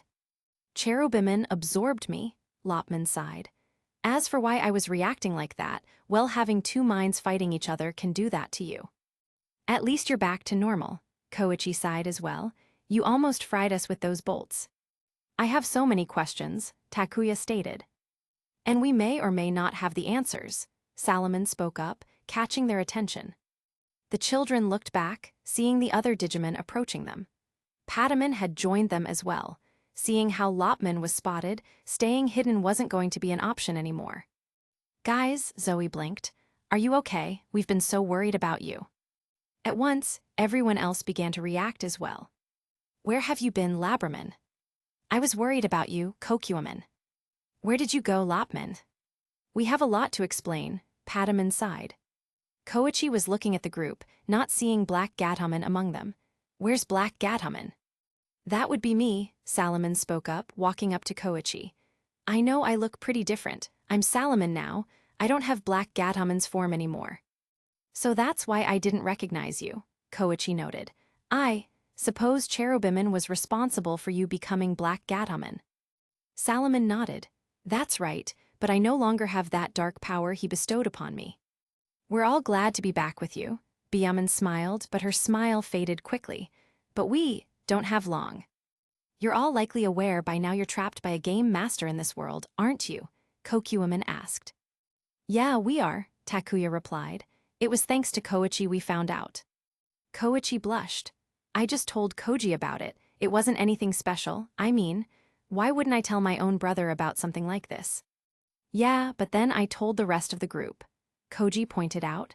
I figured it was better to tell them instead of keeping this to ourselves. So yeah, we know about what's going on now.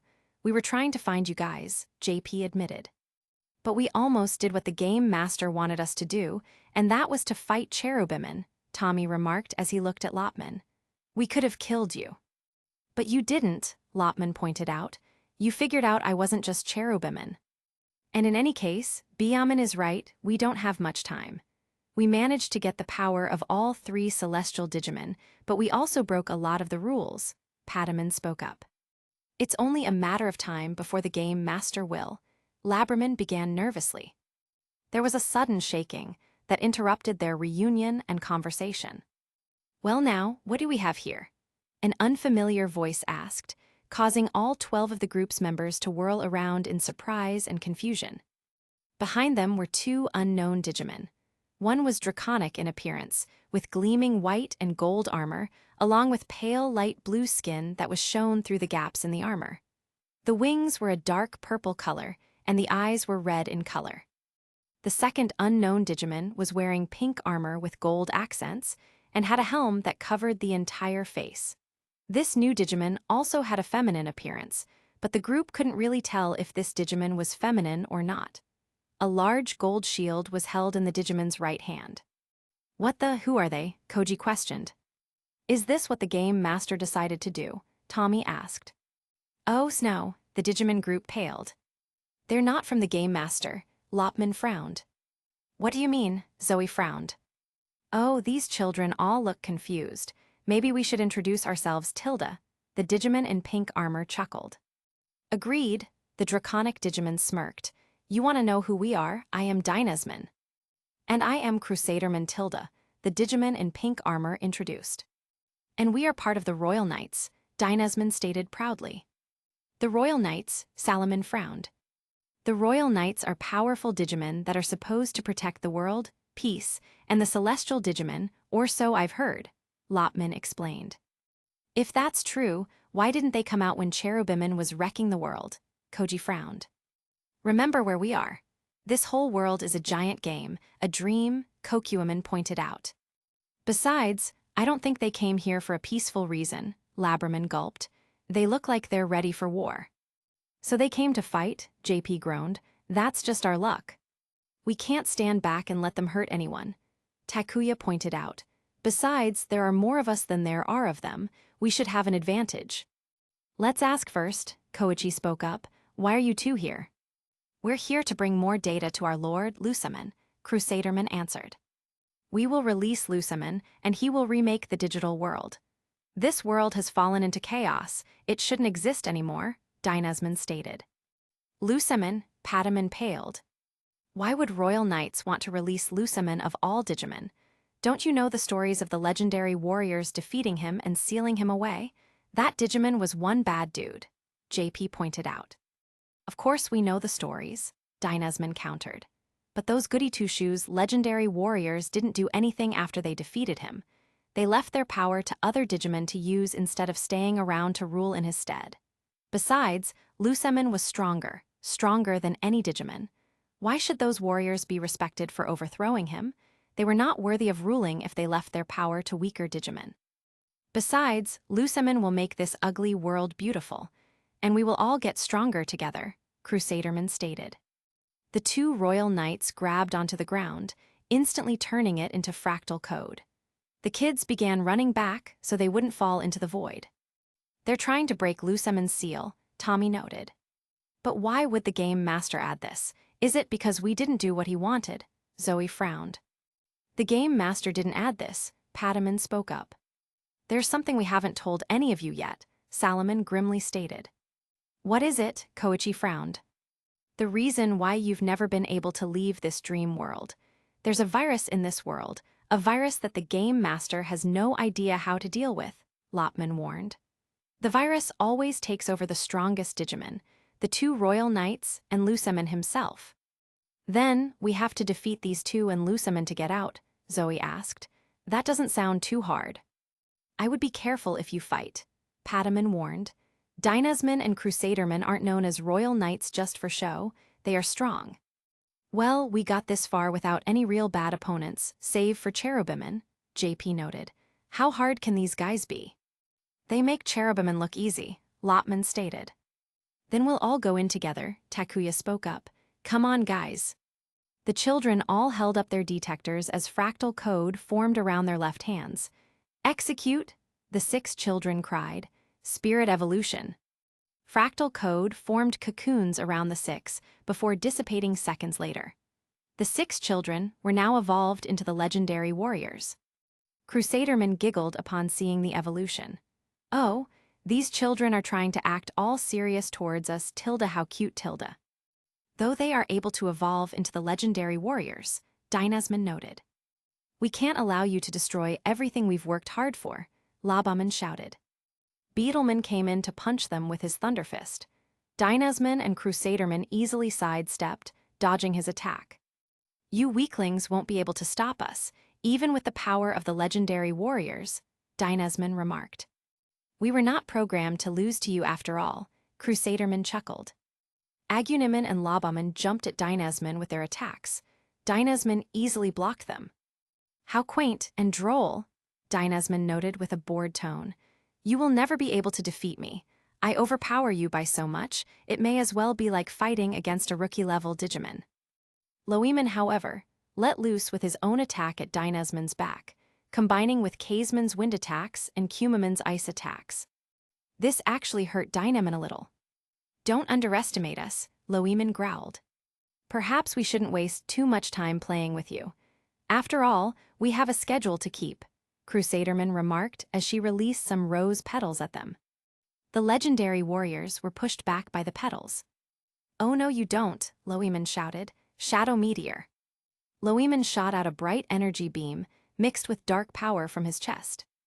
Blizzard Blaster, Cumaman shot out snowballs at Crusaderman. Hurricane Wind, Kaisman shot out her little twisters at Crusaderman. Thunder Fist, Beelzeman pounded his electricity into the ground that moved toward Crusaderman. All of their attacks combined into one as it came at Crusaderman. Labaman and Aguniman were able to slam their Lobo Kendo and Pyro Punch into Dynasman after he was hit earlier by the group. They seem to be doing pretty well out there, Labraman noted. Maybe they'll actually win this time. I wouldn't count the Royal Knights out just yet, Lopman frowned. Dynasman was still standing with the smoke cleared from the hit, and he didn't look too happy. Crusaderman slowly walked out of the smoke as well, looking a bit worse for the wear, but also still standing and able to fight. Those attacks may have hit, but they didn't hit hard enough, Dynasman sneered. You're one to talk, my armor is all messed up now, Crusaderman grumbled. I want a bit of payback for that. The Digimon could only watch as the children were getting beaten, as the battle continued to rage on. The children even evolved into their beast spirits, but that wasn't enough either. Crusaderman was able to dodge all of their attacks before they closed in on them and unleashed a strong attack that pushed them all into the ground. Dynasman was able to follow up by absorbing Kendo Gararuman and burning Greyman's strongest attacks and dishing them back out at them. This isn't good, they're getting beaten out there, Byaman frowned. Can't they use any stronger forms? Kokuman asked. There hasn't been any stronger form than their beast spirits, Salaman frowned. While the viruses may not have full access to the Royal Knight's power, they don't need to be in order to put them down, Pataman noted. Isn't there something we can do? Even if we separated and digivolved our partners, we wouldn't stand a chance, Labraman pointed out. Lopman frowned. Maybe there is something we can do. We have all 3 Celestial Digimon's powers now. We just have to figure out how to use them to get everyone out of here and delete this virus once and for all. But how can we? We can't just sit here figuring out ideas, Byaman pointed out, and we don't know how much power we can even use before it runs out. We'll have to try then. Everyone is here, we need to do this now, Lopman spoke up. Pataman, Salaman, we need to try tapping into the Celestial Digimon's powers now. Okay, we'll give it a shot, Salaman quickly said. Pataman nodded as he closed his eyes. The 3 of them didn't have time to focus for long, however, as the battle caused them to get blown back by the force. The Digimon looked up to see Tommy, JP, Zoe, and Koichi had turned back to human. Burning Greyman and Kendo Gararuman were still trying to fight Dynasman and Crusaderman. These guys are too tough, Zoe groaned. But we can't give up, Tommy hissed. Man, it's been one thing after another, we barely get a break here, JP grumbled. We're not finished yet, Koichi said. Burning Greyman managed to slam a claw into Dynasman's chest, pushing him down. At the same time, Kendo Gararuman was able to get behind Dynasman and shot out a Lupin laser at him and Crusaderman. Crusaderman was blocking his attack though. But it looked like their attacks had no effect on the 2 Royal Knights. Dynasman flew over to Burning Greyman, rapidly punching him with his fists. At the same time, Crusaderman flew at Kendo Gararuman and slashed him with her ribbon. Oh no, the children gasped when they saw Burning Greyman and Kendo Gararuman falling. Come on, we have to try spirit evolving again. We can't just let them get clobbered, JP spoke up. Everyone was starting to hold up their detectors. You children are becoming quite the nuisance, Crusaderman grumbled. Get out of our way, Dynasman snapped. Both of the Royal Knights shot out some kind of blue energy at the group. Immediately, the Digimon could tell if this hit them all directly, they were finished. It would be game over. The 6 Digimon quickly ran in front of the human children. Double what you guys doing, Koichi shouted. We will protect you guys, that's why we're here after all, Lopman replied back. Just hang on, Salaman shouted. The 6 Digimon were covered in light. They quickly separated themselves from their Digimon partners. The children had no time to react before their partners quickly digivolved into their champion stage. Andy and Lopman were in no condition to have Lopman digivolve into Antliaman, so Tiruaman would have to do. The humans were behind their partners, giving them everything they had for their partners to each raise an energy barrier around them to try to protect them from the incoming attack. The energy barrier rose up, but the attack from the Royal Knights was too strong. The energy barrier shattered, and the attack hit everyone head-on.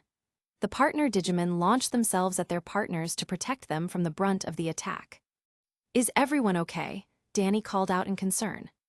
Being a Haffa, Danny was a lot sturdier than everyone else, even in his human form. "Yeah, just barely," Andy groaned as Teruaman sat up.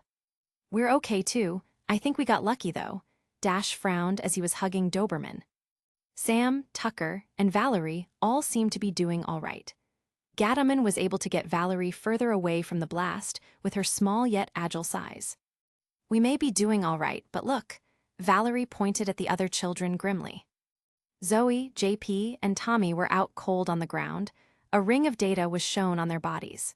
Koichi was the only one who didn't have a fractal code showing, and he was the first one to regain consciousness as he looked up, scared and confused. "What's happening?" Koichi asked. "Why do I see data around the others?" "Their avatar bodies are weakened," Tucker warned. "If something happens to them like this, they'll be reset."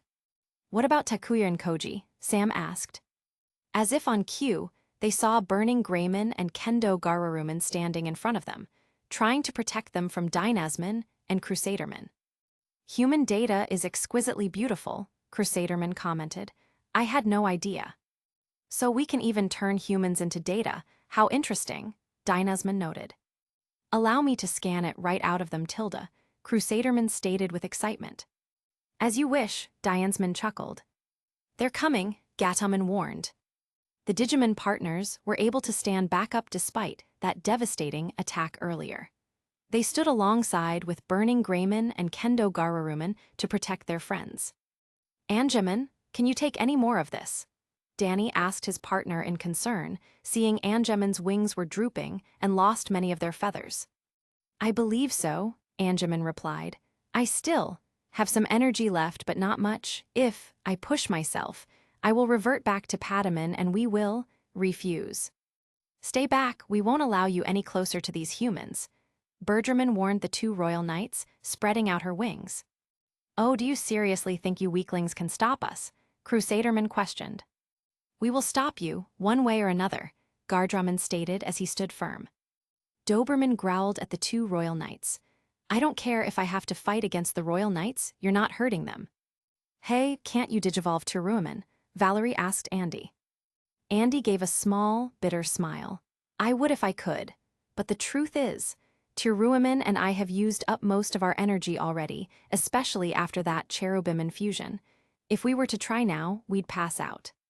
"I can still hold my own if I must," Teruaman stated, clutching his fists. "I don't think we will make much headway, but the legendary warriors need us, so if we must fight, we will," Gataman added. "I think it's about time we finished all of you off once and for all," Crusaderman remarked. "This is getting boring, and we have a job to do after all." Dynasman. "Breath of Wyvern," Dynasman shouted as he suddenly got a wild look in his eyes, and his body began to glow a bright white. Crusaderman gave a gasp. "No, Dynasman, what are you doing? That's too much." "Move, move," Gataman suddenly shouted. The partner Digimon, sensing immense danger, turned to their respective partners and grabbed them. They didn't hesitate to get them as far away as they could as the large dragon energy charged forward at the legendary warriors. With a large and mighty shockwave, a large chunk of the land the legendary warriors were on was sent flying into the sky towards one of the moons. "Dynasman, what have you done? If those kids die, everything will disappear, everything," Crusaderman shouted. "We wanted to scan their data to preserve them, not destroy them." "Calm down, Crusaderman," Dynasman said. "I didn't destroy them. I'm not that driven by battle. I know we must preserve them, but they cannot have help from the outsiders. Hurry, my Royal Knights, bring me data so I can release this power." A voice spoke to the two in their minds. "Well, we're still here, so the kids should still be alive," Crusaderman noted. "We better get to work then. Those outsiders won't be able to hide for long anyway." "They're not far. We can get rid of them now and not worry about them anymore," Dynasman pointed out. "That is a wonderful idea, Tilda," Crusaderman agreed. Although the Digimon and the humans got away from the explosion, they didn't escape unscathed. The shockwave of the attack left their Digimon injured, and they were unable to keep their separate forms. The Digimon had to fuse back with their human partners, though they were currently lying on the ground. "My aching everything," Labramon groaned. "How did we escape from that explosion?" Byaman questioned, rubbing her face. "Our partners must have gotten us far enough away to avoid it, but it seems we still got grazed by it," Salomon explained. "But we have more pressing issues," Patamon grumbled as he got back up. "Yeah, where are the legendary warriors?" Kokuaman asked as he looked around, sitting up himself. "They must have gotten caught up in the explosion," Lopman answered as he sat up himself, feeling very tired.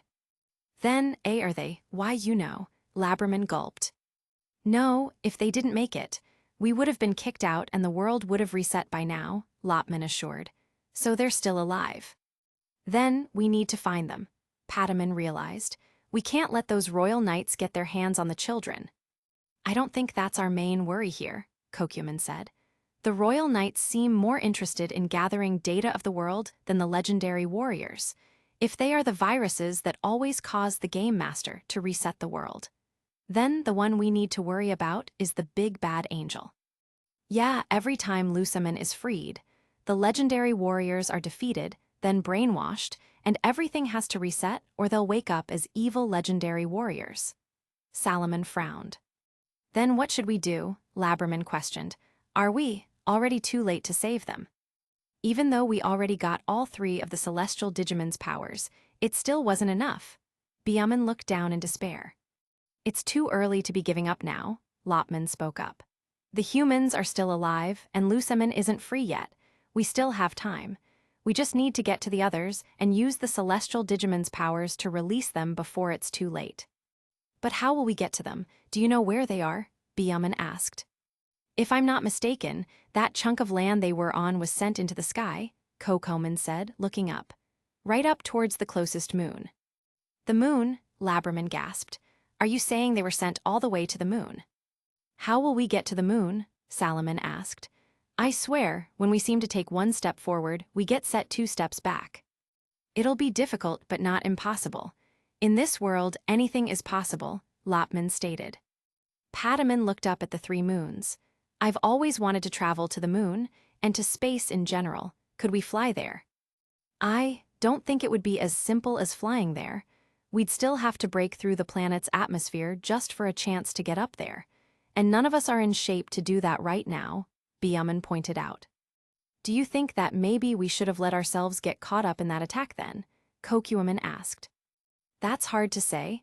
If we got caught up in it, we weren't guaranteed to survive that." Lopman frowned.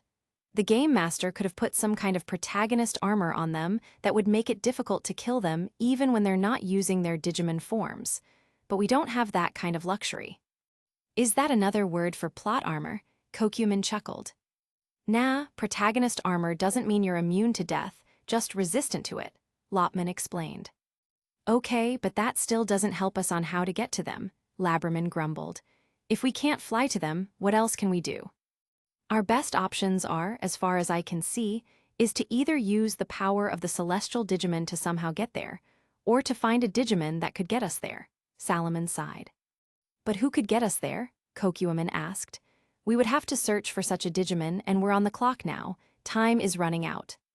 Not to mention, we broke the biggest taboo rule of them all, so it's only a matter of time before the Game Master personally kicks us out of here himself," Patamon added grimly.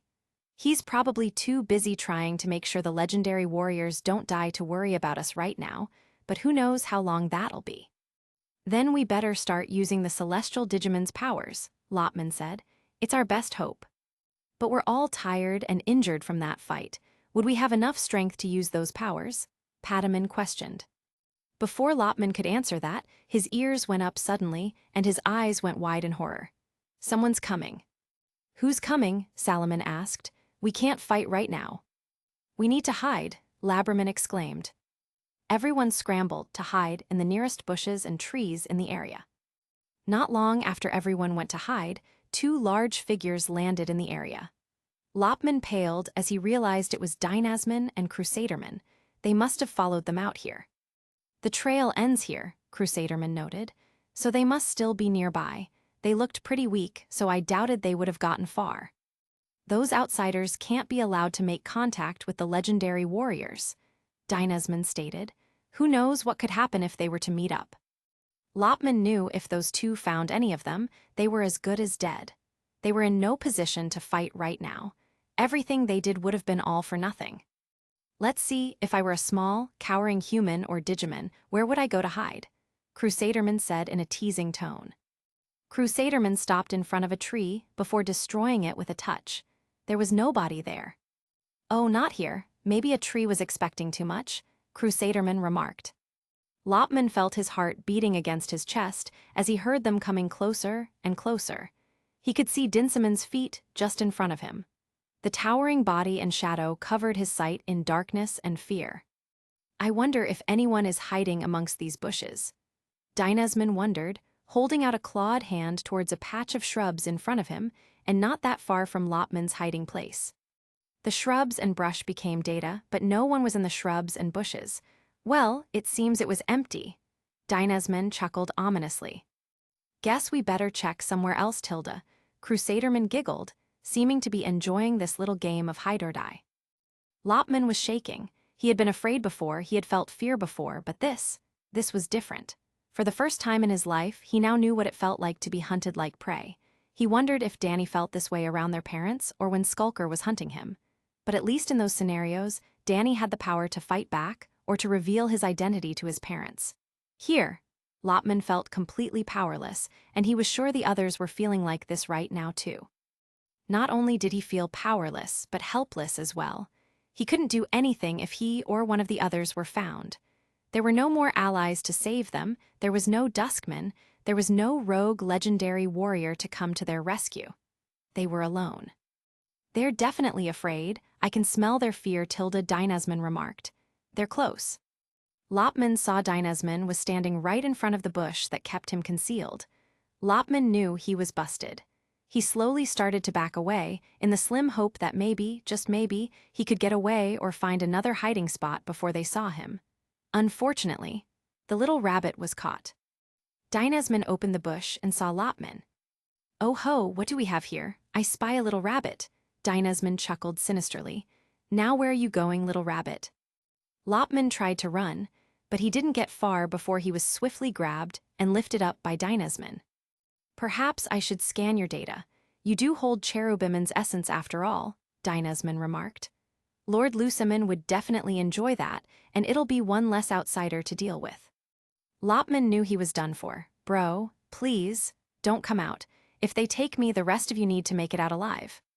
However, much to Lopman's chagrin, a boom bubble slammed into Dynasman's face, though Dynasman barely reacted to it.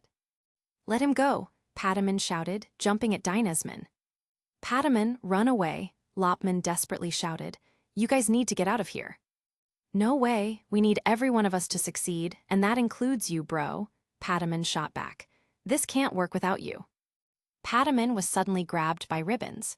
The ribbons moved over to Crusaderman. Looks like I caught my own pest. Ooh, this one has the data of Seraphiman. How beautiful, Tilda. Crusaderman grinned wickedly, or at least Pataman assumed she was under her mask. Let me go, Pataman exclaimed as he squirmed in the ribbons. Now why would I do that? Crusaderman cooed. You are quite the odd little one, you have caught my attention, Tilda.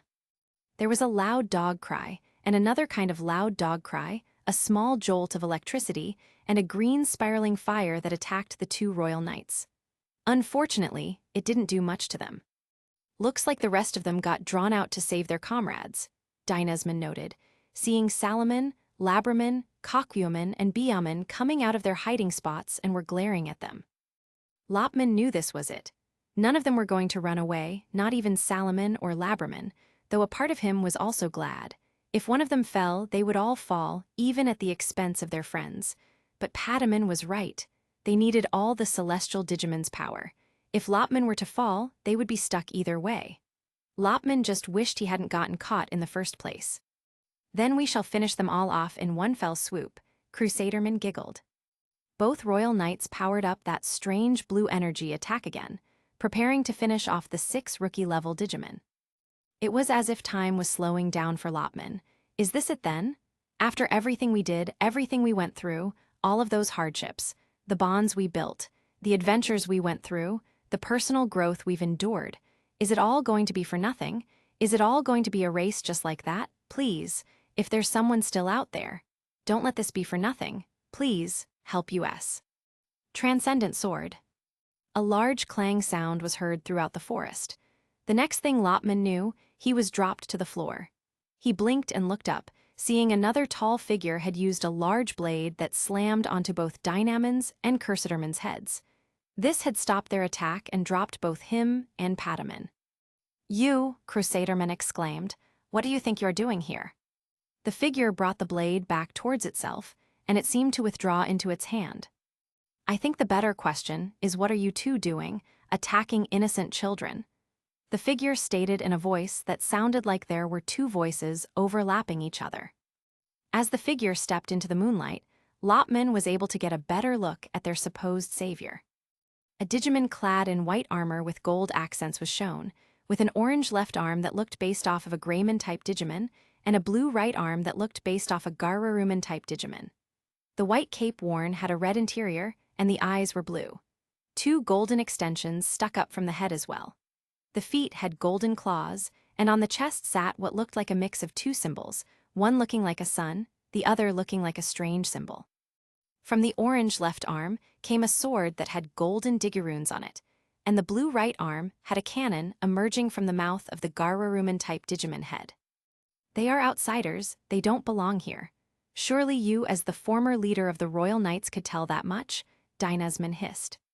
"Don't speak to me in that way, Dynesman," the Digimon warned.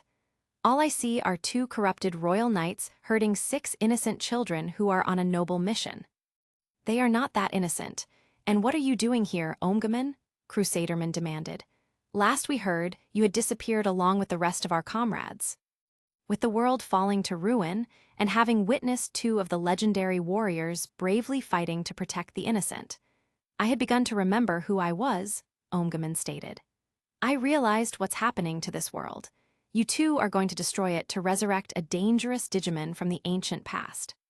You should be helping us. Are you not at all concerned about what these Digimon represent?" Crusaderman demanded. Omgamon wasn't swayed, though. They represent a future and path to stability in this world. All that they seek is to save their friends. And if I must fight against you two to ensure that they succeed, I shall. To say Lopman was shocked that this Digimon came to save and seemed to know them would be an understatement. But right now, he was more relieved than anything. "Come on, let's get to safety," Pataman quickly said to the others as he helped Lopman to his feet. The Digimon knew they had to get away from the battlefield if they didn't want to get caught in the crossfire. They began running as the 3 Royal Knights got ready to battle. They could hear the attack names being called out. Fist of Athena, DNA Disintegrator, Supreme Cannon. There was a large explosion that sent the 6 Digimon flying. Lopman rolled on the ground and looked up to see the forest had been reduced to data and a large crater. He couldn't see any signs of the 3 Royal Knights, though. However, a large figure landed behind him. Lopman gasped, feeling as though he was about to die, until he turned around. Much to Lopman's weary relief, it wasn't Dynesman or Crusaderman who landed behind him, but Omgamon, though Lopman wasn't sure if he could completely trust this Digimon yet. "Fear not, I'm not here to hurt you, Lopman," Omgamon assured. Lopman looked up at the Digimon. "How do you know me?" "We met back at the Diga School," Omgamon replied, "when I was Agumon and Gabumon, and prior to that, Koramon and Tsunamon." Lopman blinked as it took him a moment to remember the Diga School, as well as the 2 in-training Digimon who were having some problems of their own. Even though it likely hadn't been that long ago, it felt like a lifetime ago. "Koramon, Tsunamon, is that really you?" Lopman asked, having trouble wrapping his mind around the fact that this giant, powerful, supposedly leader of the Royal Knight Digimon was those 2 little kids he helped a while back in, what was essentially preschool. "Yes, it is," Omgamon confirmed with a chuckle. "I know this must be hard to believe, but it is indeed true." Wow, you two have certainly changed since I last saw you," Lopman said in shock as he was looking Omgamon up and down. "Yeah, remember those dreams I mentioned to you when I was Koramon?" Omgamon reminded. Those dreams that scared me to digivolve back then, and what had me push away Tsunamen for a time. Yeah, I remember, Lopman nodded. It turns out those dreams weren't just dreams after all, but bits and pieces of my memory. Memories of a past life, Omgaman explained. Gabuman and I started remembering more and more as the world became in danger. It was only recently we remembered who we were and DNA digivolved into Omgaman. We heard you calling for help and raced to your aid. You heard me, Lopman blinked, surprised. Indeed, I can't explain it, but we were able to hear you call for help in our minds, Omgaman answered. Lopman decided to store that information to the back of his mind. What do you mean, DNA digivolve? It's like a fusion of two Digimon, but at the cellular level. Omgaman explained. This can create a new Digimon, but the two Digimon must have a certain compatibility in order to pull it off successfully and stably as well. Otherwise, the resulting Digimon will be unstable and diffuse. Oh, wow, no wonder you two were so close, Lopman noted before smiling. It's good to see you again, especially now when we're pretty much at our lowest. How did you find out what we were doing, though? As a royal knight, you gain certain knowledge not many would have, Omgaman stated. I feel like I can hear what your Digicor wants. You want to save your friends. Yes, Lopman frowned, but you do know what will happen to you and this world if we do, don't you? Omgaman nodded. Yes, but that is the price that must be paid. If I must save this world, and that is the result, I will accept it as part of my duty as a royal knight. Do you know why those two are trying to kill us? Lopman asked. My only guess is that they had been corrupted and infected by darkness, or viruses, as you called them, Omgaman sighed. They are working for the main virus who is using Lucemon's body to break free from his prison. So it seems this world is doomed either way, Lopman noted. No, this world is only doomed if Lucemon roams free, Omgaman stated. While this world may not be real, it puts you and your world in real danger if something isn't done soon. Lopman, there you are, Pataman spoke up. And you? Hello, I am Omgaman. I'm an old friend of Lopman's, Omgaman introduced. You are? Salaman asked as she came into view as well. Wow, you're pretty big, Labraman said nervously as she came in from behind Salaman. Biaman and Kokuaman found them as well. Biaman, Kokuaman, it's nice to see you again, Omgaman greeted. What, do we know you? Kokuaman asked surprised. I'm sorry, I don't remember meeting an Omgaman, Biaman apologized. Then perhaps you'll remember the Tsunamen you helped back at Digischool, Omgaman informed. Wait, what? Biaman and Kokuaman shouted in shock and disbelief. Yeah, I had the same reaction, Lopman chuckled.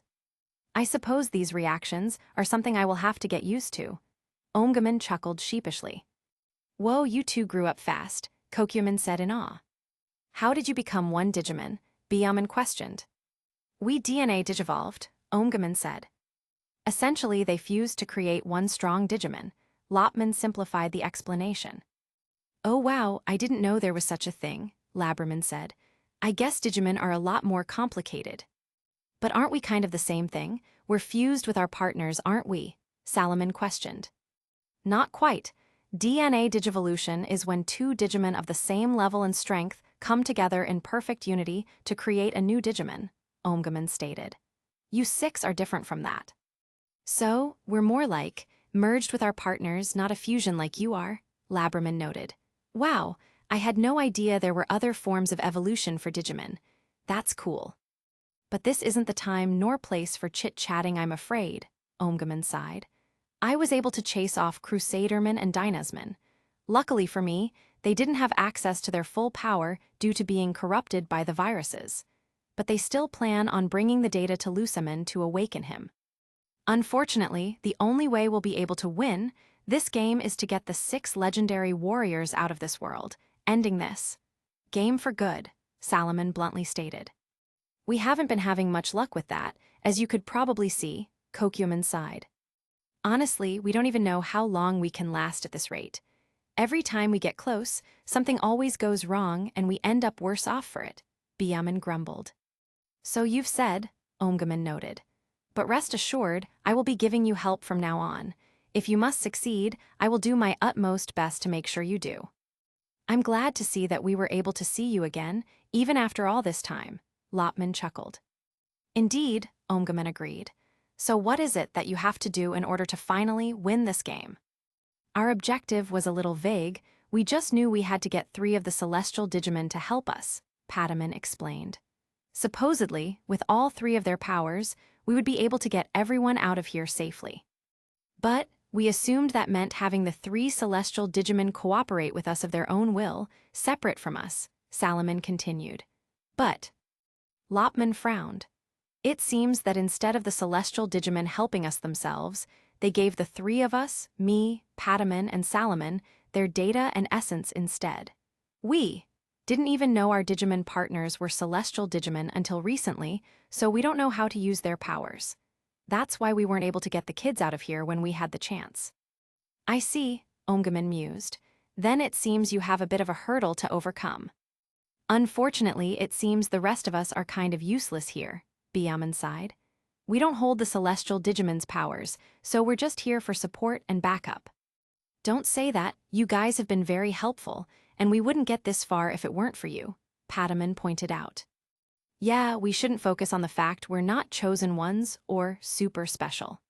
As the coach once said, everyone on the team is important and is needed to win a game, not just the best players and quarterbacks, Laberman stated. Wow, Laberman, never thought I'd hear you to be the one to say that, Kokuman chuckled. Laberman blushed. It's just the truth.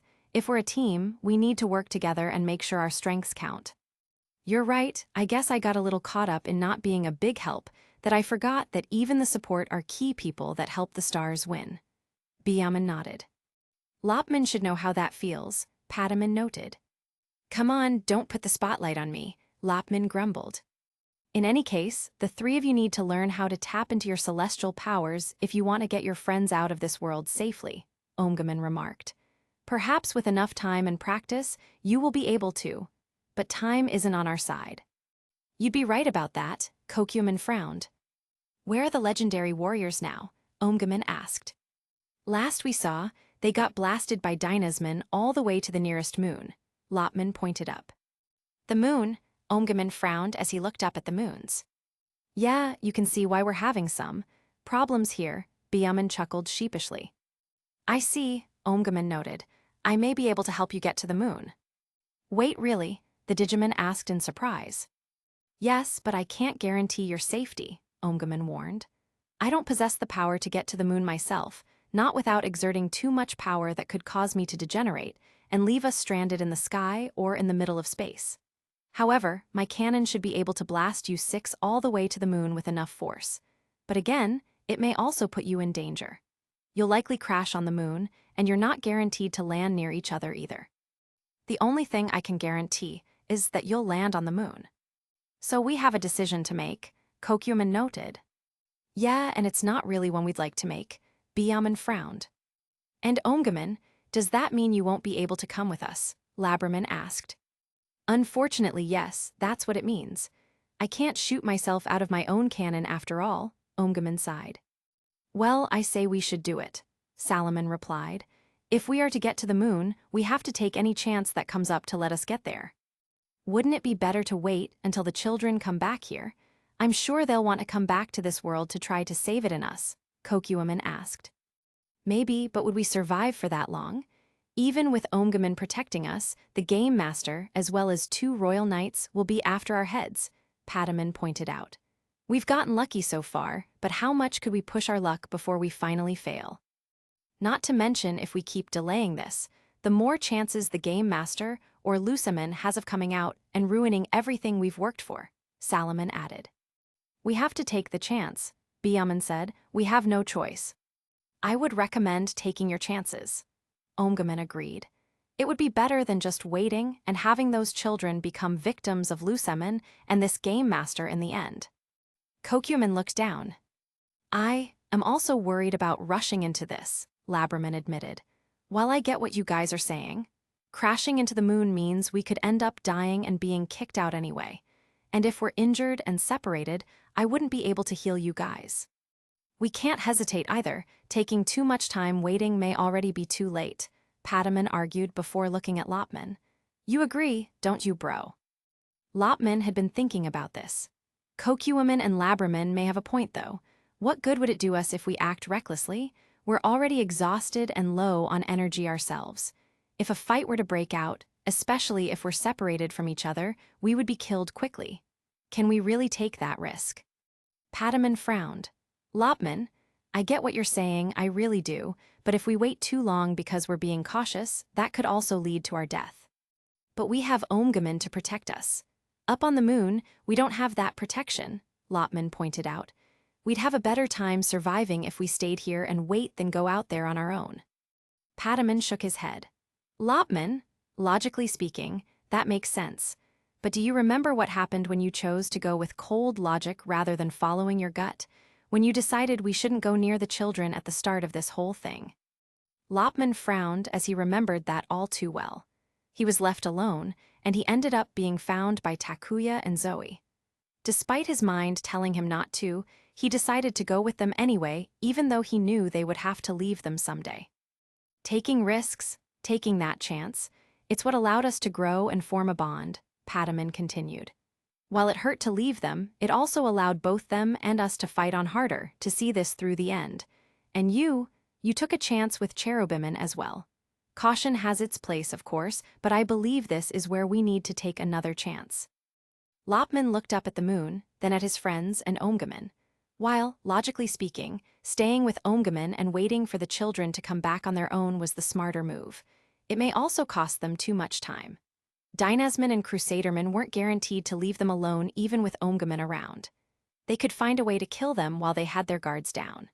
Besides, Lopman's gut was telling him to go to the moon, and his gut hadn't steered him wrong yet. This may be a very stupid, reckless idea, Lopman sighed. But it may also be our best chance of getting everyone out of here before Lusaman awakens. We've survived this long despite everything being stacked against us. What do you say, guys? Shall we take one more risk for our friends? Padaman grinned. When you put it that way, I don't see why not. If we are to save them, we risk it all. Go big or go home, right? I guess you have a point, Kokuwoman relented. This is a time-sensitive event after all. It'd be foolish to waste it all hoping they'll come to us. Yeah, I guess I've always been better at being proactive than reactive, Labraman chuckled. I'm surprised you knew the differences considering your less than stellar grades in English class, Byaman noted, impressed.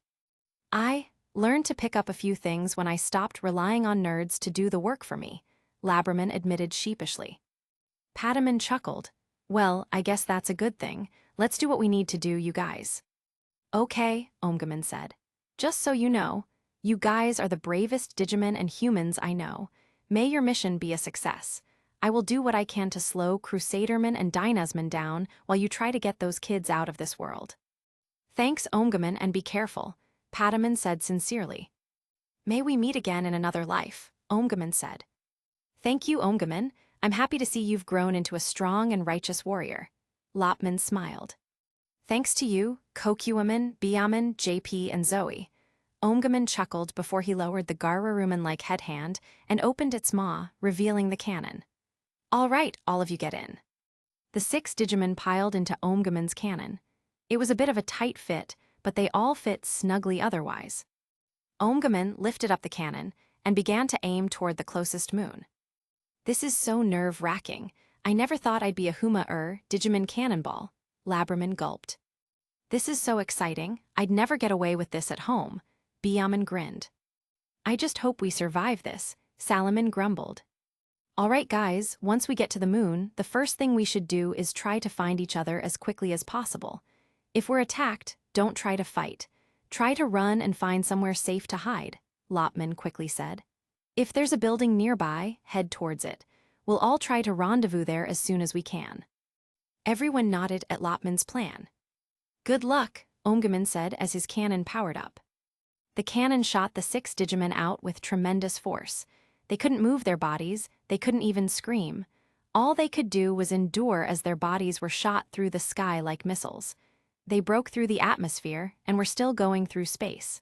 The moon was quickly getting closer and closer until all went black. Chapter 42. When Lopman started coming to, the first thing he immediately noticed was a splitting headache. He must have landed on his head. Good thing he had 3 horns as a helmet. He groaned as he held his head and struggled to stand up. Lopman opened his eyes, taking a moment to let his eyes adjust a bit. The blurriness took some time to clear up. It was dark and hard to see. Lopman looked around, seeing what looked like a wasteland of a gray, rocky land. There weren't any kinds of vegetation nearby. Looking up, Lopman could see the night sky, but he could also see the digital world that looked an awful lot like Earth, and what was even more disturbing were all the holes in it. It looked less like a planet and more like Swiss cheese. It looks like I made it. I must be on the moon, Lopman thought to himself as he pushed himself to his feet. I have to find the others.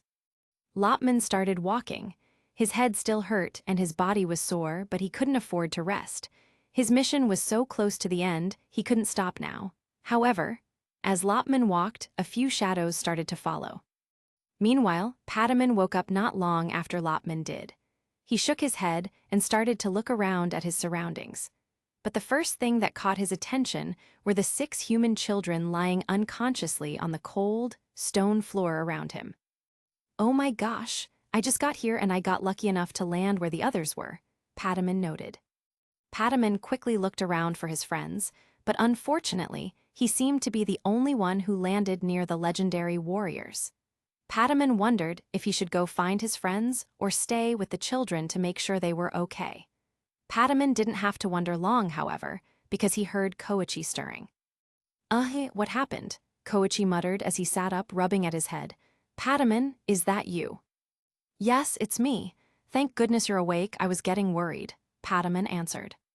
Wait, where are the others? Where's Koji? Koji asked in worry. Pataman looked over at the others. Out cold, I'm afraid. I'm not sure how long they've been like that since I just got here, but it may have been hours. Then Koji saw the others all unconscious. Oh no, Koji got to his feet, slowly staggering over to the others. Are they? They're alive, Pataman assured. If they weren't, well, we wouldn't be here right now. We need to get them to a safe place, Koji said. No, we're vulnerable right now. Do you know where you are? Pataman asked. I have no idea, but we seem to be at the bottom of a hole, Koji noted. Pataman, are the others with you? They're not here exactly, we got separated, Pataman answered. But they are in the area, we're on one of the moons. How did you get to the moon? Koji asked. The only way we did was because of the Royal Knights attacking us. Wait, did you get caught up in the explosion too? No, our partner Digimon got us away, Pataman admitted. If they hadn't, we might have died. We had some help getting here. Koji frowned. Right, about that, you're human, aren't you? That's something I should talk to you about later, Pataman sighed. Right now, we need to get you guys somewhere safe. And I need to get the rest of my friends to where we go so we can all meet up and try to get you guys out of here. Koji frowned but nodded. It was better than just sitting around and doing nothing. Okay then, let's go. Pataman started flying up and Koji began climbing up the hole. But Koji noticed something strange. It was hard to breathe. Well, maybe it wasn't that strange. Pataman did tell him they were on one of the moons after all. In fact, it was a shock that he could breathe at all. Then again, it was a dream technically. Koji then slipped and started falling. Koji, Pataman yelled in concern. However, when Koji hit the ground, his feet were suddenly bounced into the air. Oh, that's right, there's less gravity on the moon, Pataman remembered. You're moon jumping. Whoa, Koji landed on his feet, bouncing once more. Okay, gotta stop, somehow. When Koji reached the top, he was glad that he landed on his feet without any problems. Pataman landed next to him. Whoa, Koji looked up, seeing the digital world and how little was left of it. That's the digital world we were on, wasn't it? Yeah, Pataman answered, looking at it as well. I wonder if that's the state the dream world is in due to the viruses corrupting it. The viruses, the Royal Knights, Koji murmured. I know, it's a lot to take in, Pataman sighed as he started looking down. To be honest, you and the others weren't supposed to see our true forms back there. That was the biggest rule we've broken since we got here. And now, I'm not sure what the Game Master is going to do, but I'm worried about the others. And your real names, that's another big rule, isn't it? Koji asked. I noticed you never said your real names to us. We literally can't say our names to you, Padaman sighed. Every time we tried, something silences our voice. But, as Takuya had demonstrated, it seems the same doesn't apply for you guys. Before Koichi could answer back, there was a bright light that caught their attention. There were star-shaped Digimon driving some kind of tank over toward them. Well, I'll be darned, looks like you guys could use a ride, huh? The star Digimon noted as he stopped the tank. Who are you? Koichi asked, wary of this new Digimon. I'm Starman, the Digimon answered. We saw you guys being blasted to the moon, so we were sent as scouts to pick you up. Koichi looked at Padaman. Padaman gave a nod. I think we can trust them. We need all the help we can get. Koichi was wary, but at this point, with the others unconscious, he had no choice but to trust Padaman. Okay, I trust you on this, Padaman. Padaman looked over at the Starman. We have some friends unconscious and injured in this hole. Can you help us get them out? Sure we can, Starman answered. The Starman helped Koichi and Padaman gently pick up their unconscious friends and loaded them up onto the vehicle. The Starmen began moving their way through the rocky wasteland as they put some wet cloths on the humans' foreheads. I hope they'll be all right, Koichi said in concern. Don't worry, once we get to our moon base, we'll be able to treat your friends, Starman promised. We have the finest technology in our hospitals. At least you seem to be doing okay, Padaman said to Koichi. Yeah, but I don't know why. I should be unconscious, just like the others, Koichi noted. I wonder if it has to do with how the Game Master had my past set up in this world. I mean, you were unconscious, Padaman stated. But I guess that's beside the point. I wouldn't worry too much about it because the you here isn't the same as the you out there. But from what I can gather, you're essentially a ghost, or a spirit, I'm not really sure. But I don't think your role was you being physically here. Then, what does that mean for me outside of the dream world? Koichi asked, a bit freaked out now. About the same as the others, Padaman assured. Asleep, safe, not really hurt or anything. My guess is, since your past didn't have you coming into this version of the digital world on a trailman like the others, he had your spirit come instead. That's why you're a little more different here. Ghosts are a heck of a lot more durable than humans, take it from me. Koichi gave a nervous chuckle. I guess that has some benefits, he admitted before rubbing the back of his head, but it's still freaky. Yeah, I know what you mean, Padaman chuckled. I'm not quite like the others myself, in here and in real life, but it's not always a bad thing. Speaking of the others, do you think they're okay? Koichi asked. They're tough. I'm sure they'll be able to find their way to the moon base, Padaman answered. Speaking of the moon base, we're here, Starman spoke up. Padaman and Koichi looked over to see the moon base. There were multiple buildings under domes. There were glass tubes with moving conveyor belts that took them into one of the buildings. Wow, this place really is high-tech, Koichi said in awe. Yeah, I think my parents would be jealous of this place, Padaman chuckled. Before long, they found themselves in the health wing of the base.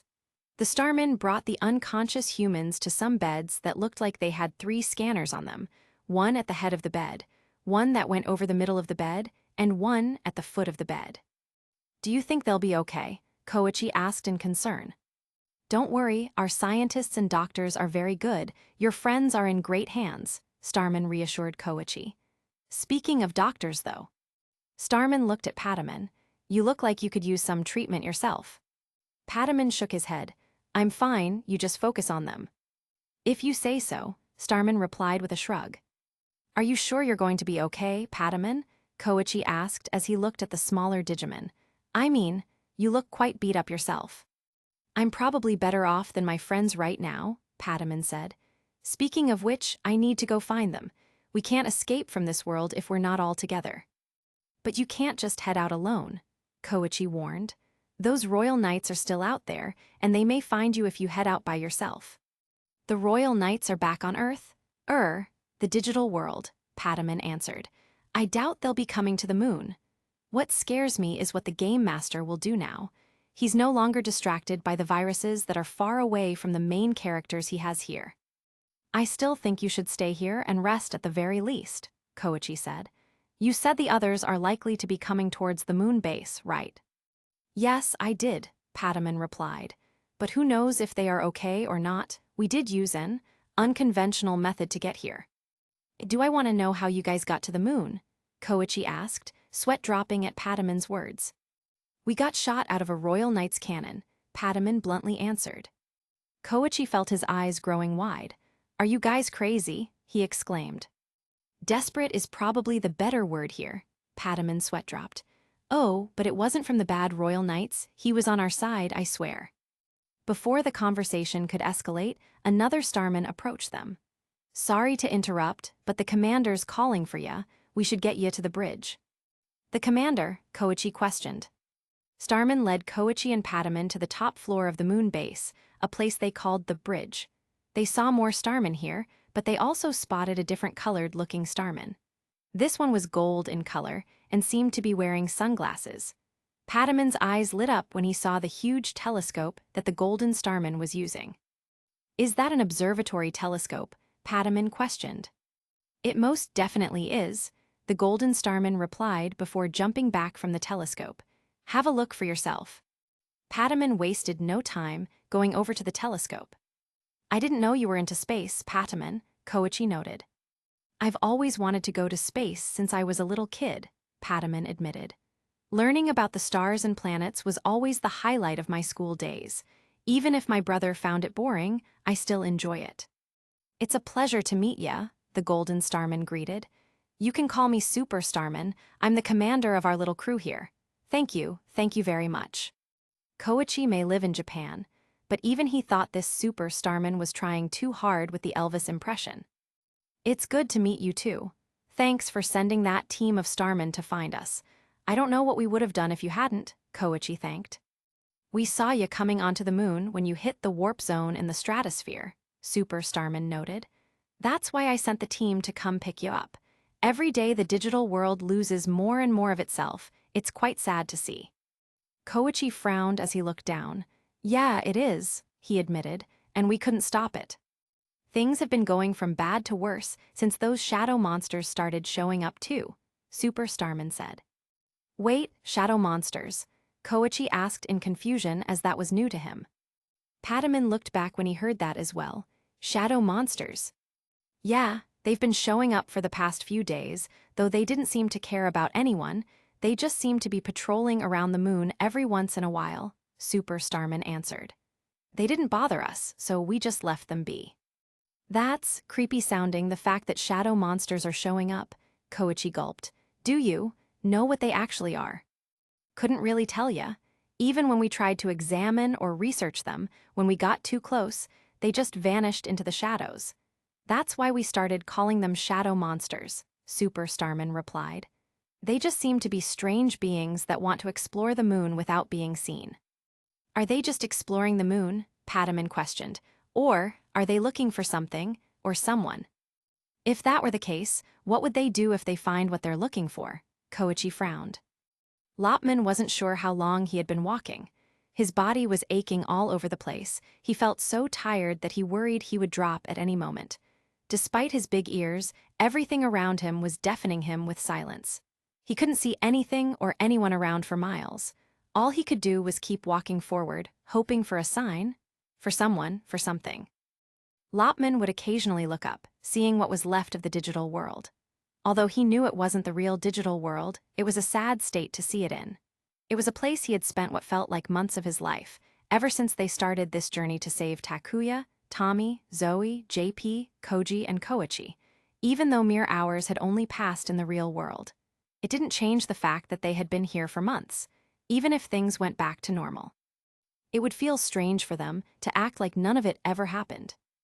Lopman hated this isolated feeling, this feeling of being alone.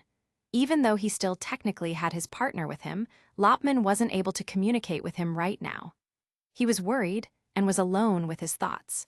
He wondered if the others were in the same situation as he was, or if he was somehow so unlucky that he was the only one far away from everyone else. Lopman wondered if he made the right choice, or if he had been too hasty when he went along with his brother's plan to use Omgamon's cannon to get here. They forced their only protector and ally to send them to the moon where he couldn't reach them. They may be safe from the Royal Knights and the viruses, but they were no longer safe from the Game Master. A reality that Lopman would soon be forced to face. Despite being alone, Lopman got a very uneasy feeling that he wasn't as alone as he believed he was. The shadows around him felt like they were moving. One of the shadowy forms slowly moved closer, showing it was not just a figment of Lopman's imagination. The shadowy form moved away, looking like a sentient form, but being made of only shadows. More shadowy forms could be seen moving slowly, as if stalking around or just merely moving to observe Lopman from different angles or sights. Lopman looked around, as if noticing for the first time since he got here that he was being surrounded. The beings made no sound as they moved. The darkness made it difficult to see them. Lopman gasped as he saw the shadows starting to take form. For the first time in a long time, Lopman was afraid of the dark. Some of the shadowy forms looked like dark purple and light purple frogs with red eyes and red lines along the arms, legs, and head, with glowing yellow eyes. Some other forms looked like large-bodied forms that were dark purple turning to dark red, with white and red accent lines along the arms, legs, head, and back, and 3 glowing yellow eyes located where the chest would normally be. And the last few forms were large towering figures that were a dark sea green color with red accents near the bottom, and purple lines where the face would be, and only 1 yellow glowing eye. These last figures looked like giant fingers sticking out of the ground. What are these things? Lopman questioned in fear. Lopman could immediately tell these creatures were not humans, nor were they Digimon. They lacked any glow or ectoplasm, so they clearly weren't ghosts either. The creatures, the way they moved as their strange yellow eyes locked onto him, reminded Lopman of zombies. They didn't speak, they just made horrendous, strange noises. Are they what the game master uses to kick out unwanted beings in his game? Lopman wondered. One of the creatures started launching toward Lopman. Blazing ice, Lopman shot out a breezy, icy wind from his mouth. The creature let out that horrendous roar as it was hit and slowed down. Lopman began running, knowing he had to get away or be killed by these strange creatures. Lopman jumped and began spinning around. Tiny twister. Lopman spun through the horde of shadow monsters that were forming around him. When Lopman stopped spinning, he quickly began running. The shadows were moving quickly, however, and they seemed to be spreading faster than he could run. One of the bulky shadow monsters rose in front of him. Lopman tried moving to the side, only to get stopped by one of the taller, finger-looking monsters. The monsters began to reach out to Lopman with their clawed hands. Spiral twister. Green flames quickly hit the monsters, burning their claws. Lopman, quick this way, Byaman called out from the air. Lopman didn't hesitate to run after Byaman as she flew ahead. He finally got to see a friend again. Byaman, what are these things? Lopman called out. I don't know, but they seem to be after us, Byaman called back. There was another one of those horrendous roars as a large shadowy hand suddenly reached up from the ground and grabbed Byaman. Lopman charged forward and head-butted the arm of the hand with his 3 horns. Another shadow hand grabbed Lopman and pulled him away. Power surge. Jolts of electricity zapped the hands, forcing them to let go of Byaman and Lopman. Hurry, you too, Kokuaman called from above them. This way. He flew off with Byaman and Lopman chasing after him. The 3 Digimon kept running and flying, using their attacks on the shadow monsters that tried to stop them. Have you seen Salamon, Patamon, or Labramon? Lopman asked the other 2 as they were running. Not yet, but we heard Salamon and Labramon using their attacks earlier, so they can't be too far, Byaman spoke back. But Patamon we haven't heard a peep from yet, Kokuaman admitted. We need to focus on finding Salamon and Labramon for now, though. They must be close by. Lopman frowned as he managed to avoid being grabbed by more claws. The game master must be trying to get us booted out now. Yeah, we sort of figured that out, Kokuaman said before shocking more of those shadow monsters. Retriever bark. Puppy howl. I hear them, over there, Lopman called out, heading toward the direction he heard the barking attacks coming from. Kokuaman and Byaman didn't hesitate to follow Lopman. More shadow monsters started showing up around them. Lopman, knowing he had to conserve energy, punched one of them in the face with his ears before jumping off of it. Byaman grabbed onto Lopman's ears with her talons as she flew up higher. They soon saw Labramon and Salamon. It seemed they were able to find each other earlier and were fighting against the shadow creatures. "There they are," Biaman exclaimed. "Let's go help them." Labraman and Salaman were standing back to back with each other. "You know, it's kind of crazy how things turned out," Salaman said. "It was just yesterday we barely even spoke to each other in our reality, and now here we are trusting each other with our life." "Heh, I get the feeling this probably won't be the last time we'll be doing this," Labraman replied. "We need to make sure we survive this first if we hope to do this again," Salaman noted. "These things keep coming no matter what we do." There was more of that horrible roar. Blazing ice, Lopman was thrown by Biaman to freeze as many of the monsters as he could. Kokuaman followed it up by using his attack, Power Surge. Kokuaman zapped the remaining monsters, causing them to go back into the shadows. "Quick while the going is good, let's move," Biaman shouted. The group didn't hesitate as they ran together, hoping to get away from the shadows and just find a safe place to rest for the moment. They found a crater that seemed to be devoid of any shadow monsters, so they quickly jumped down. Thanks to the moon's gravity, they were able to safely land without hurting themselves. The group all sat down, wanting to take a moment to breathe. "I'm glad we were able to find each other. I was worried about all of you," Lopman said. "It was also pretty lonely walking by myself for a while." "I think we can all say the same thing," Labraman chuckled. "It's much better to see friendly faces than those creepy shadows that were attacking us." "Speaking of which, what were those shadows?" Kokuaman asked. "They didn't seem to be Digimon or ghosts. Are they viruses?" "I don't think so. The viruses that infected this world seem to be pieces of ectoplasm, which are ghosts in nature," Salaman answered.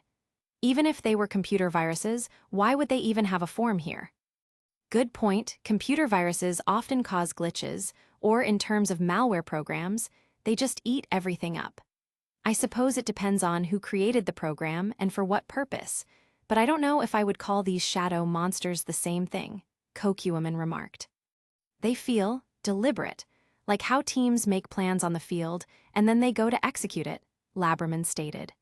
"Before they spotted us, those shadow creatures seemed to be looking around the area, like they were patrolling or looking for something."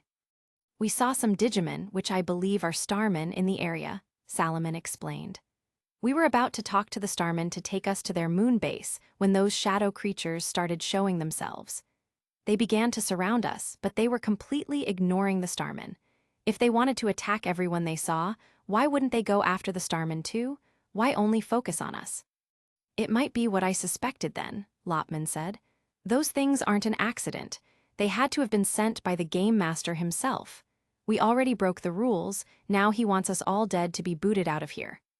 "Well, I guess this time we can't hide anymore." Salaman frowned. "We're nearing the end, and the game master is going all out to stop us." "That's right, we have the power of the 3 celestial Digimon now," Biaman remembered. "The only reason we couldn't use it was because so many things were happening. The viruses infected the Royal Knight and blasted the legendary warriors to the moon. We haven't had the time to figure out how to use those powers to get us all back home.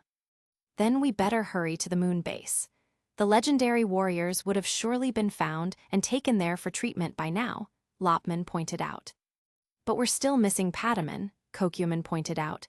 "He has the power of Seraphimon. Without him, we won't be able to do anything." "Pataman is able to use his ghost powers, right? So he should have been able to get through those shadow monsters easily and head to the moon base himself," Salaman theorized. "Really, you think so?" Labraman asked. "It's likely," Lopman agreed. "Pataman is able to access that power without needing to separate and digivolve his Digimon. If anyone is capable of getting to the moon base first, it would be him, and that's likely where we'll meet up with him." "Even so, we still need to get there ourselves," Labraman reminded. "And we don't have the power to just go invisible or intangible whenever we want. We would have to get past those shadow monsters that want us dead." "Yeah, and that's dangerous, given our situation right now," Kokuaman noted. "We're using too much energy when fighting these things, and if we need to separate, we'd run out of energy even faster." "Then let's not separate," Lopman said. "We've been separated enough. We need to finish this together, or die trying. We're already come this far. We can't let these shadow creatures stop us now." But how can we get to the end? Kokuaman asked. We're all too exhausted to separate and digivolve our partners, and I doubt even this crater's going to be safe for long. We need to get to the moon base here, Lopman answered. Are there any tracks or something that could tell us where the moon base is from here? Labraman looked down as she noticed something on the floor. She sniffed what looked like pieces of hair. Hey. What is it? The others asked. There's some hair here. Human hair, Labraman pointed out. I recognize their smell. Koji, Zoe, the legendary warriors were here. Then we should be able to follow their scents, Byaman exclaimed. Or at least figure out where the moon base is if someone found them. We can just follow any tracks we might find. It will be risky, but we have no choice, Kokuaman agreed. Come on, let's go see how bad our circumstances are, Lopman said. The Digimon climbed their way up to the edge of the crater. They could see the shadow creatures were patrolling around the moon again, only this time they knew the creatures were looking for them. However, Byaman's keen eye noticed something on the ground. She saw what looked like tire tracks heading somewhere. The Digimon lowered themselves back into the crater to avoid being spotted by the shadows. I saw tire tracks, Byaman informed the others. That could be the starman that picked up the kids and took them to the moon base. It's a likely conclusion, Salaman admitted, though we still have to be careful. If those shadow creatures find us, we'll be as good as dead. Some of us are still injured or banged up from the Royal Knights, and for getting here, Kokuaman sighed. I can heal you guys, Labraman offered. You better save your energy, Labraman, Lopman stated. We're likely going to need your healing once we start moving. Labraman nodded, even if she didn't like it. Let's get moving then, Byaman said. The sooner we move, the better. Just be careful, we're low on energy. Remember, our priority is to get to the moon base, not to win in a battle against these shadow creatures, Lopman warned. Try to save as much energy as you can. Don't use your special attacks unless you necessarily have to. If you get surrounded, try to find an opening and go for it. And, Labraman frowned, I hate to say this, but you and Salaman are our top priority to get to safety. Why would you say that? Salaman frowned. You know why, Labraman said. You and Lopman have the celestial Digimon's powers within you. You two and Pataman are needed to get everyone out of here. The rest of us, we're expendable at this point. Labraman is right, Kokuaman agreed. It hurts to admit it, but we can't do anything to get everyone out ourselves. While we were able to help you get this far, you three are who we need. Don't you dare say that, Lopman snapped. We need everyone to get out, not just the celestial Digimon. As much as I want to agree with you, you and Salaman are indeed more important to get to safety. Byaman agreed. That's not to say the rest of us are expendable, but you, Salaman, and Pataman have the celestial Digimon's power. You three are the cornerstone of our plan, despite what you say. You don't get it, Lopman said. The power of the celestial Digimon may be what we need to get out, but it still needs a trigger. We can't pull that without everyone. I agree with Lopman, as cheesy as it may sound. We haven't been able to use the power of the celestial Digimon ourselves, Salaman stated.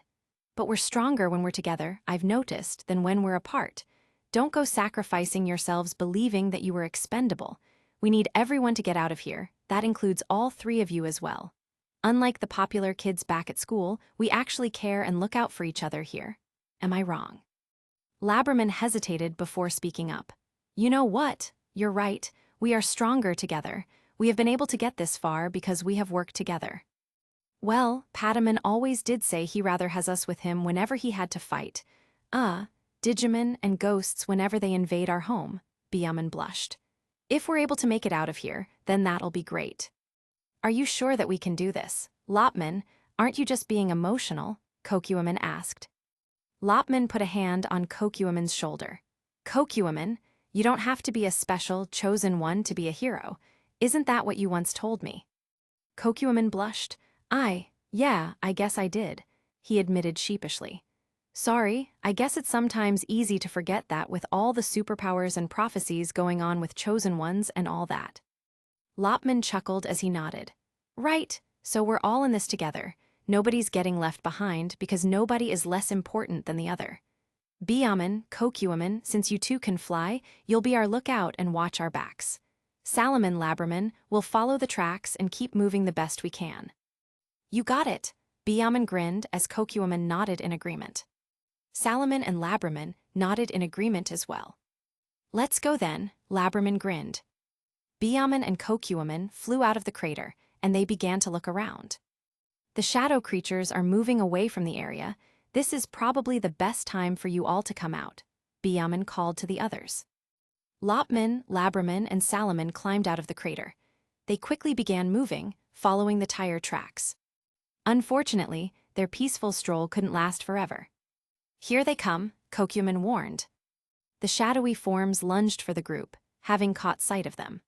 At once, a few tried to grab at Kokuaman, who flew up and to the side to avoid getting caught, while Biaman pecked at one that had tried to snag him from behind. The shadowy form being pecked at retreated to avoid getting attacked over and over again. Thanks, Kokuaman exclaimed in relief. Don't thank me yet, Biaman said before she flew up to avoid getting grabbed by a slimy tongue from one of the frog-like shadowy forms. Seeing the tongue almost grab Biaman, Labraman turned and lunged, biting the tongue as soon as she was within range. The frog-like form screeched at the pain of its tongue being bitten and retracted the appendage into its mouth, prompting Labraman to let go of the tongue. Yuck, Labraman exclaimed, sticking out her own tongue in disgust. Labraman didn't have time to be too grossed out, however, before claws were reaching out toward her. In a response to those claws, Lopman got in front of Labraman and shielded them both with his long ears. The claws pulled back after failing to slash through the ears. Kokuaman flew down and used his own claws to grab one of the frog-like shadow's tongue and lifted it up before swinging it around at the other shadows. This allowed them a path to run through, as the other shadows were hit by the swinging frog-like creature, before Kokuaman let go and quickly flew away. However, as they kept going, several bulky-type shadow creatures began coming up to create a wall to get in their way. The long, finger-like shadows began to form on the side. Heads up, we got more of them, Biaman warned. Two of the finger-like shadows charged at the group, aiming to split the group down the middle. Thinking fast, Kokuaman flew at the shadowy forms. He smashed through the two shadowy forms, throwing them to the sides like bowling pins. Strike, Kokuaman grinned. This enabled the group to move again. More finger-like shadows charged in such a formation, but Kokuaman was able to plow through them and knock them aside as if they were just bowling pins. Wow, talk about using your head, Salaman joked as she ran behind Kokuaman's charge. I knew all those bowling ball games would pay off eventually, Kokuaman proudly stated. Guess you do make a good bowling ball, Biaman snarked. Was that meant to be a compliment or an insult? Kokuaman questioned. I'll let you decide, Biaman said. For now, watch out. Biaman used her wing to slap an incoming tongue that almost grabbed Kokuaman from behind. She then flew up and dived down at the frog-like shadow creature, using her talons to slash it back into the shadows. Biaman flew at the other finger-like shadows, slashing them with her talons with ferocity. Dang, she's intense, Labraman gulped. And I thought Salaman was the intense one. Maybe girls are just intense in general. Says the female Digimon, Salaman huffed. Hey, I can't help it if my partner is female, Labraman shot back with a blush. Salaman just jumped onto the head of a frog-like shadow and bit down on its hand that tried to grab her. She then jumped onto the hurt hand as hard as she could, making the frog-like shadow retreat to keep its hand from being hurt anymore. Seeing another shadowy form lunging for her, Salaman jumped onto its head and the shadowy form tried to smack her off and grab her. But Salaman just jumped over the hand and smashed her paws into it as hard as she could. She then repeated this on a few other shadowy forms that had formed a line ahead of her. Lopman and Labraman stood face to face with the bulky walls ahead of them. Come on, Labraman, we can't let the others have all the fun, right? Besides, you are still the quarterback of our school, right? Show them how you do things. Labraman gave a grin. Right, walls are meant to be broken, here I come. Labraman charged and smashed into one of the walls. The shadow creature flinched slightly, and Lopman ran in to jump and spin around. Not enough to create a tornado attack, but enough to slap the creature's head silly. Now that's how you do it. Labraman grinned as the wall crumbled down in front of them. Keep going, don't look back, Biaman called out. Lopman could hear more growling and roaring from behind them. He could see why Biaman was warning them not to look back. They had to keep going. They needed to get to the light at the end of this tunnel. They were so close, they couldn't give up now. There, the moon base is just up ahead, Kokuman shouted. Lopman, Salaman, and Laberman could see the lights of the base. They were going to make it. The three on the ground gave a smile to each other. After all the hardships and everything they went through, they were finally going to make it. They were going to save everyone. Unfortunately, they got too comfortable. Lopman had realized something they forgot, something important. Shadows were created by light, and the closer they were to the light, the bigger the shadows became. When they got close to the moon base, the group were surrounded by the shadow creatures. There were too many of the shadow creatures for them to just push on through like earlier. Biaman and Kokuman were shot down by a purple laser coming from the finger-like shadow creature's eyes. Biaman held her injured right wing with her left wing. Kokuman's back was sparking, unable to use his wings. I don't think they're going to let us go so easily, Salaman muttered, seeing the situation. No duh, Laberman hissed. We need to keep moving, but there are too many of them. What do we do? Kokuman murmured. This is our last stand, guys, Lopman spoke up, seeing no feasible way out of this. I'm sorry, we took a risk and it failed. All we can do is fight and last as long as we can. Then we have to attack, Laberman groaned.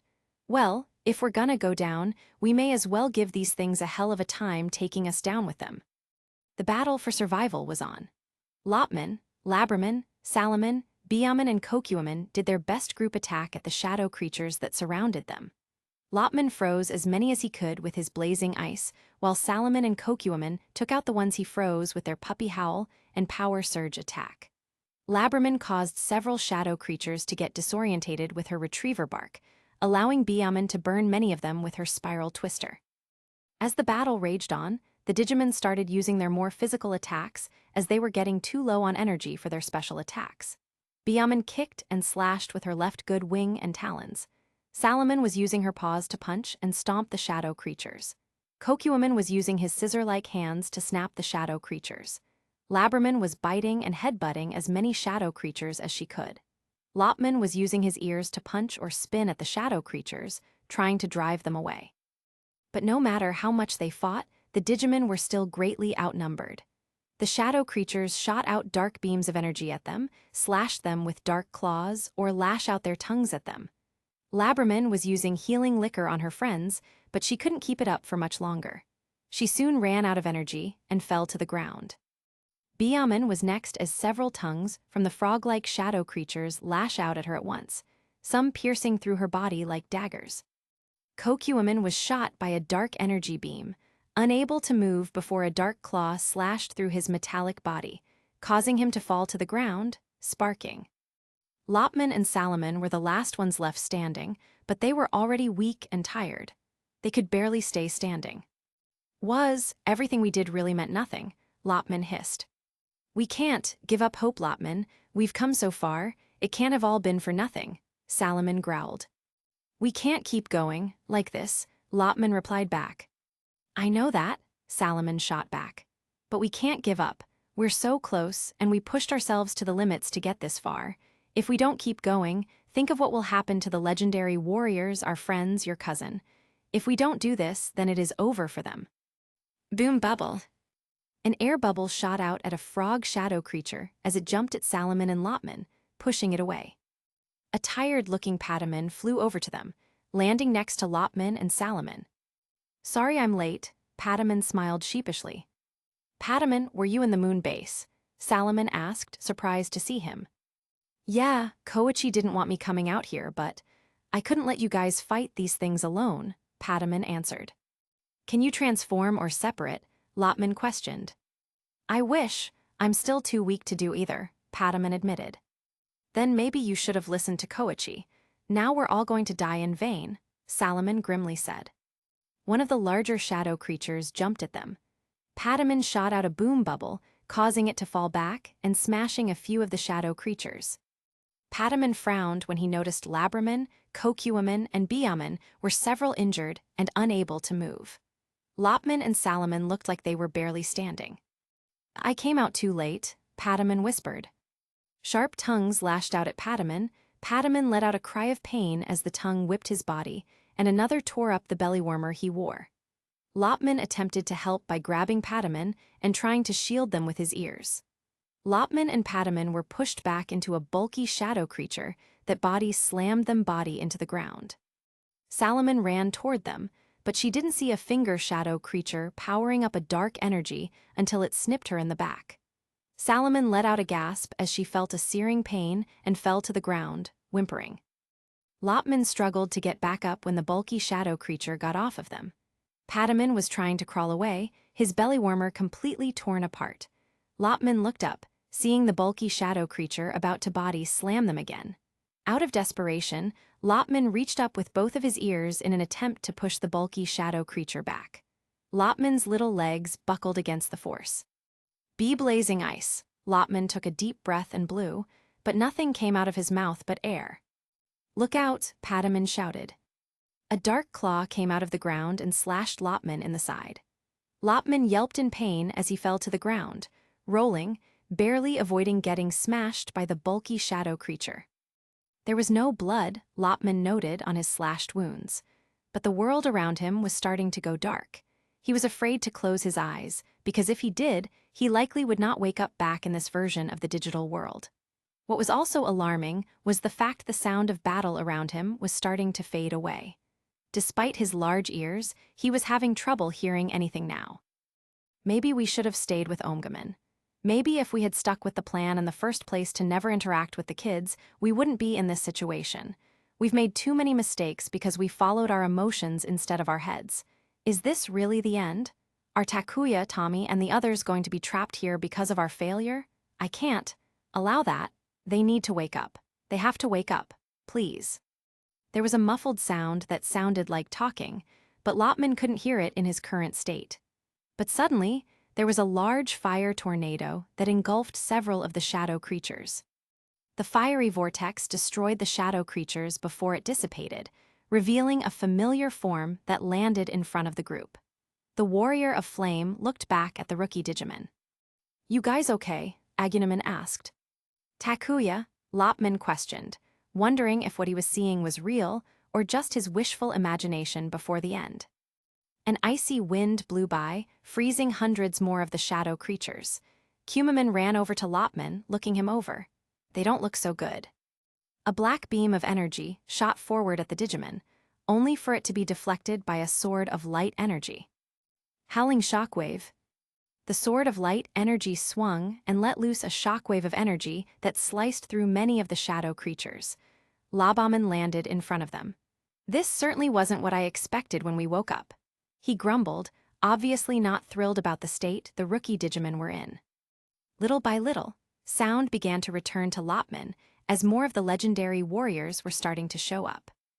Hurricane wave. Several of the shadow creatures were caught up in a pink twister. Kaisman flew in, carefully picking up Biaman. We need to get them to safety quickly, Kaisman called out. Thunder Fist. Beetleman came charging in, zapping a bulky shadow creature. As soon as the bulky shadow creature was eliminated, Beetleman landed next to Kokuaman before picking him up as gently as he could. The sooner we can move, the better. A particularly large finger-like shadow creature loomed above Salaman, ready to smack down on her. But then a yellow orb surrounded by black energy slammed into it. Shadow meteor. Another similar energy orb slammed into the finger-like shadow creature again, this time destroying it. A dark-armored form ran into view, reaching Salaman's side. It's okay, the form told Salaman as she was gently picked up as well. Lopman could see Agunaman picking up Pataman carefully as well, and he himself was being picked up. Despite Kumaman being the warrior of ice, his hands felt surprisingly warm. Or maybe Lopman's body was just cold, he couldn't tell. Let's hurry, I don't know if they can last much longer, Kumaman called out before he looked at Lopman. You'll be okay, little buddy. Seeing how they were in good hands, Lopman was able to comfortably close his eyes. He just hoped that it wasn't too late for them. Andy heard someone calling out to him. He slowly opened his eyes, half expecting to see his living room to indicate he had failed. But he found himself in the voice instead. He saw someone looking back at him. Andy's eyes went wide in shock as he recognized the figure as Cherubimin. Good, you're finally awake. Andy looked at Cherubimin for a moment. Am I talking to Lopman or Cherubimin? Both technically. I'm sorry, this isn't what I usually look like as Cherubimin. But your mind perceives me as the evil version because that's the only version you know, Cherubimin sighed. Lopman, why are you Cherubimin? Andy questioned. This was the form I'm usually in, Cherubimin answered. In my previous lives, I often digivolve into my mega form so I could continue to govern the digital world as one of the celestial Digimon. When this version of Cherubimin absorbed us, my memories were finally unlocked. I remember my past lives now, who I am, who I'm supposed to be. Does knowing, remembering, change anything between us? Andy asked. This was something he had been worried about since he had an inkling that his partner was the missing celestial Digimon. For a long moment, Cherubimin didn't give an answer. It made Andy anxious and worried that perhaps things did change between them. That Cherubimin would no longer want to be his partner because of his hatred for players, for the people who ruined his home and took over his domain. I don't want anything to change between us, Cherubimin finally said. I was angry and acted hasty when those humans attacked the Digimon under my protection, but I am aware there are good humans just as there are bad humans. I know you aren't a bad person, Andy. Despite what I remembered, I don't regret my choice of bonding with you and becoming your partner. But there is something I need to tell you, something I wished I kept forgotten. What would that be? Andy asked. This adventure, this dream story that Maxwell Carbon had conjured up has some truth to it, Cherubimin stated before looking down at his large purple hands and flexed his fingers a little. The legendary warriors, the four of them, before Takuya and Tommy. They had come to the digital world in reality 4 years ago. Their journey is very similar to everything you've experienced in this dream world. I was evil, or at least, I became evil and corrupted by a dark desire under the guise of wanting justice for beast Digimon. Not even celestial Digimon are immune to falling to their darkest desires. So something like this actually happened before, Andy frowned. You could say that, yes, Cherubimin replied. I will admit, I do feel bad about what I did 4 years ago, but when I was reborn, I tried to put it behind me. However, when the players started coming in, I felt anger coming back. All I had worked for to put behind me was going to be ruined by humans. And well, you know what happened to me when I acted hastily. Cherubimin gave a sigh. So if anything, you shouldn't worry about me hating you. I'm more worried about you hating me, seeing me at my worst here and seeing what I could be capable of if pushed too far. Andy blinked for a moment before shaking his head. I'm starting to see now why we became partners. I've had my share of dark desires. There were times, if Tommy hadn't stopped it, where I could have had you dark digivolved because of how angry I was about what Walker did to Danny's reputation, and how I put Amity Park in danger with that Fright Knight's sword. But you also helped me out of my dark thoughts, and pushed me to keep going until the end, even when we were facing impossible opponents like Burning Grayman or Vlad. You stuck with me when the corrupted legendary warriors attacked Amity Park, and we made a miracle together. We need each other to keep ourselves stable. Cherubimin smiled. I'm glad to hear that. You have no idea how happy it makes me to hear this from you. Maybe you losing your memory when you were reborn was a blessing after all. I doubted we would have been able to bond in the first place had you kept your memories, Andy chuckled. Maybe, but then, if someone as stubborn as Seraphimin, who lost hope of bonding with humans after what happened, was able to form a bond with your brother, it probably would have happened eventually, Cherubimin pointed out. I don't know about that, my brother's just really stubborn, Andy chuckled. He's too stubborn to even let death take him fully. Cherubimin chuckled as well. But that trait is in you too. You refuse to give in, even when things look bleak. There is a reason you each bonded with a celestial Digimon, and it wasn't just because of pure chance. You have a good heart, as does your brother. Now you're making me blush, Andy chuckled sheepishly. What about Valerie? She has her own special brand of stubbornness, but she also has a good heart. With how feisty she is, it's no wonder why Offenimin bonded with her, Cherubimin remarked.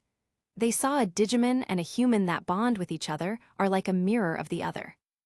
Does that mean I'll go mad with power and turn evil one day? Andy asked. Oh no, it doesn't mean that at all, Cherubiman countered quickly. It all depends on the choices you make, not the Digimon in question. If a human makes a bad choice, their Digimon can be affected. If they make a good choice, then their Digimon won't be corrupted. Oh, relax, big guy, I was kidding when I said that, Andy assured. But, the fact that we're here, does that mean we're still alive in the dream world? As far as I can tell, yes, it would seem so, Cherubiman replied. But that is just an assumption on my part, since we've never met face to face like this before. I wish I could be more sure about our fates in the dream world right now. Do you think you being Cherubiman right now is because you have his essence? Andy questioned. That is a possibility, Cherubiman answered. We have the power. And if we are still in the dream world, it's a matter of bringing it out. Andy nodded. We'll figure it out. We can't be divided anymore. We need everyone to come together for it to work. Maxwell and Tapperman won't stop us anymore. Cherubiman nodded as well, smiling with pride. That is what I hoped to hear from you, Andy. And you are absolutely right. Division is weaker than unity, and a united front is something to be respected. Thanks, Cherubiman. I couldn't ask for a better partner. Andy smiled back. Andy found himself closing his eyes again, feeling something dragging him out of the void. As Lopman's hearing returned to him, he could hear what sounded like a machine scanning and beeping. He could also hear voices from not too far away. Is they going to be okay? A familiar voice asked. They looked quite beaten up when we got to them. I hope so, another voice replied softly. If we hadn't shown up when we did. Don't think about that, Zoe. We got to them and they were still alive when we brought them in. It's odd. They were on the brink of death, yet they didn't show any fractal codes. They did mention if they were to die, they wouldn't be able to be reborn here. It may have to do with their unique situation. They aren't like normal Digimon, remember? They're, more like fused with the Digimon they became here, if that's the best way to describe it. I'll admit, there is something mixed with their data when we had our computers scan their bodies. It was difficult to tell what it was, but after scanning the data from you guys, it's become clear there's human data mixed with the Digimon data. Although a few of them have ectoplasm mixed with them, it's a wonder how they're able to exist without glitching out or melting. So are you able to treat them? No worries, while their bodies are an oddity, it isn't a bad thing. In fact, it's already mending most of their wounds. We're just treating their more severe wounds and trying to energize them to help with their exhaustion. Good, I'd hate to hear nothing could be done for them. I think the same could be said for all of us. Those things attacking them really left them in a bad state. But what were those things? I've never seen anything like them before, nor were those things Digimon. And why did those things only started attacking the Digimon and nobody else? Questions we'll leave for them when they wake up. Maybe they might know. Lopman went back to sleep. When Lopman came back to consciousness, he opened his eyes to find himself lying on a bed, a hospital bed. He blinked a few times as he saw bright lights shining down on him. He managed to sit up, wanting to look around and see where he and everybody else were. Lopman, much to his relief, saw the human children were nearby, looking out the window and talking to each other. He saw he wasn't the first one to wake up either. Pataman, Salaman, and Labraman were already awake. They were just sitting like he was. Kokuaman and Biaman were still sleeping, it seemed. Hey, welcome to the world of the living again, bro, Pataman greeted, seeing that Lopman was awake. I just woke up not long ago myself, Labraman chuckled. I don't think the others are even aware we've woken up yet. So we managed to survive after all, Lopman noted as he looked down at his body, not seeing any of the claw marks or injuries he sustained in battle with those shadow creatures. Yeah, it was close, but we did, Salaman grinned. I suppose we owe Pataman a big thanks though, because if he hadn't come, we wouldn't have lasted long enough for the legendary warriors to come help us. They were already waking up by the time I went to go help you guys, Pataman explained. I told Koji to let the others know of the situation, that's why he didn't come out right away. I doubted Koji by himself would have been able to save us, and it would have taken the others too long to realize what was happening to help. Am I alive? Biaman groaned as she sat up as well, rubbing her right wing. It's not injured anymore. Yeah, it seems the Starman's medical treatment really is top of the line, Pataman chuckled. Oh good, I'm able to move again. Kokyumen spoke up as he sat up as well and stretched his wings. Hey, my wings are fixed. We really were in a bad way, Byamen admitted, but I guess the starman came through. I feel much better. I guess we all are feeling better, Labraman chuckled. I certainly feel better than I did when we first got here. Seems like we all made it then, that's good, Lopman said in relief. I really thought we had failed, that we were going to lose everything after coming so far. We were in a no-win situation. Dr. Carbon really was pulling out all the stops, wasn't he? Salaman sighed. We may not be safe for very long then, Byamen spoke up. If the game master is really that determined to get us kicked out, then we need to act soon. Then we should let the others know we're awake, Kokyumen said. If you're sure, then let's do it, Pataman said in agreement. I don't think getting back to the digital world to fight those royal knights is going to do us any good, Koichi stated. Why not? Takuya asked. We've got to stop them, don't we? You're missing the point. Remember what Koichi told us before? Koji questioned. This world isn't even real to begin with. We're just trapped in somebody else's game. Takuya raised a hand to the back of his head and rubbed it sheepishly. I guess I forgot. He chuckled embarrassedly. So, what do we do then? Zoe asked. If we can't go back to the digital world, if we can't fight the royal knights, what is our next step? Maybe we should just wait for the Digimon to wake up. They did come here to save us, didn't they? JP pointed out. But if they could save us, they would have done that by now, wouldn't they? Is doing nothing but wait really the best course of action? Zoe frowned. We may not have a choice, Tommy sighed. Trust me, I don't like the idea of doing nothing and waiting for someone else to take care of it. But if we try to act on our own right now, we'll likely be putting our friends in danger again. They only ended up like this because they were trying to get to us on their own. Koji scowled. Even if we have no choice, at least we should try to come up with a plan. We don't know what the game master will do now. We need to be prepared for anything they may throw at us. Do you think those royal knights will come here then? Koichi asked. We don't know enough about them to say for sure, Tommy said. But, Takuya, does the guidebook say anything about Dynasmin or Cursiderman? Takuya blinked before he reached for the guidebook. I think so, he replied as he picked it up and began to flip through it. Let's see, Royal Knights. Finally, he landed on the pages he was looking for. Aha, here we are, Takuya exclaimed. Let's see. It says Dynasmin is a royal knight Digimon that will serve his lord that embodies his sense of justice best with unquestioned loyalty, even if said lord is classified as evil.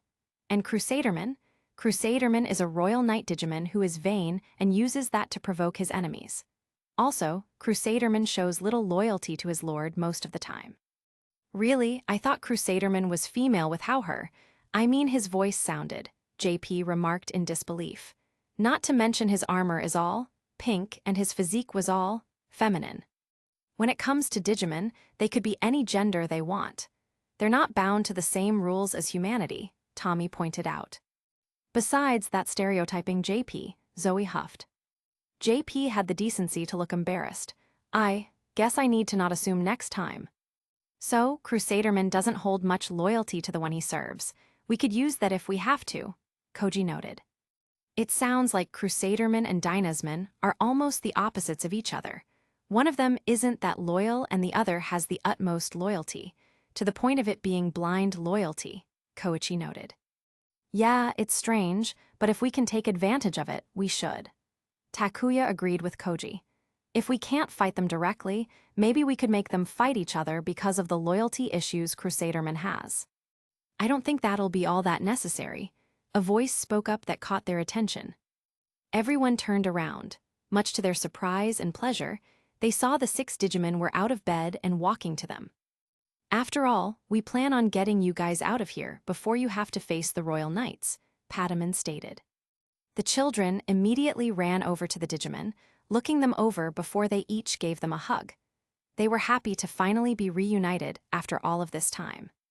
We missed you guys, Tommy said softly as he was hugging Lopman. We did too. We're sorry we had to leave, Lopman replied just as softly back. We're sorry too, Takuya said as he hugged Pataman. We should have known something was going on with you guys. We're just glad you didn't give up on finding us, Pataman said in relief. But how do you plan to get us out?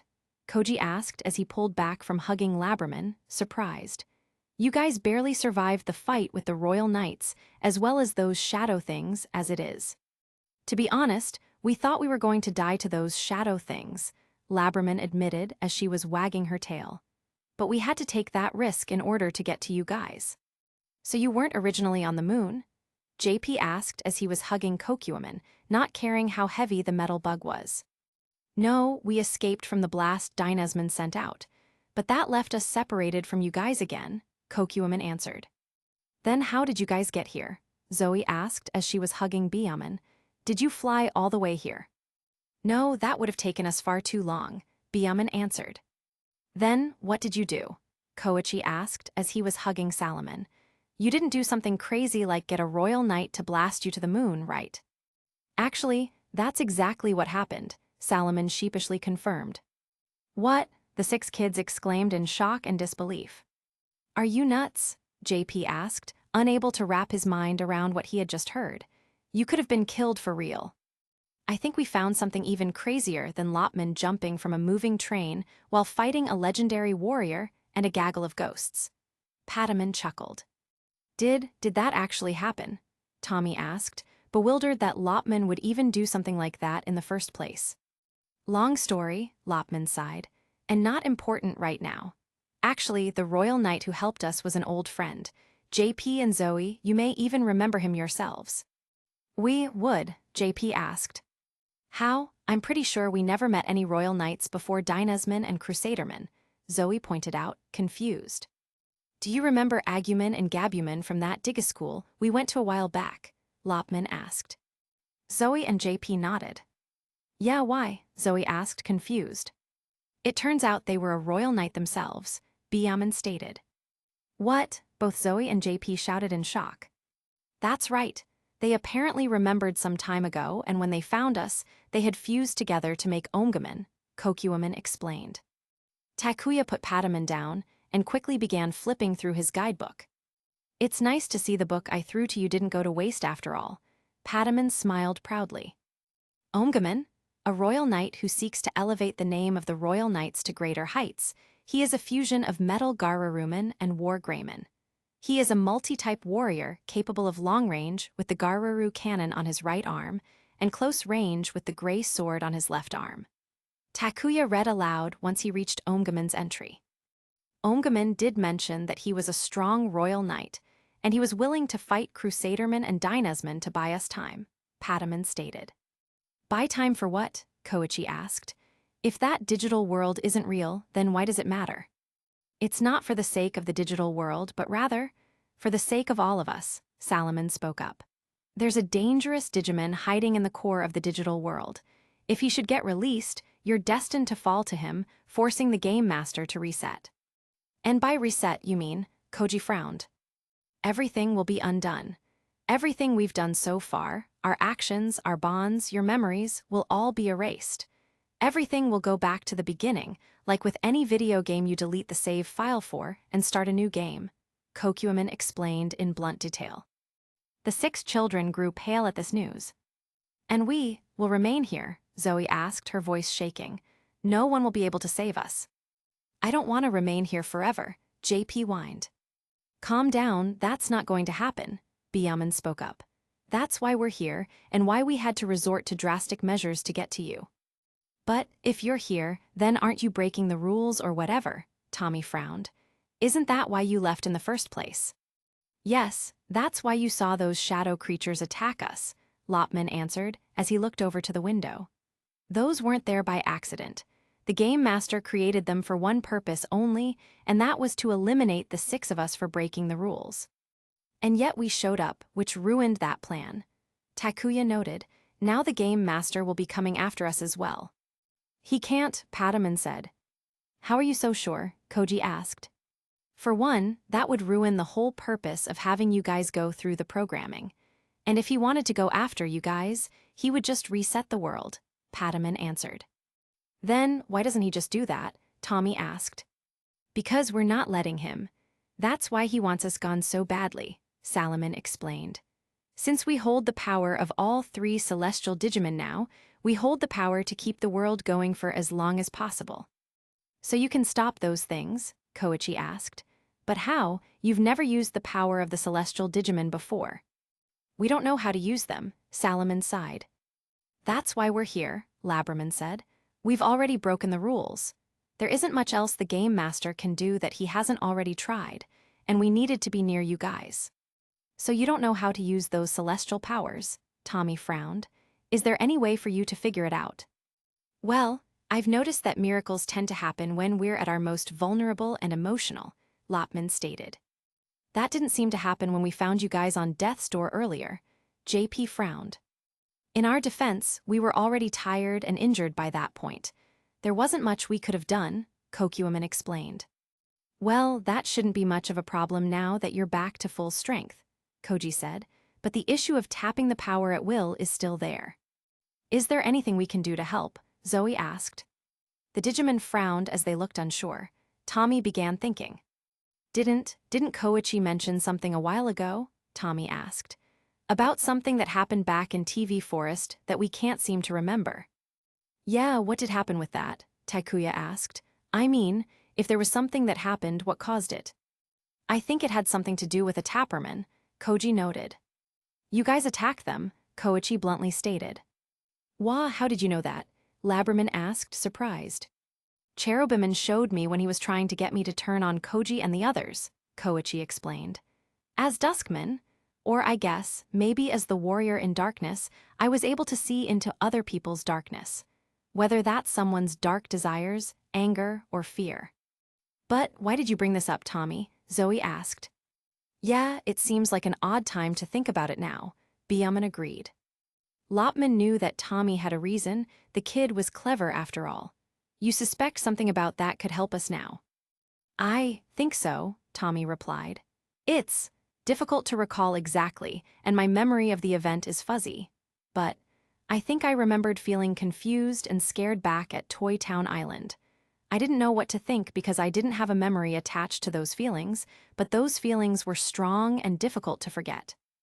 They only got stronger from the night. I can remember talking to you guys in TV Forest before it stopped abruptly the next morning, when you guys were tired and a little more reserved all of a sudden. That's because we were warned to not mention anything to you after your memories were messed with by the Game Master's own partner. Pataman revealed slowly. We couldn't say anything, lest we get booted from this world. Right, but what I'm trying to get at is, do you know what happened to me that caused those emotions? Tommy asked. You were starting to remember your life outside of this world, Lopman answered. You started remembering things that contradicted the memories you have now. It was causing you distress, and we decided to take advantage of that to tell you as much of the truth as we could have. That we were forced to follow the rules of the Game Master, and that we were here to help you. We warned you about getting your beast spirits would result in us having to leave you. We had a plan together. But the Game Master's Tapperman shattered it into pieces when he struck you down with his nightmare syndrome. Using you to attack us, then stripping all memories of what we told you clean, and erase the true memories that were seeping into Tommy's mind. That was when we were given the warning. Takuya clenched his fists. So that's why we went to find our beast spirits. We didn't even get a choice. That's crazy we were forced to go find our beast spirits. Is that true, Labraman? Did we really attack you guys? Koji frowned. Labraman frowned. It wasn't really you, don't hold it against yourself. And we were able to come out with relatively small injuries thanks to Lopman's quick thinking to wake you guys up. But still, we were the ones who hurt you, Zoe said somberly, and we couldn't control ourselves. It feels odd to know we attacked you but that you don't hold it against us. How could we, besides, if you knew the full truth, that would seem like small stuff. Byaman frowned. The full truth, Zoe frowned. What do you mean? The Digimon looked at each other for a moment of doubt and worry. Is it something you can't tell us? Koichi asked. Actually, Salaman said, perhaps. It's time we told them everything. We've already come this far. If they knew everything, that may be the key to getting them out. Might well, after all. Lopman looked at Takuya. You already know who I am, don't you? Takuya nodded. Yeah, I do. You're my cousin Andy in a Digimon body. My partner's body, to be more precise, Lopman pointed out. And since you already know who I am, can you figure out who the rest are? Lopman gestured to Pataman and the others. Takuya narrowed his eyes slightly. I think so, it's hard to, he thought hard, but nothing really came to his mind. You know, I feel kinda naked without Bakuman's belly warmer. Patamon pouted, rubbing his tummy. Takuya blinked as he felt like he recognized that mannerism, and the fact Lopman would call Patamon his bro from time to time. Wait, Danny, Takuya asked, surprised. Is that really you? Danny, Koichi asked. That's the name of my other cousin, Andy's twin brother, Takuya explained. Patamon looked up at Takuya before smiling. Hey cuz, about time you finally recognized me. Of course Danny would be here. If Andy was here, it makes sense Danny would too. Takuya realized, wanting to slam his head into the wall for not realizing that sooner. So you too came here, and if you're here, I take it any friends you have are here as well? Takuya asked. You'd be surprised, Patamon chuckled sheepishly. And who are these friends? Koji asked Patamon, curious now. We can't say the names ourselves, Lopman spoke up. We're still under certain rules after all, but Takuya should know at least 2 of them. The other 2 are new friends we made. Byaman and Kokuaman raised their wing and hand. We're the old friends, Byaman confirmed. Labraman and Salaman raised up their paws. And you could say we're the new friends, Salaman stated. But how will we know your names if you can't say them? Zoe asked. Takuya thought long and hard, trying to remember the last time he had seen Andy and Danny. There had been 2 other kids with them, one who wore a beret and one who liked to wear dark clothes. He had heard Danny call them. Looking up, Takuya knew who the old friends had to be. He looked over at Byaman and Kokuaman. Sam, Tucker. Wow, so you do remember us, Kokuaman noted in surprise. Hi Takuya, you're looking younger, Byaman chuckled. Younger, Takuya blinked. Sorry, we should probably explain, Lopman said. Outside of this world, you're actually older than you are now. You're supposed to be 15 years old, Takuya. The rest of you should be too, with JP being 16 and Tommy being 11. So the game master reduced our ages in this world, JP frowned. That's kinda disturbing. But why? Zoe asked. What would he gain from having us be younger? We believe it's because of what happened 4 years ago in our world, Patamon said. Apparently? At least 4 of you had been on a grand adventure in the digital world together before you'd be around this age. Only Takuya and Tommy hadn't been a part of that adventure. They found their legendary warrior spirits much later on. The Game Master likely wanted all 6 of you to be together for this grand adventure he's retelling through his machine, Salaman added. So you'd all have the bonds you would have had if you had gone through it together. That sounds a lot like trying to program humans, Zoe shivered, but we're not robots. Either that or a form of mind control, Koji growled as he clenched his fists. But why would he do that? What does he hope to gain from all of this? Koichi questioned. He wants to make all of you into proper legendary warriors, at least whatever that means in his eyes, Labraman answered. He didn't want us to get involved. This whole programming was meant for just the 6 of you to go through, and it probably would have worked if it weren't for the viruses that infested this world he created, Byaman stated. Those viruses caused the programming to go very wrong. It ended up with you 6 becoming slaves to Lucemin, or at least the virus that was using Lucemin's form and power, Kokuaman continued. It ended with you 6 going on a rampage in Amity Park, a city where we live. You've become so corrupted that it affected your spirits. Like when Koichi became Duskman and Velgeman, the rest of you became evil and scarier versions of your original Digimon forms, Lopman explained. We were able to fight back and knock you out, but we were too exhausted and powerless to stop the Game Master from taking you back into this world.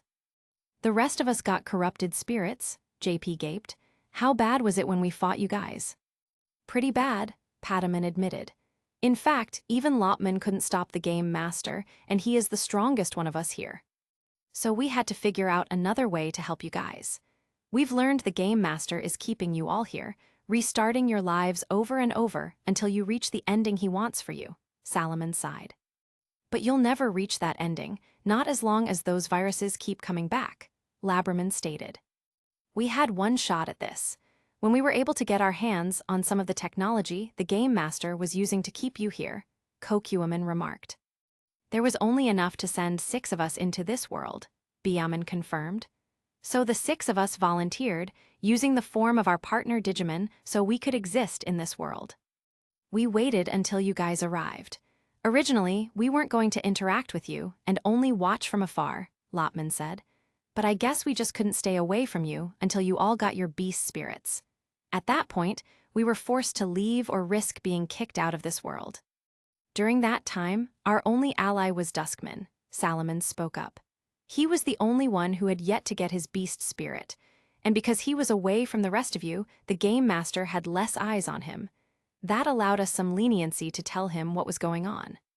So that's why you left, because you didn't want to be kicked out of this world, which would make saving us more difficult. Takuya frowned. Leaving without saying goodbye was definitely not cool, but given the rules you were under, I can't blame you guys. Zoe said softly. That's why Duskman started fighting us to buy you guys some time, Tommy asked. Yeah, Koichi admitted. You all were getting too close, and I had to do something about it. When the Digimon left to face Cherubimon, I knew I had to do something. That was when I decided to try to tell Koji what was going on, while trying not to raise suspicion of the Game Master, who was likely watching us. And because we were opposing sides, it was the perfect chance to do so. Koji mused. With us fighting, you could tell me in safety as best you could when it was just the 2 of us. Even then it was risky.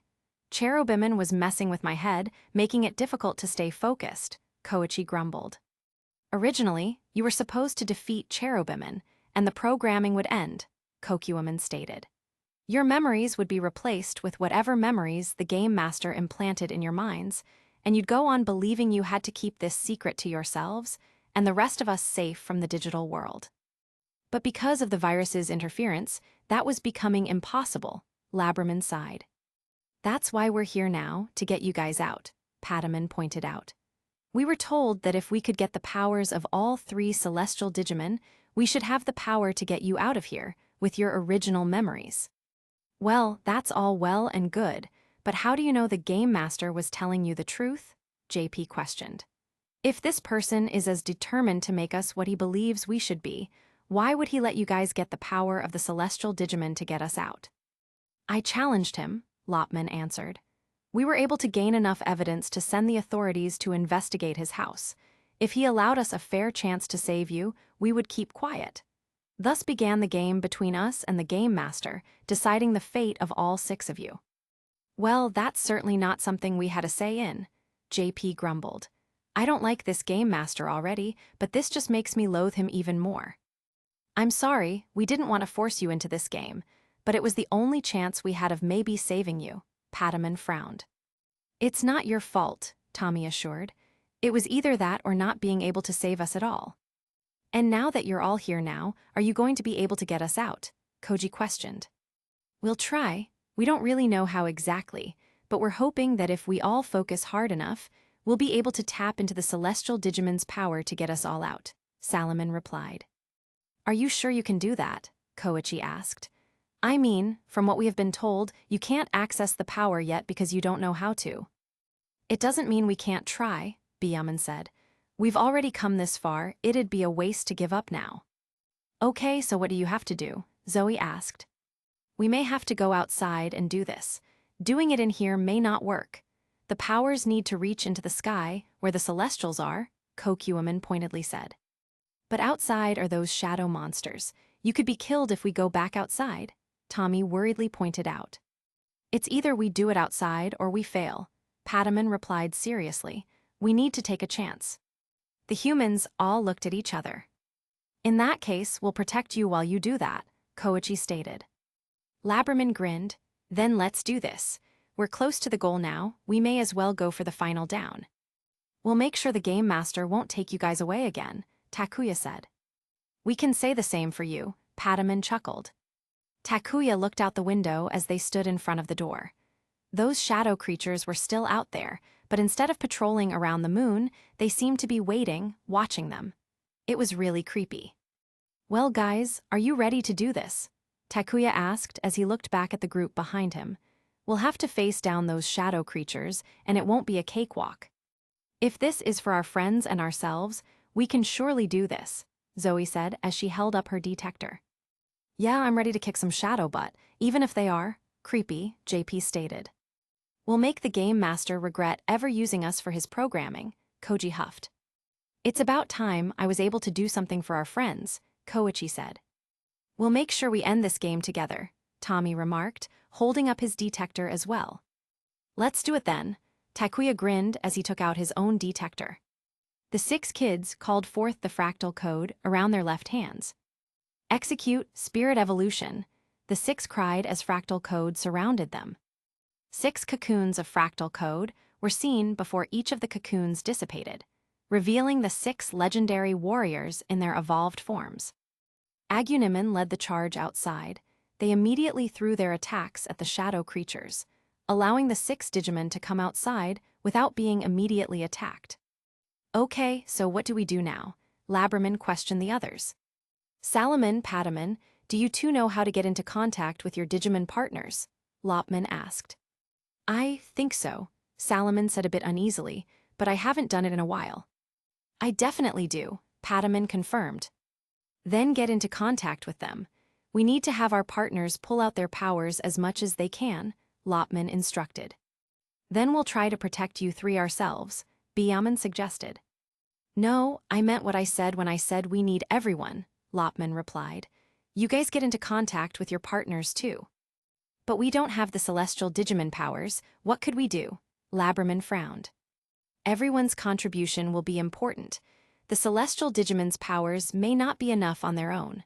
Remember, Dr. Carbon and his partner will be fighting back as well, Lopman explained. Okay, if it will help, we will try, Byaman said, but I'm not sure what good it will do for us. It's better to try than to do nothing, Kokuman said. All right, let's do this, Labraman nodded. The Digimon closed their eyes, trying to let the chaotic sound of battle melt away around them. The legendary warriors were already having the hardest fight of their lives. Agunimen threw a couple of fiery punches at the closest shadow creature, the finger-like one. Pyro punch! The flames hit the finger-like shadow creature, causing a screech to come from it before it reared back and tried to slam into Agunimen to swat him to the ground. Seeing this, Agunimen jumped back and landed before Labaman took the chance to charge at the finger-like shadow creature and cut it in half with his twin light swords. Lobo Kendo. The finger-like shadow creature dissipated into shadowy energy. Meanwhile, Loaman and Beetleman were eliminating more of the frog-like shadow creatures. Thunder Fist! Beetleman shocked the frog-like shadow creatures in place, which gave Loaman time to do his thing. Shadow Meteor! Loaman fired off a ball of yellow energy surrounded by dark energy. The yellow and black energy balls smashed through the frog-like shadow creatures, eliminating the group. Kumaman noticed some of the smaller shadow creatures were able to bypass the heavy hitters, going toward the Digimon. Kaisman, over there! Kumaman called out to the legendary warrior nearest to him. I'm on it! Kaisman dove down at the smaller shadow creatures, landing on her hands. Tempest Twist! Kaisman spun her feet around, kicking away the shadow creatures that attempted to get close to the Digimon. Crystal Breeze! Kumaman blew out icy wind from his mouth to freeze the shadow creatures. Kumaman took out his gun from his back. We need to fortify the Digimon. Blizzard Blaster! Kumaman shot out several snowballs near the Digimon, creating a wall of snow and ice. Good thinking, Kumaman, Kaisman praised. She created winds from her fingertips and then unleashed said winds on the shadow creatures. Hurricane Wave! The legendary warriors had made a formation around the Digimon.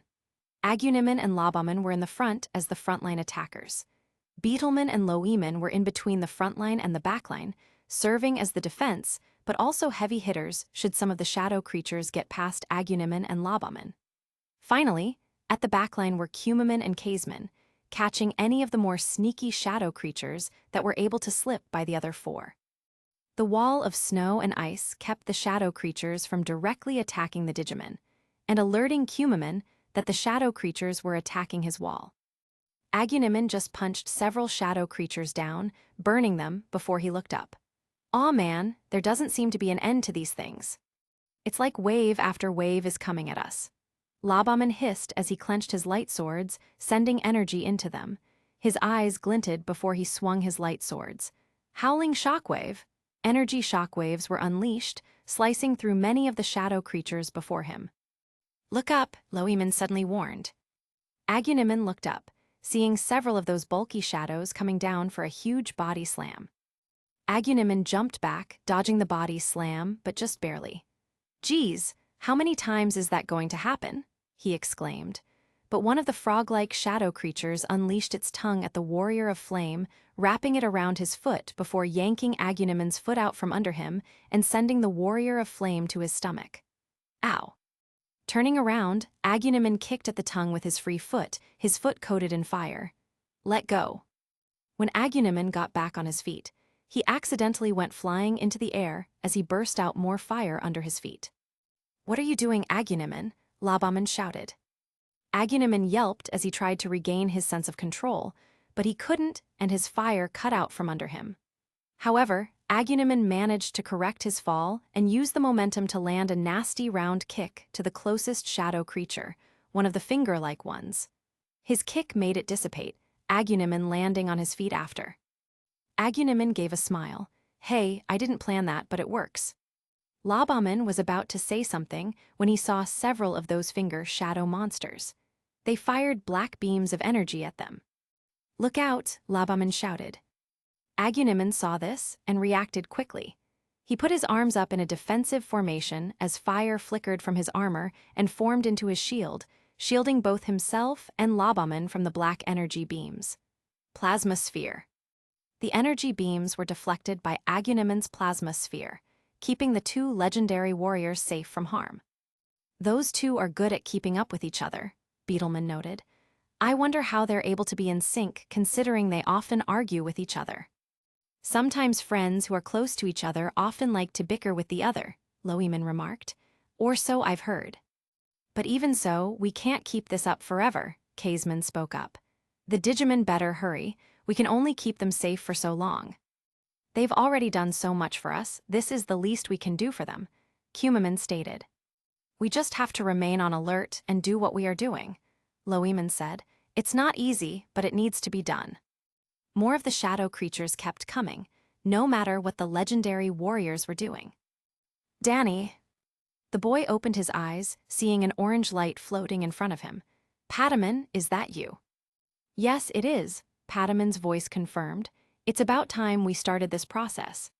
"Pataman, do you know how to use Seraphimon's form? I'll admit, I feel kind of stupid not realizing you were Seraphimon all this time," Danny sheepishly said. "I didn't want you to know. To be honest, I had been self-conscious about how you'd treat me if you knew," Pataman admitted. "What? Do you think now that you know?" "I'm sure you had your reasons," Danny admitted sheepishly. Why else would you not tell me? Like I had my reasons to not tell you I was half-ghost." "You being half-ghost caused me a lot of problems, you know," Pataman grumbled. "Right," Danny realized, remembering the emotional turmoil Pataman went through because of his duties to stopping that prophecy.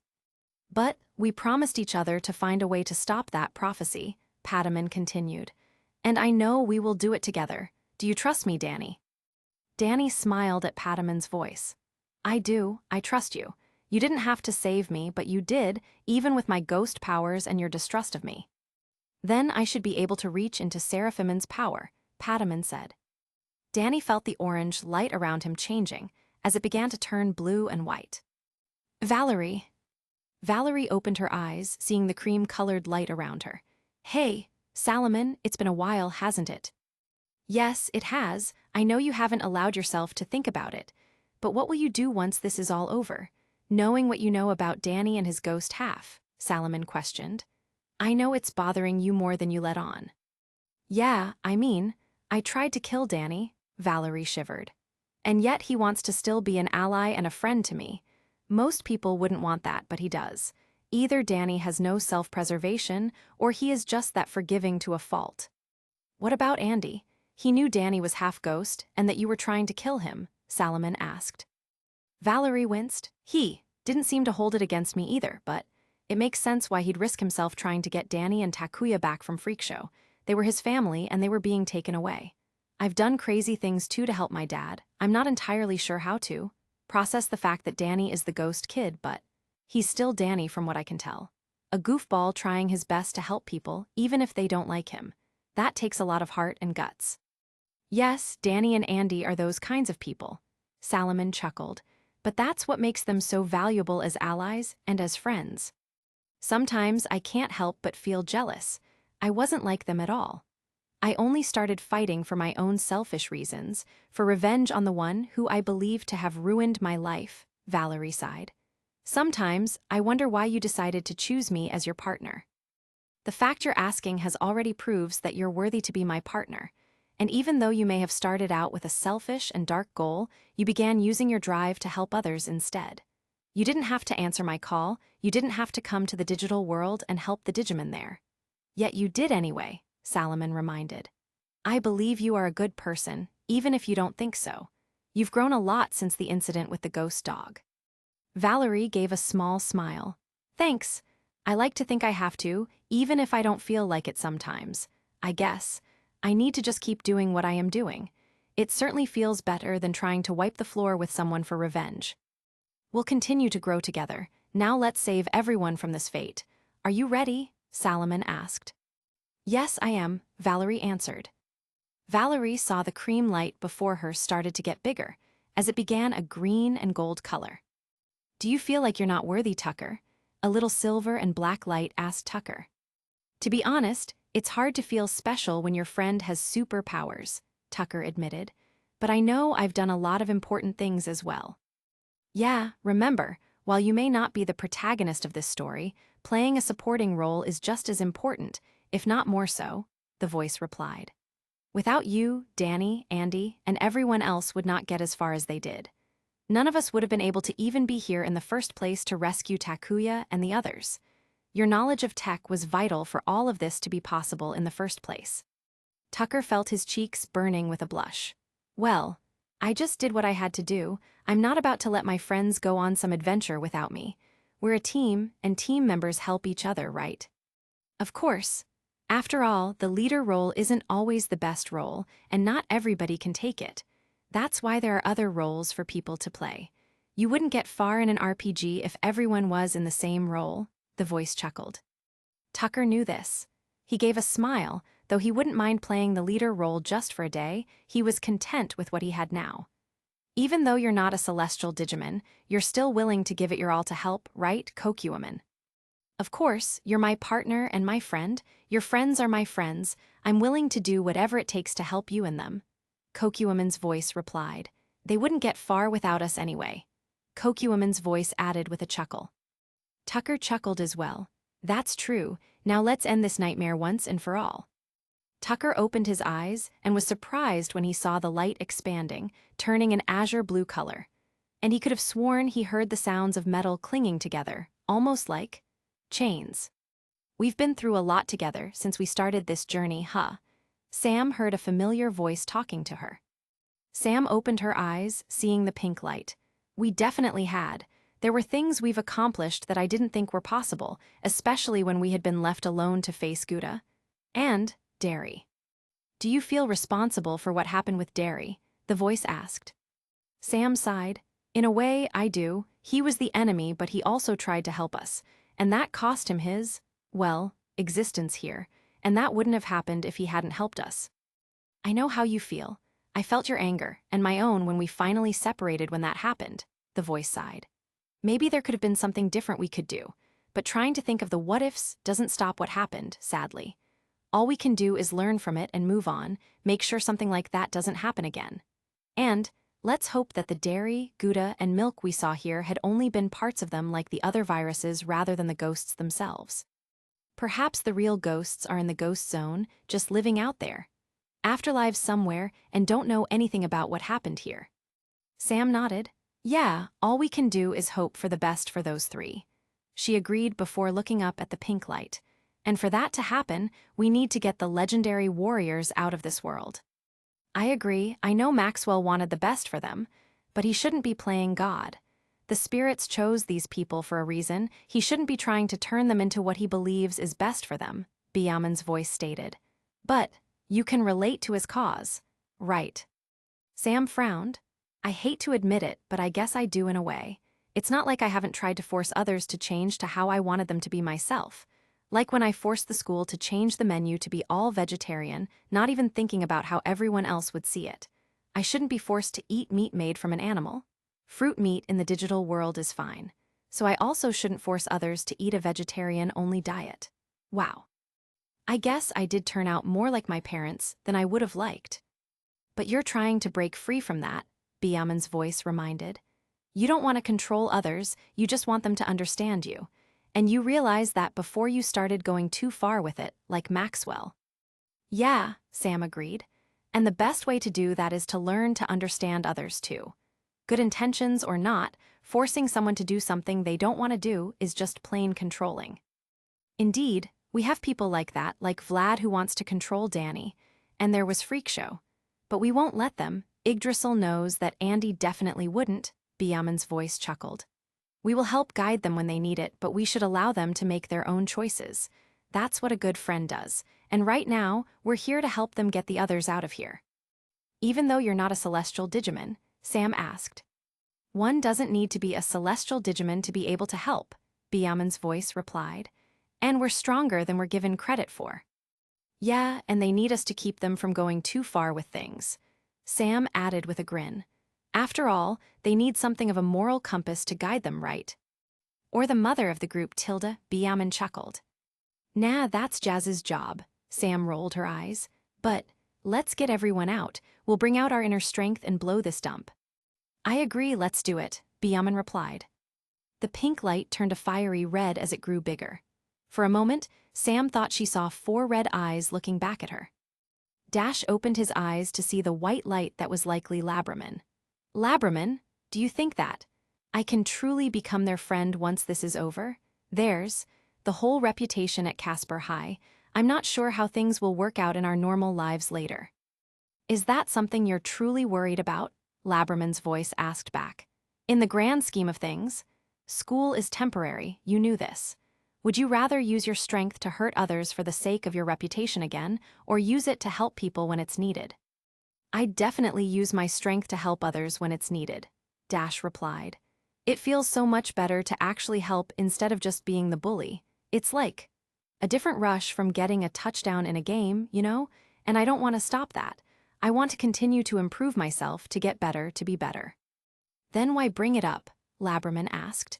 If you've already made up your mind, that is, to be a better person. I guess I'm just scared at how much will change. Things can't go back to the way they were anymore, Dash admitted.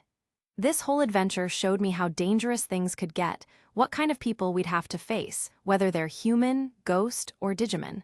That means I'll be expected to face those kinds of people, right? Dash, nobody expects you to put your life on the line on a daily basis. You chose to do this, Labramon reminded him. You saw we could make a difference, that we could save these people you've grown attached to. Despite your past days of bullying and not having real friends, besides maybe Quan, you've learned what being a real friend is like. You saved me, you helped me when you didn't need to, when Kornemon was killing people's accounts to get stronger for revenge. Nobody made you do that. And here you are, you chose to come here to save them yourself. Did you do it because you felt obligated, or did you actually want to save them? I guess it was a bit of both, to be honest, Dash admitted. I do want to save them, don't get me wrong, but I also felt like I couldn't just let Andy and the others do this alone. I felt like I had to come to support them in any way I could. Just remember, even though you guys are friends, it's still your choice if you want to help them, Labramon replied. You were a bully before, but your loyalty is strong to those you care about. Perhaps that's why we became partners. I want to become a better Digimon as well. I want to be strong, but I want to gain that strength through honorable means rather than what I did in my past life. Putting other Digimon in danger, hurting them, and killing them for their data. And I'm glad that I'm who I am now, and that you're trying your best to be a better person as well. You don't have to take on the world yourself anymore. Dash nodded. Like Koji tried to do, I guess I can see why we get along, me and him. We're different, but also similar to each other. I wanted to make sure he and the others would be saved from this crazy scheme of Dr. Carbon. What really makes a legendary warrior? What really makes a hero? It's not up to him to decide that, but the ones with the power to. Just as we shouldn't decide how much worth our fellow peers are just because they don't have muscles, beauty, or wealth. That's true, And that's why what Dr. Carbon is doing is wrong. He only sees the legendary warriors as the heroes they should be in his mind, not the people who choose to be heroes. Labramon's voice said, "They wouldn't have been picked by the spirits if the children felt they should be the heroes someone else wants them to be. And that's why we're going to bust them out of here," Dash grinned. "We'll save them and then deal with that crazy doctor ourselves." "Right, then let's give it our all, just like a championship game," Labramon's voice shouted with spirit. The white light grew, becoming a brighter white along with some blue. Dash wondered if he was seeing things when he thought he saw blue stripes. Aguniman was really feeling the exhaustion. He didn't know how much longer he and the others would last. They hadn't gone into their beast spirits because they weren't trying to defeat this horde of shadow creatures, just stall for time. If they used their beast spirits, they would get exhausted that much faster. Cumaman and Kaisman, being the closest to the Digimon, noticed they were glowing brightly. "They're getting close, we just have to stall a little longer," Cumaman called out. Hearing this seemed to give the rest of the legendary warriors more strength to keep on going with the fight. Labramon's eyes glinted as he channeled more energy into his light swords, causing them to pulse. He gave a shout as he slashed with them, unleashing twin shockwaves of energy. Howling shockwave. The twin shockwaves cut through a horde of frog-like shadow creatures in front of him, causing them to become just black mist. Beetleman and Loeman looked at each other and nodded before they also powered up their own attacks. Shadow Lance. Loeman swung his lance, unleashing a dark energy shockwave himself. Thunder Fist. Beetleman shot out lightning from his hand at the dark energy wave Loeman had unleashed, causing it to become covered in electrical energy. The electrified Shadow Lance attack hit a cluster of finger-like shadow creatures, cutting through some of them and paralyzing the rest. Aguniman grinned as he saw this. "Nice work," he exclaimed before turning his attention to some of the other shadow creatures. He caused fire to appear around his hands and punched as hard as he could. Pyro Punch. The fiery punches hit some of the shadow creatures, but Aguniman wasn't done yet. He focused on his feet and jumped up before kicking out, unleashing fiery shockwaves of his own at the group before him. This, combined with his Pyro Punch, caused an explosion of fire to erupt, causing the shadow creatures to dissipate into smoke. Aguniman was nearly flattened by the sheer number of shadows that rose up from the ground. Luckily, Labraman was able to slice through them with his lightsabers. "More of them are starting to show up. At this rate, they'll cover the entire moon," Labraman warned. Suddenly, a swipe of light went through the area, causing several of the shadow monsters to dissipate. Surprised, Aguniman and the other legendary warriors turned around, seeing the 6 Digimon floating in midair while glowing. The rookie Digimon had their eyes closed as silhouettes came up from their bodies. Aguniman recognized Cherubimon, Seraphimon, and Ophanimon's silhouettes coming from Lopman, Patamon, and Salamon respectively, but the other 3's silhouettes, Aguniman didn't recognize. Beamon looked like she had some kind of giant bird coming out of her, but the shape wasn't Berdramon's.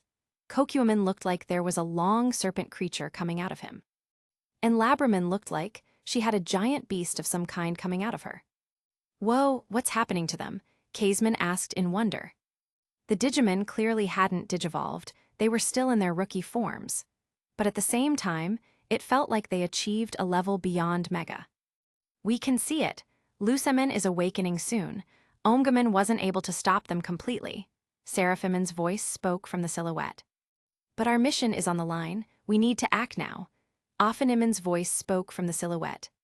"Is there anything we can do?" Labraman asked as he and the others ran over to the group of Digimon. "This world is already a lost cause. It wasn't real to begin with," the mysterious bird silhouette stated. "If you try to save it now, you will be giving yourselves up to the Game Master or Lusaman. It is a harsh truth, I'm afraid. If there was a way to save the world without sacrificing all of you, we would do so. But our mission came first, and we were barely able to make it this far," the serpent added grimly. "If we push our luck any further, we will perish, leaving you trapped here for as long as Maxwell will keep you here, or you risk turning evil," the large beast informed. "You 6 have good hearts and a powerful bond. You aren't needed to save this world, you are needed to save the real digital world. The one we promised to save together," Cherubimon's voice stated. "You must remember." Cherubiman held out his hand to the children, seeming to be glowing a pink and gold color. As soon as Cherubiman's hand was held up, a pink and gold light shone down on the legendary warriors.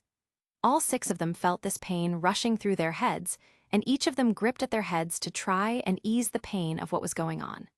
For each of the children, memories came rushing forth, both removing the memories they thought had been real and restoring their true memories at the same time. Labaman and Loaman remembered their true past, that they had not been separated with divorced parents and had saved the digital world 4 years earlier. Cumaman remembered his true past, that he had come to the digital world with another group of kids and didn't even know what he was for a while. Beetleman and Caseman remembered their true pasts, that they had helped save the digital world 4 years earlier. Aguniman remembered his true past, that he was visiting America as an exchange student and staying with his aunt and uncle, that he had twin cousins, one of whom was a half-ghost. He remembered his experiences with the ghosts and digital world after coming back as well. The legendary warriors all fell back as they returned to their human selves. Cherubiman pulled his hand back. "Do you remember now?" Offeniman asked. Takuya was the first one to stand up, realizing that Padaman and Lopman were still Danny and Andy, and that they actually all came in here just to save them, and how they were currently using their Digimon's forms to help them. "Why yeah, I do," Takuya replied, not exactly sure how to describe the relief he was feeling. Thanks you saved us." Koji was the next one to stand up. "I never thought someone else would save us, but I can't complain."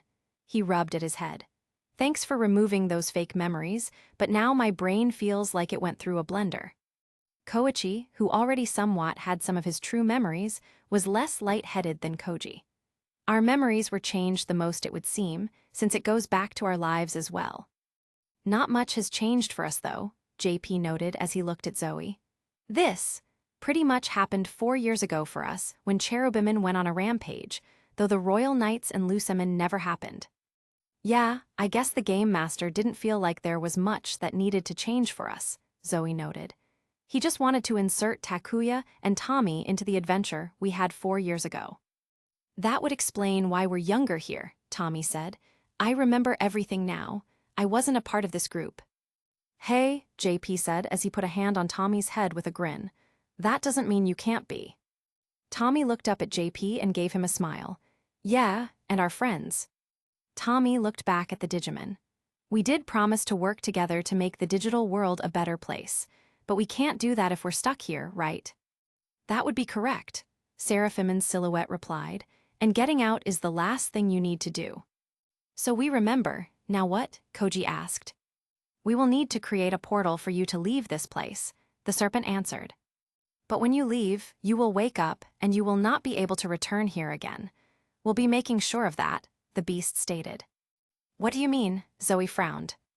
"It means that we'll be destroying this world so it can't be used to brainwash you again," the bird bluntly said.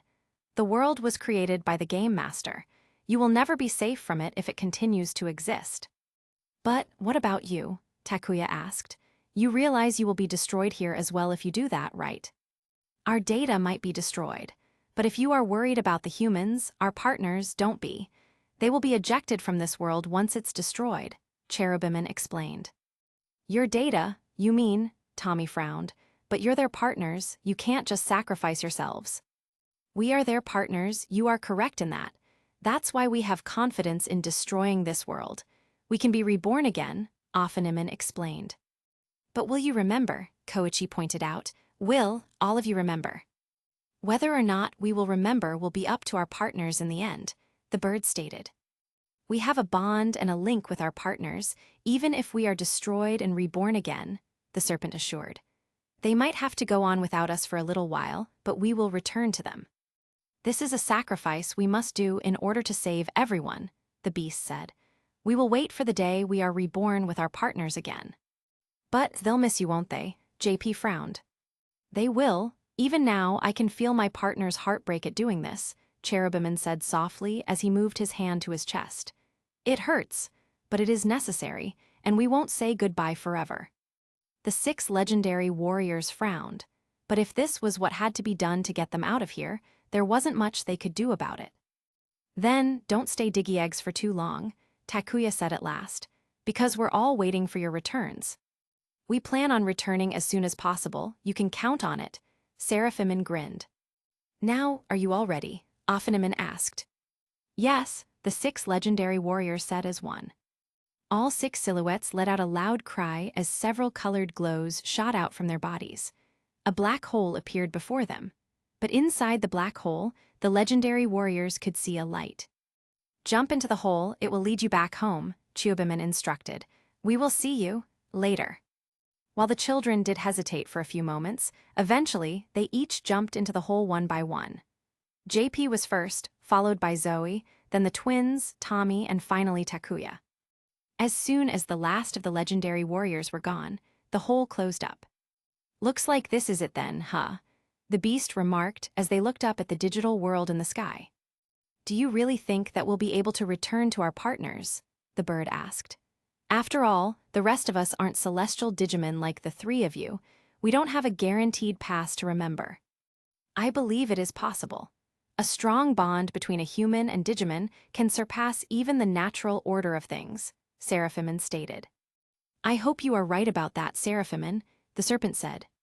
Something's heading this way, Afiniman pointed up. The 6 Digimon looked up to see an angelic-looking Digimon approaching them before landing. Well, what do we have here? The angelic-looking Digimon asked. I sensed 6 strong powers, but I never thought I'd see 6 rookie-level Digimon with such power before. Speak for yourself, Lusamin, the beast growled. Or should I say virus? Virus, I'm surprised you'd call me that. Lusamin taunted. Why must you be so mean to me, Tilda? You've trapped some friends of ours in an endless loop in this world.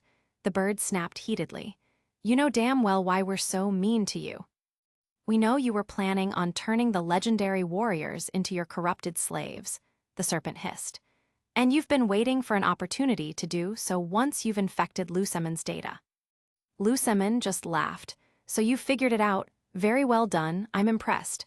But do you think you have what it takes to defeat me? The Digimon sneered as the hands were held up, ready to attack. We're not here to fight you, Seraphimin said. It would be a pointless fight anyway, Afiniman remarked. Why do you say that? Lusamin questioned. You're too late in trying to brainwash the legendary warriors.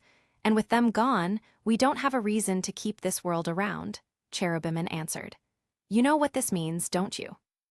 Lusamin paled as he realized what that meant. These 6 weren't planning to fight him, they were planning complete erasure of this world. You can't, Lusamin exclaimed. You'd just be erasing yourselves as well. That may be so, but we don't originate from this world. We have faith our data will find its way back to the real primary village, Seraphimin stated. And it's better that you, along with this world, cease to exist. It will keep our friends safe from this world and from you, Afiniman said. I'm sorry it had to come to this, Cherubimin said softly. Goodbye, Lusamin.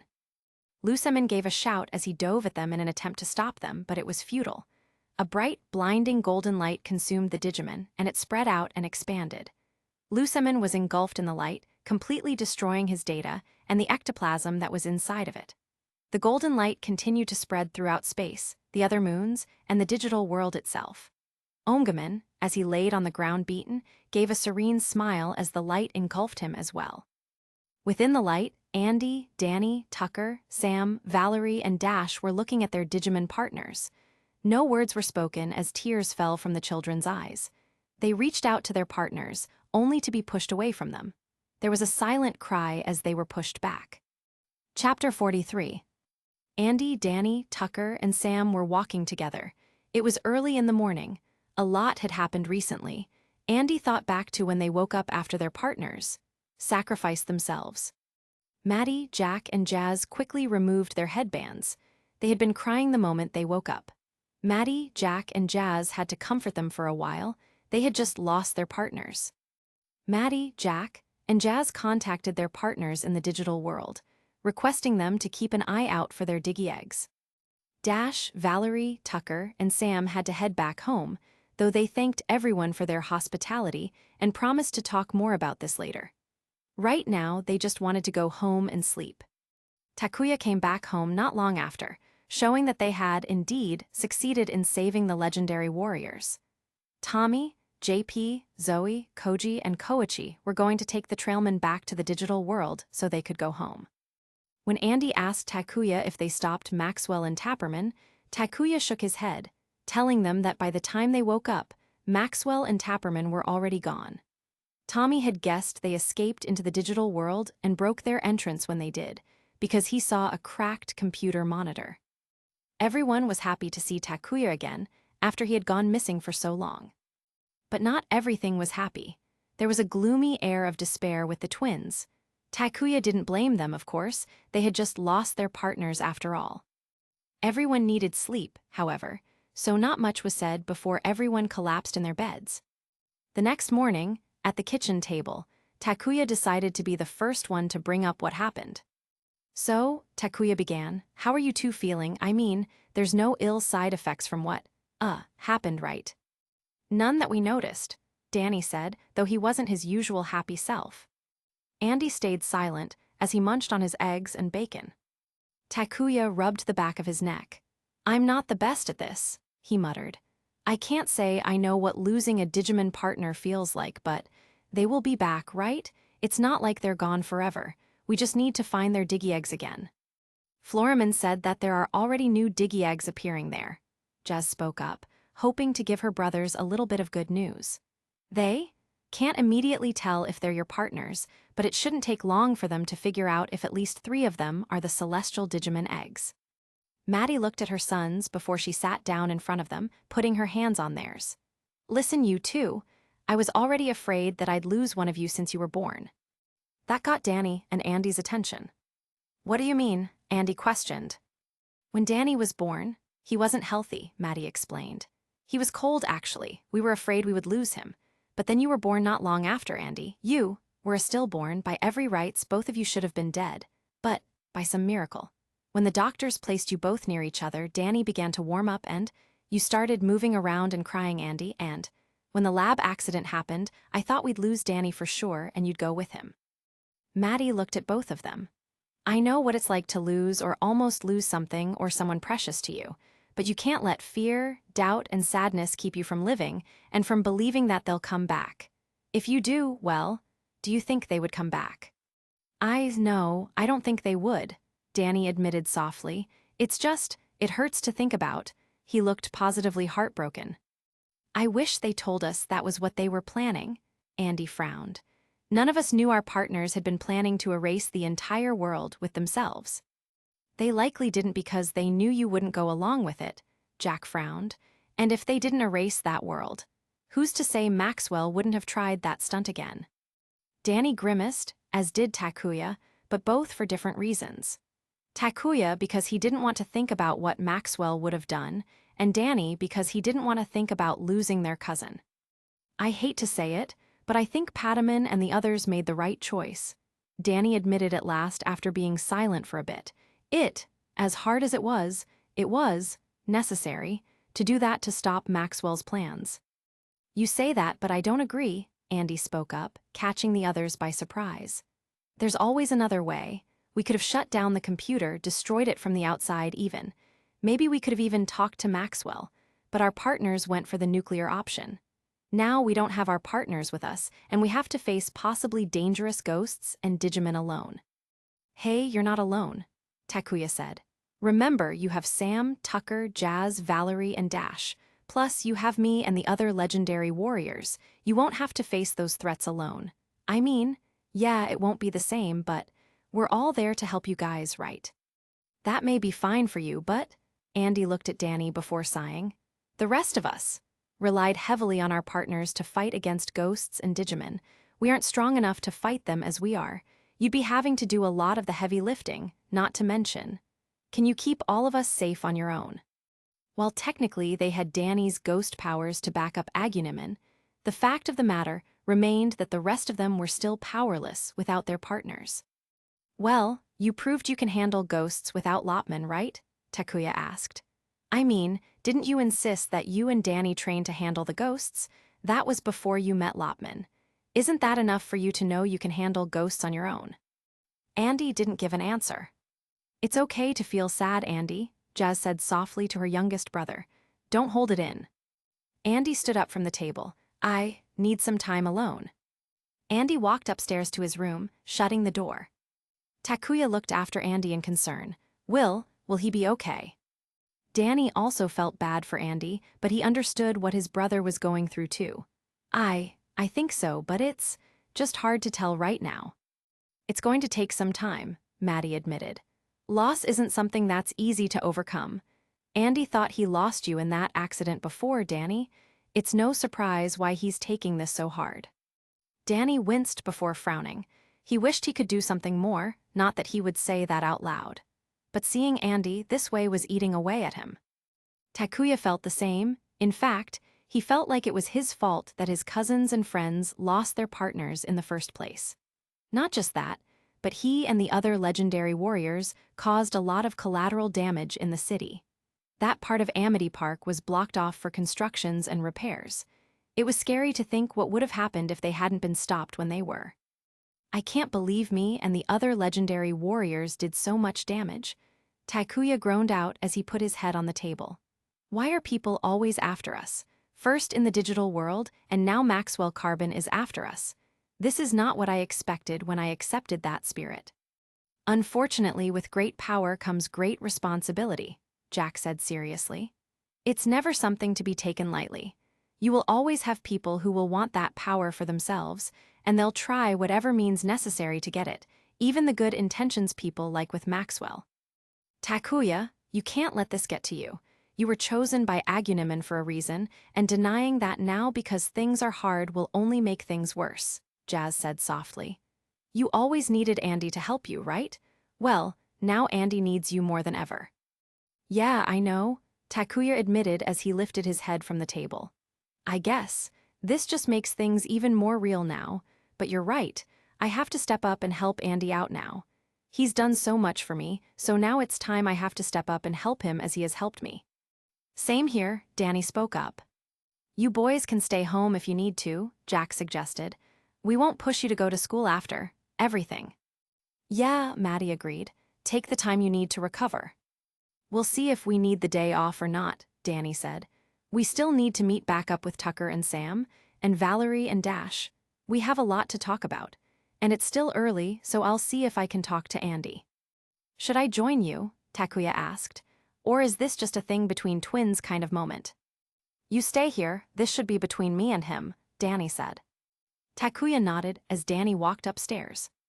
Well, Jazz began as she pushed what looked like a magazine to Takuya. I don't know how much it'll help, but there's a monster truck sale going on at the local car store. I know boys usually love monster trucks, so maybe you guys can take a little trip there if it'll help cheer them up a little. Takuya looked at the truck on the magazine and he did have to admit, it looked interesting. Maybe. I mean, I'm not really into it as much as others, but they are still kinda cool. But why admire a machine when I do much more than this thing as a Digimon? Takuya, don't speak ill towards the tradition that is the monster truck. Jack spoke up, horrified that Takuya didn't care much for them. Monster trucks are a man's best friend. After dogs, of course, I'd say show it to them. Danny and Andy deserve some fun after what they went through. Maddie sighed. Just don't force it on them if they don't feel up to going, all right. Takuya chuckled at his uncle's antics. Okay, I get it. I'll take Andy and Danny there if they feel up to going. Maybe you can pack some snacks too. I'm sure once they snap out of their funk, they'll be hungry, given what little they ate of their breakfast, Jazz noted. Yeah, good idea, Takuya agreed. I don't want to see the twins starve themselves in their grief. Danny walked up to the door and he opened it. He saw Andy sitting at his bed, staring blankly at the floor. He was clearly deep in thought. Hey bro, mind if I come in? Danny asked. This seemed to snap Andy out of his thoughts. It's your room too. Danny sighed as he walked over to Andy, sitting on the bed next to him. Danny thought about what he should say. He didn't want Andy to spiral down even further. Danny could bring up that he missed Pataman too, and he knew they would see them again one day, but that was a conversation they already had, and it didn't make Andy feel any better. Danny thought about what Andy said earlier, about relying so much on Lopman to fight his battles for him. Danny decided on what he was going to say. We've come a long way, you know.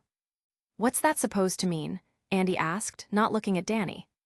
I mean, ever since the accident, Danny clarified. Andy tensed for a moment.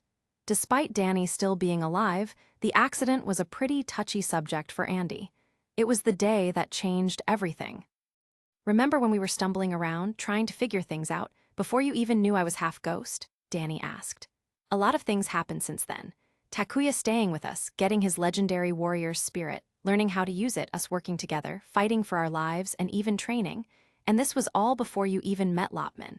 Lopman didn't make you strong, Andy. You made yourself and him strong. Lopman was only able to get as strong as he did because of you. Andy looked down at the floor. Do you really think someone as ordinary as me is strong? I can't lift a bus with ease. I can't fly, go through walls, or shoot fire from my hands. Yeah, that's true, but that has caused enemies to underestimate you. You've been using your brain, you've been able to handle a freaking Haffa who was stronger than me and Aguniman at a college reunion. Don't underestimate yourself, Andy, Danny said, listing off some of Andy's accomplishments. Don't you think that the reason why Lopman, or rather, Cherubiman chose you of all people because of your inner strength? I'll admit, sometimes I find myself envious of you. Andy looked at Danny in surprise. Why you were? Yeah, don't get me wrong, it's cool to have ghost powers. Well, after I learned how to use them, of course. I love the ability to fly more than anything. It makes me feel closer to my dream of exploring space one day. But sometimes I wouldn't mind giving that up to be more like you. You're just human, but that's why you're so strong. You're still able to face people who have power, with or without Lopman. You were the one who saved me and Takuya from Freak Show. You were the one who challenged Maxwell to that game to give us a chance to save them. And you did it all without any kind of superpowers, Danny pointed out. If you can't see how strong you are, bro, maybe you should stop paying so much attention to me and Takuya and start paying more attention to yourself. Andy let out a sigh. I don't know, maybe I am stronger than I thought, but I still feel like I can't do much. And Lopman. Andy couldn't continue when he thought of Lopman. It still hurt so much. Danny looked at Andy.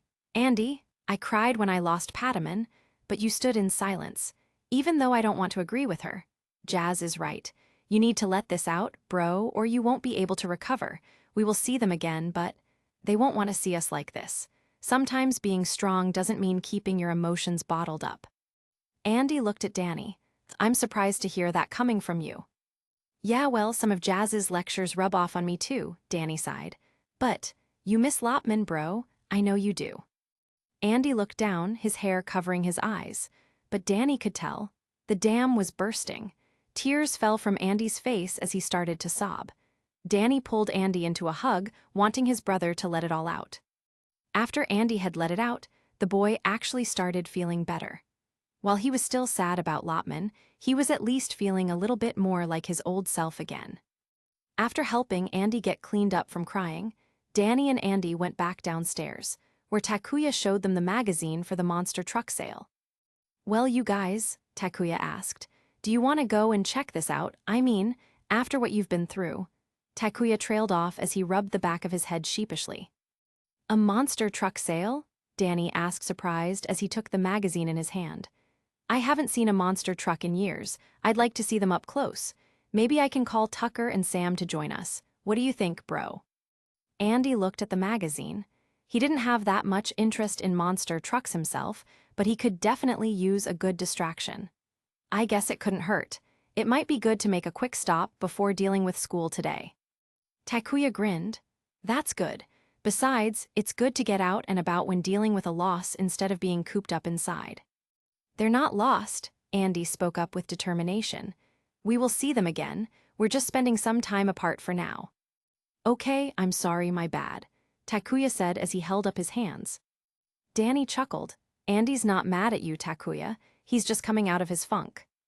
Andy gave a smile. We'll keep going until they come back to us. By the way, is that your bag of snacks on the floor? Takuya gasped as he looked down, seeing that he dropped all those snacks. Ah, no, not my bag of snacks. Takuya explained as he began to gather up the snacks. It's more for all of us. But, hey, how about you two go on ahead? I'll catch up once I get everything packed up. Are you sure? Danny asked. Yeah, you need to meet up with Tucker and Sam, right? Don't want to keep them waiting, Takuya replied. Assuming they're coming to school today, yeah, Andy said, though I guess their parents wouldn't know what they went through. Obviously, Danny grumbled. I'll catch up, just go and have fun with Sam and Tucker. Takuya said, I'll be right behind you. So Danny and Andy had been walking to school together and were pleasantly surprised to see Tucker and Sam. That was how they came to walk together this morning. Are you guys doing all right? Danny asked as they were walking. I'm not sure how fine we could be since we lost our partners, Tucker sighed. We're not even sure if they'll remember us when they're reborn, Sam said softly. They're not celestial Digimon after all. Well, you never know, Danny said, trying to cheer them up. I mean, who knows? Byaman and Kokuaman may find you guys again. I can't say for sure if they will remember you, but you'll need to have faith, Andy said. Faith that they'll return and they'll remember the bonds they shared with you. I guess that's all we can do for the moment, Tucker remarked, is to wait and see. Definitely the hardest part in all of this, Sam sighed. I prefer to do something about it than just wait. Yeah, I know, Sam, but in this case, you can't do anything except wait, Danny said gently. But if Byaman is anything like you, she will find a way back to you as soon as she hatches. Sam gave a small smile, feeling a little better. So I guess in the meantime, we head to school and maybe talk to Valerie and Dash about everything, Tucker asked. Yeah, and that's a conversation we will definitely need to have with them, Danny sighed before smiling. But there's a stop we should make before then. What kind of stop? Sam asked, confused. Oh, just a quick stop at the car shop to look at the big, super cool monster trucks they have on sale. Danny grinned. There's this really cool one called the Ginormal 6000. Ooh, that does sound really cool, Tucker smiled. Hey guys, wait up, Takuya's voice called from a not too far distance. Hey, about time you caught up to us, cuz, Danny joked as he turned around. Sorry, I really had to make sure nothing left a mess, Takuya admitted sheepishly. Aunt Maddie saw a few piles of crumbs and insisted I clean them up before I left. I was wondering when you'd show up, Andy chuckled. Hold on, are we seriously going to make a stop just to gawk at some trucks? Sam asked. Why wouldn't we? Tucker grinned. I want to see some monster trucks. It's like a guy's rite of passage kind of thing. In case you haven't noticed, I'm not a guy, Sam huffed. Well, we are, so let's go, Tucker smiled. We won't take long, Sam, Danny promised. As long as it's a short visit, Sam grumbled. I think they deserve to drool over some trucks, Takuya said. Andy stood next to Sam as Danny, Tucker, and Takuya walked closer to one of the monster trucks. They had arrived at their destination. If our partners come back, Sam began. When not if, Andy corrected. Right, when our partners come back. I want to get strong with Byaman again, Sam said. One day I'd like to be able to fly with her again. And maybe keep up with Danny in his ghost form. I'd say that's way better than monster trucks at least. Andy chuckled. I'd have to agree with you there. Maybe we can get our partners to digivolve to the next level as well.